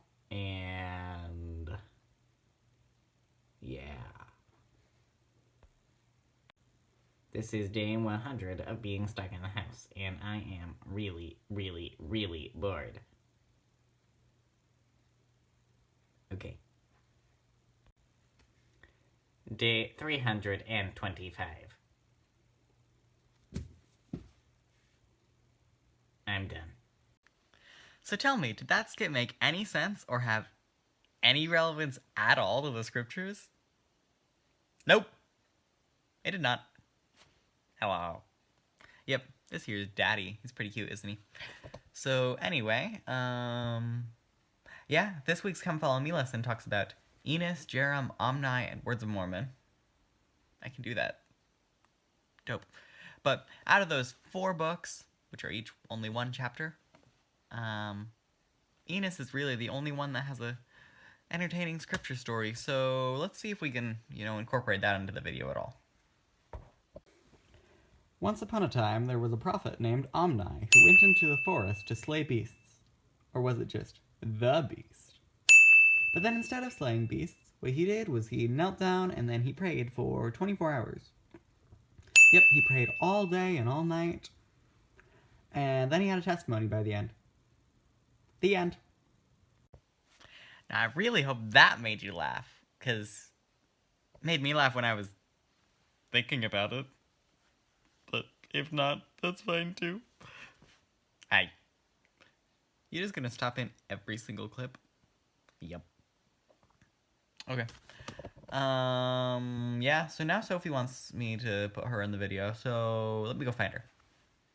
Are you filming me? No. No, be a What am I valley girl. supposed to say? I don't know. Be a valley girl. I can't believe it. I mean, my mom, took away my phone, and, I can't even do, Snapchat. Cool. Girl, that clip, totally made absolutely no sense in this video, dude. Of course it made no sense in the video. This video makes no sense anyway. Oh, and by the way, it's over. I hope you learned something. The point was to make you laugh. Anyway, on to the credits. Because there are credits this time. Let me put this in perspective. I'm the pencil, you're the compass. Without you, I'm just a lonely sketch. Good morning, everybody. It's not morning anymore. Alright. Well, anyway, today's Monday, so that means you get another family home evening video. I don't really know what it's going to be about yet. We'll figure that out later, but I kind of just grabbed Sadie's scooter and I'm going to ride around because it's a beautiful day. See you later.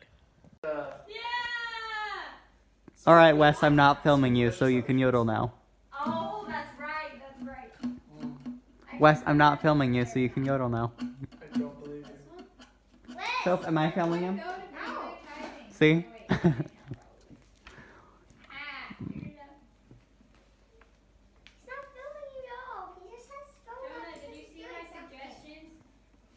Oh yeah, I hated him.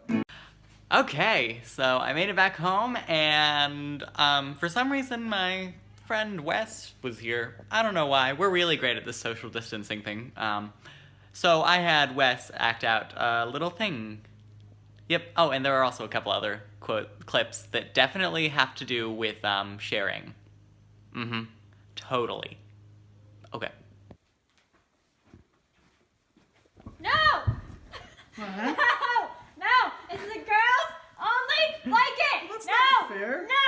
It's the girls only like it! No! Give it to me! No! No! No! Mom! No! It's mine! Don't touch it! Go away!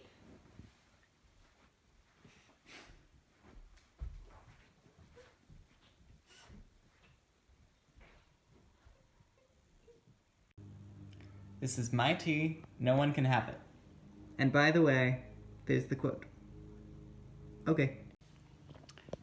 This is a clip of Wes when he refused to share his Chick-fil-A sandwich with me. I'm sad. Hey Wes, can you say something really motivational about sharing so that then I can finish this video? Sharing is like being a tree in a rainforest. Here you go. You gotta give a little, you gotta take a little. Okay. That is the end of the video, everybody. It was very strange, but life is kind of crazy at the moment, so make sure to share with your siblings now that you're stuck at home. And Soph just threw something at me. All right, bye!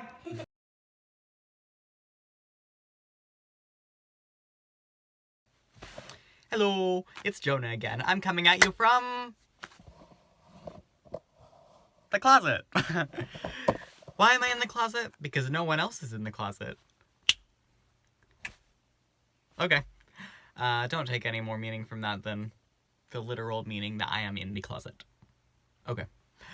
Anyway, this video is gonna be so great because I woke up this morning, realized I had to make a family home evening video, didn't know what I was gonna do it about, started my economics homework, and found something to do it on. So thank you so much to my professor, Lucas Rentschler, who inspired the theme of this video. Let's get going. Yep, so here's the theme of this video. It's called The Prisoner's Dilemma. Hopefully there's a box right here, because if not, I'm pointing at nothing. Anyway, basically, Prisoner's Dilemma. So I was just watching the recording that I made where I tried to explain this with my face there, and I did a terrible job of it. So here's a better description. There are two people, A and B, and they have to either cooperate or defect. If A and B both stay silent, they'll serve 1 year each. If A and B both defect, then they will both serve 2 years. But here's where it gets tricky. If A betrays B, then A goes free and B serves 3 years. If A cooperates and B defects, then A serves 3 years and B goes free. That is how it works. Although in our scenario, we used fries. So, now time to watch the recordings that I took of my siblings and Wes doing this prisoner's dilemma. Can I trust you? I don't know if I can trust you. Go. Ready? Go? Yeah, I didn't trust you.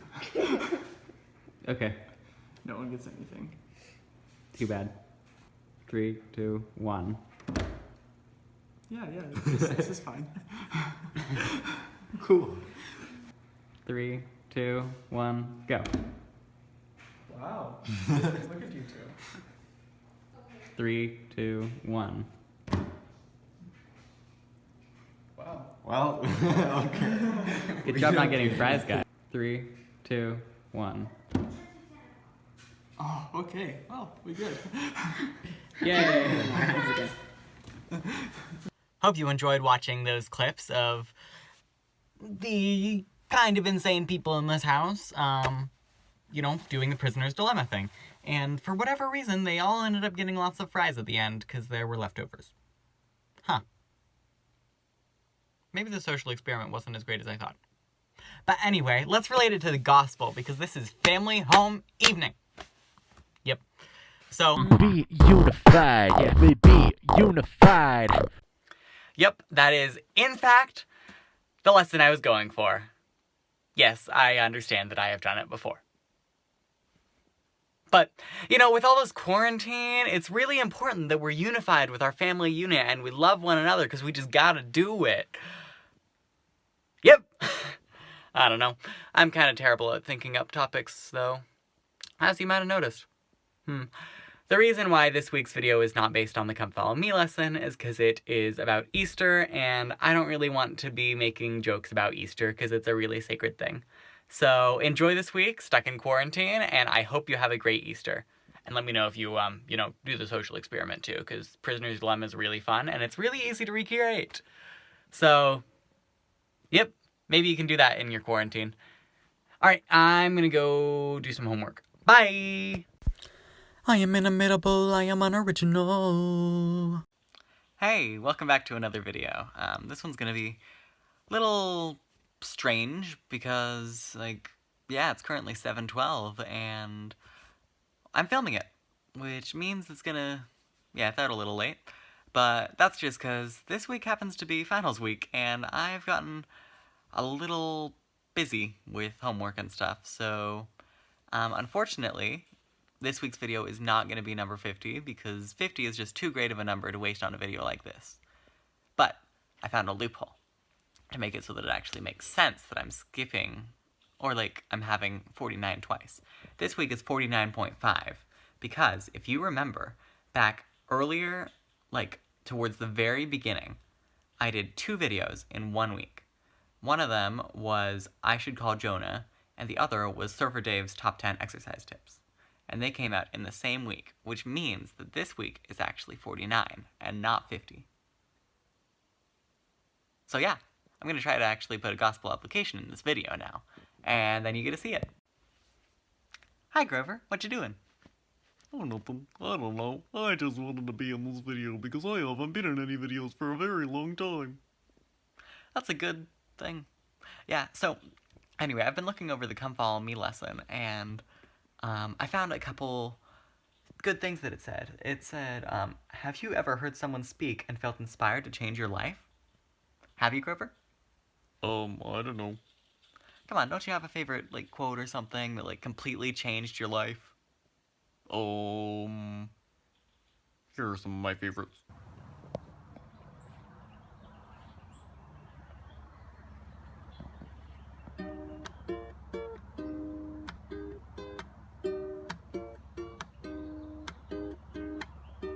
It's getting kinda late, just wasting my day.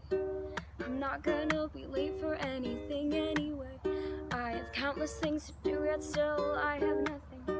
Can only think of you in your house waiting. When will this end? Those are good ones, Grover. Thanks for sharing them.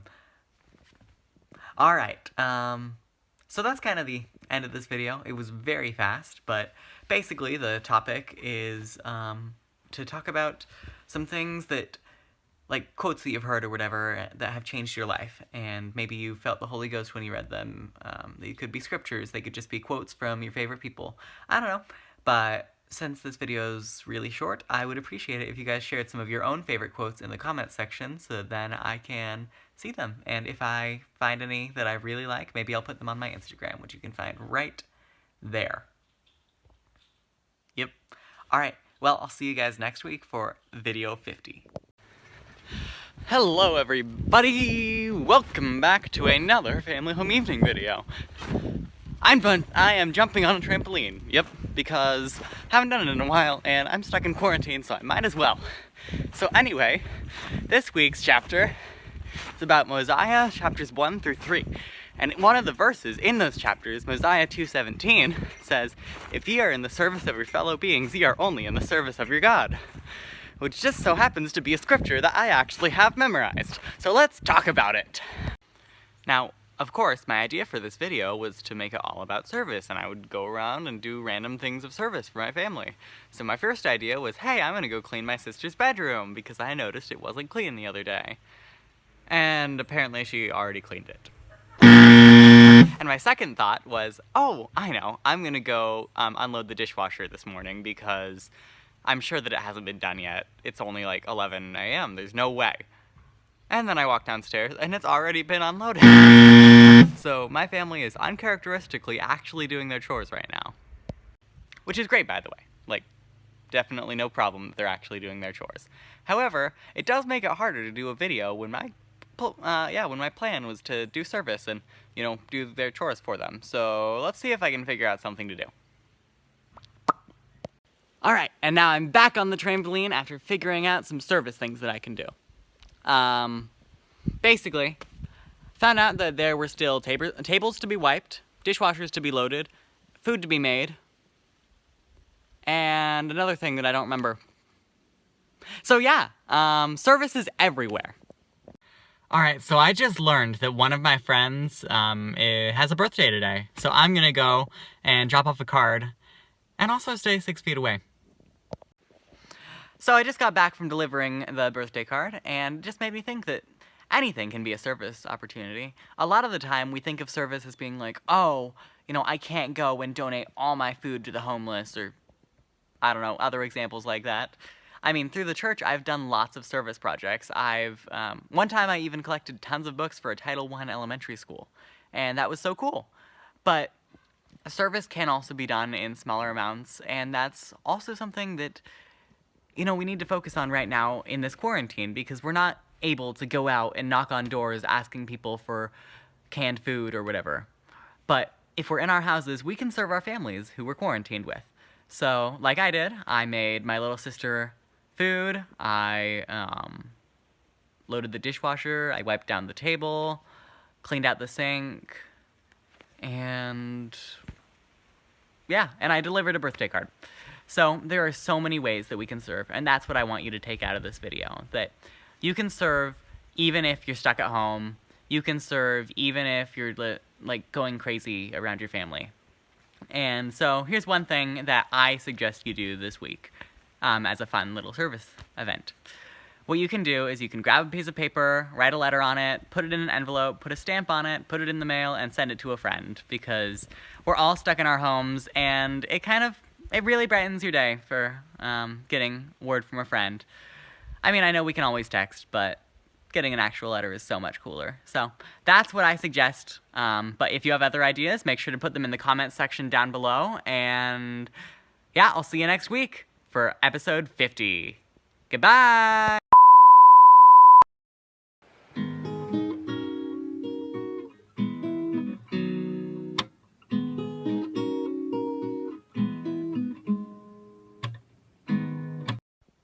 Alright, and now I'm back for a post-credits scene, and in this post-credits scene, I'm going to please ask you to share the video with your friends and family, so then it can actually get seen, because I know we're all in quarantine, and I think these videos can provide a little bit of entertainment, and, you know, education, a little bit.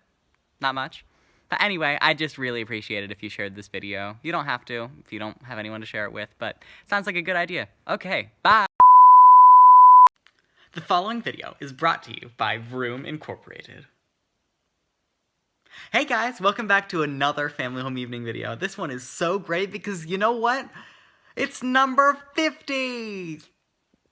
That's a 5. It's number 50! Yeah. Dance, dance, dance, we're doing a dance. Yep, it's a really exciting video. So, as you can tell, we are in a Zoom meeting because we're still in quarantine. It looks like we're going to be stuck here for a while. And I figured that I would, you know, invite some friends to help celebrate this 50th celebration. And I'm alone.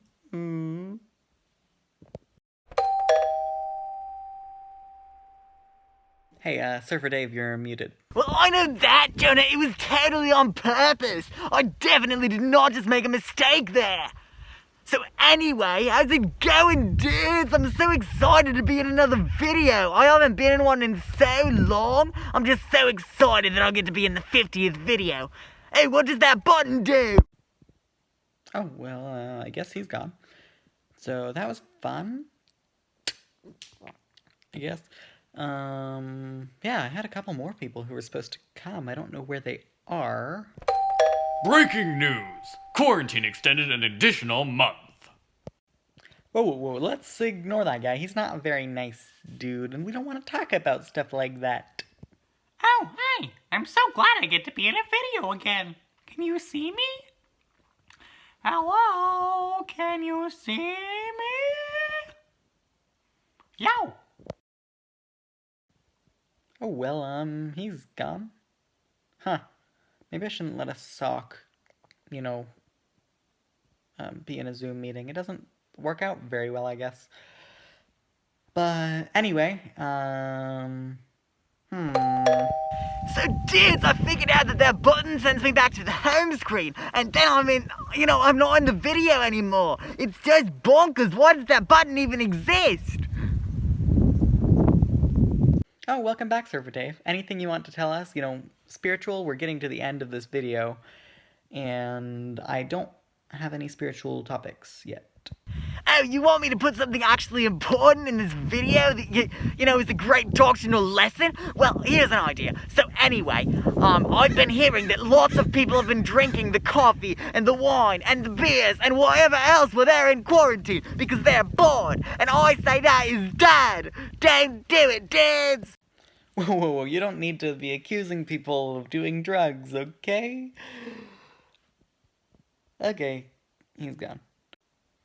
Well, that is the end of the video because the people I invited are insane, as I probably should have guessed. Anyway, thank you for watching. I really hope that you enjoyed it, and I really hope that you get through this quarantine all right. If you ever need someone to talk to, I'm always right here. You can contact me at the number that is not written right there because I'm not going to put my phone number in a YouTube video. Yep. So anyway, I will see you guys around, and definitely next week. Bye!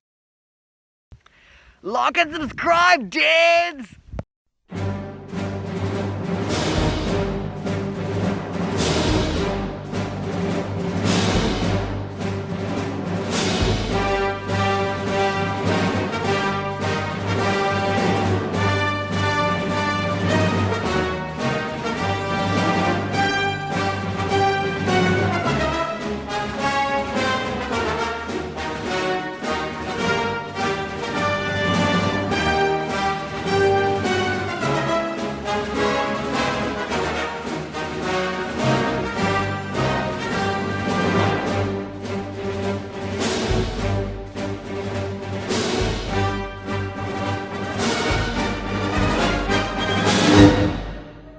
Now that was pretty awesome, don't you think?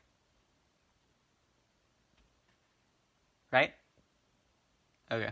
So, by the end of this video, you will know exactly why that was in there. But I'm not going to tell you right now. First, we're going to read a scripture.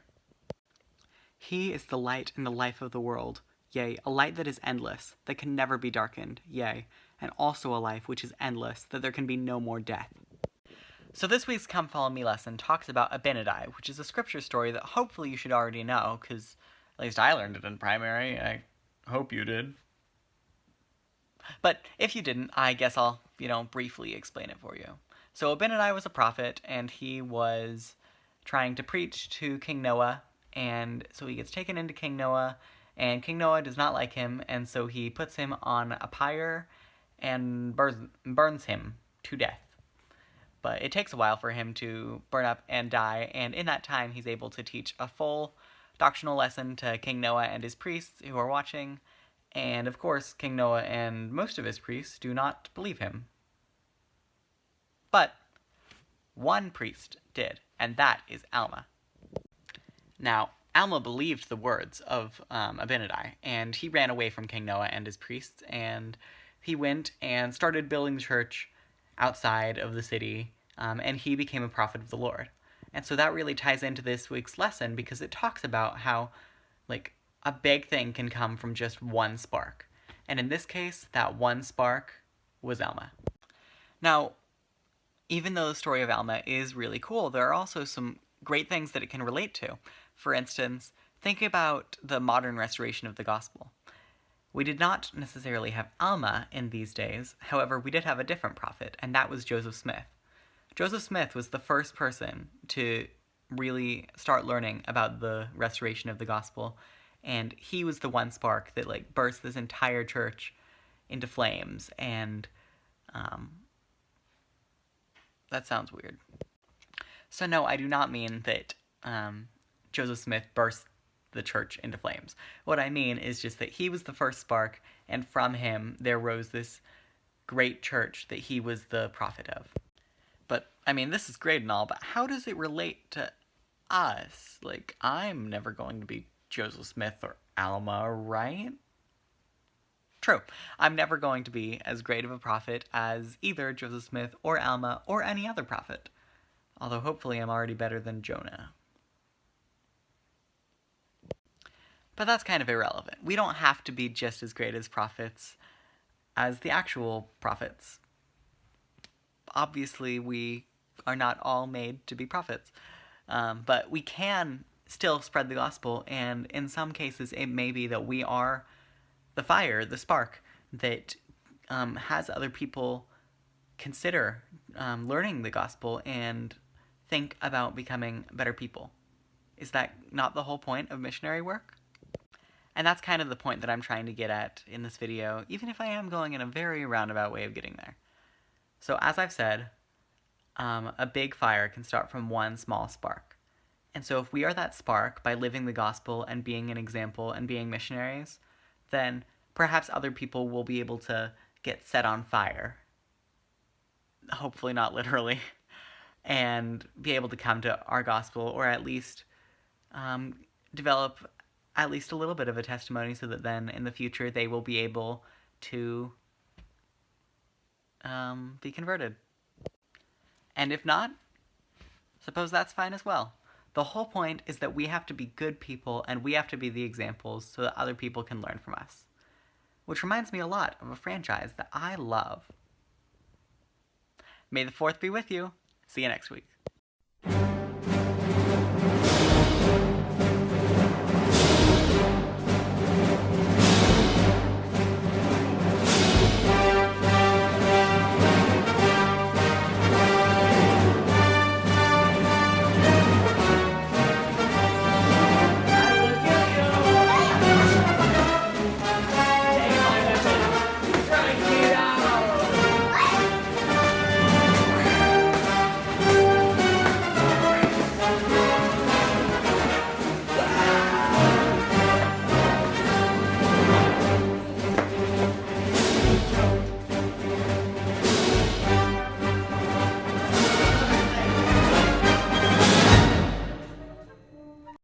Hey everybody, welcome back to another Family Home Evening video.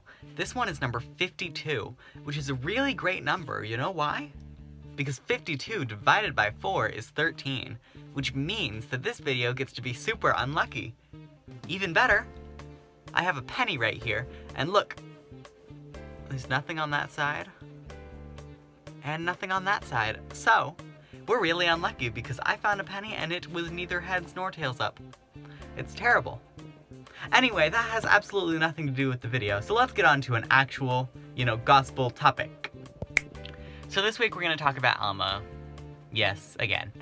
And where we left him off last week, he had just run away from King Noah and was off on his own teaching the gospel.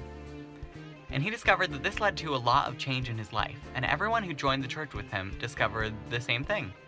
There was just a lot of change going on, which is kind of a theme throughout the Book of Mormon. But would you believe me if I said that change is good? And here's a skit to prove it!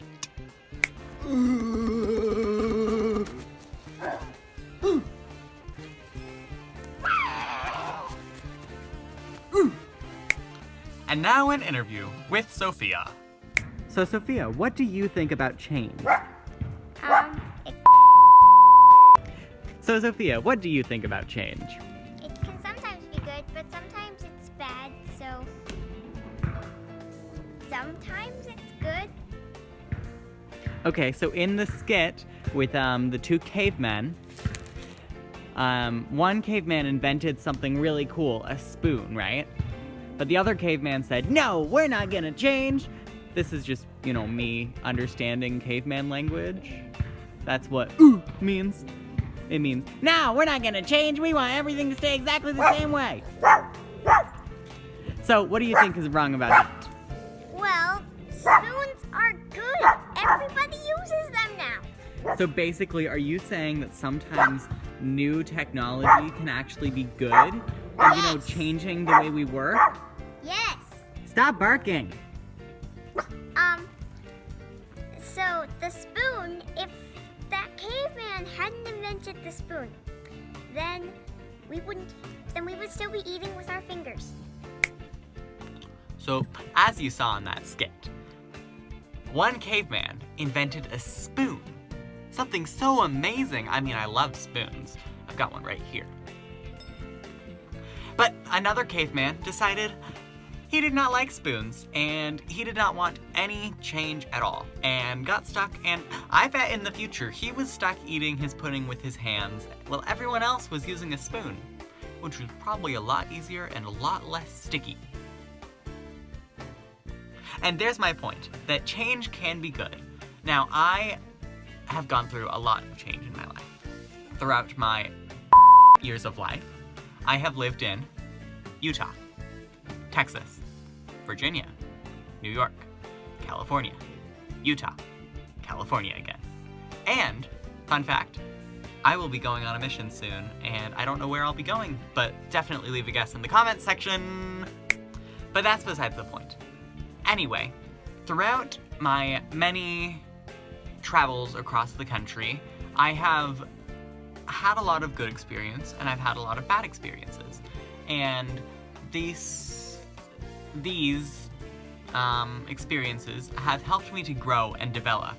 And I think that's really a big thing of why the Lord has us go through change. Because if we were to remain stagnant, we would remain stagnant and never be able to grow. Thankfully though, through all these changes, all these trials, and all the terrible and good things that we go through, we always have the Lord on our side, and He will help us get through it so long as we have faith. And I truly believe that as I sit here in the closet holding a spoon at 3:51.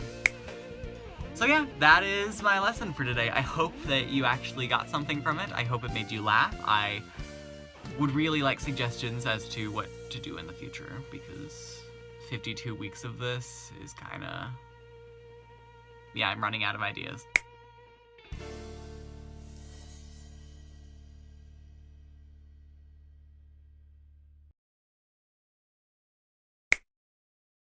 People can change. People can change. People can change. Oh, people can change. People can change. People can change. People can change. Oh, people can change. People can change. People can change. People can change. Oh, people can change. People can change. People can change. People can change. Oh, people can change. Yeah. Welcome back to another Family Home Evening video. In this one, you're gonna hear a great lesson that Sophie and I are still in the process of planning.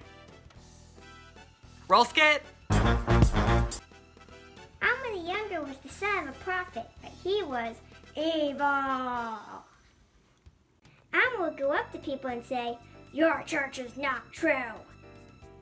And they would believe him. Ah! And then one day, Alma the Younger's dad, Alma, prayed that his son would learn the truth.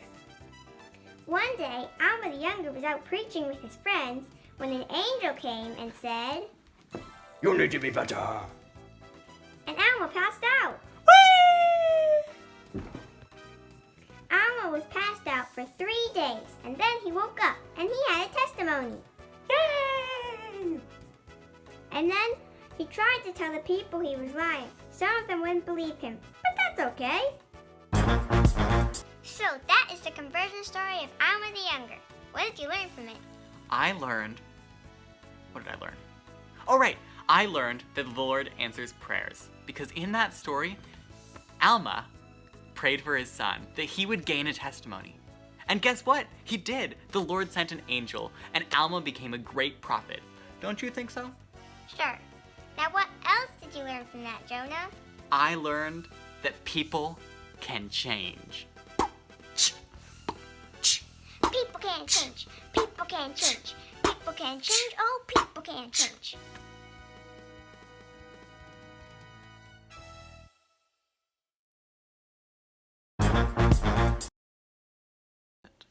Action. Welcome back to another family home evening video. Say that again. Again. I said action while you said welcome back to another family. Oh, okay. Action. Welcome back to it. Action. And that is the story of Alma the Younger. Maybe we should film this clip.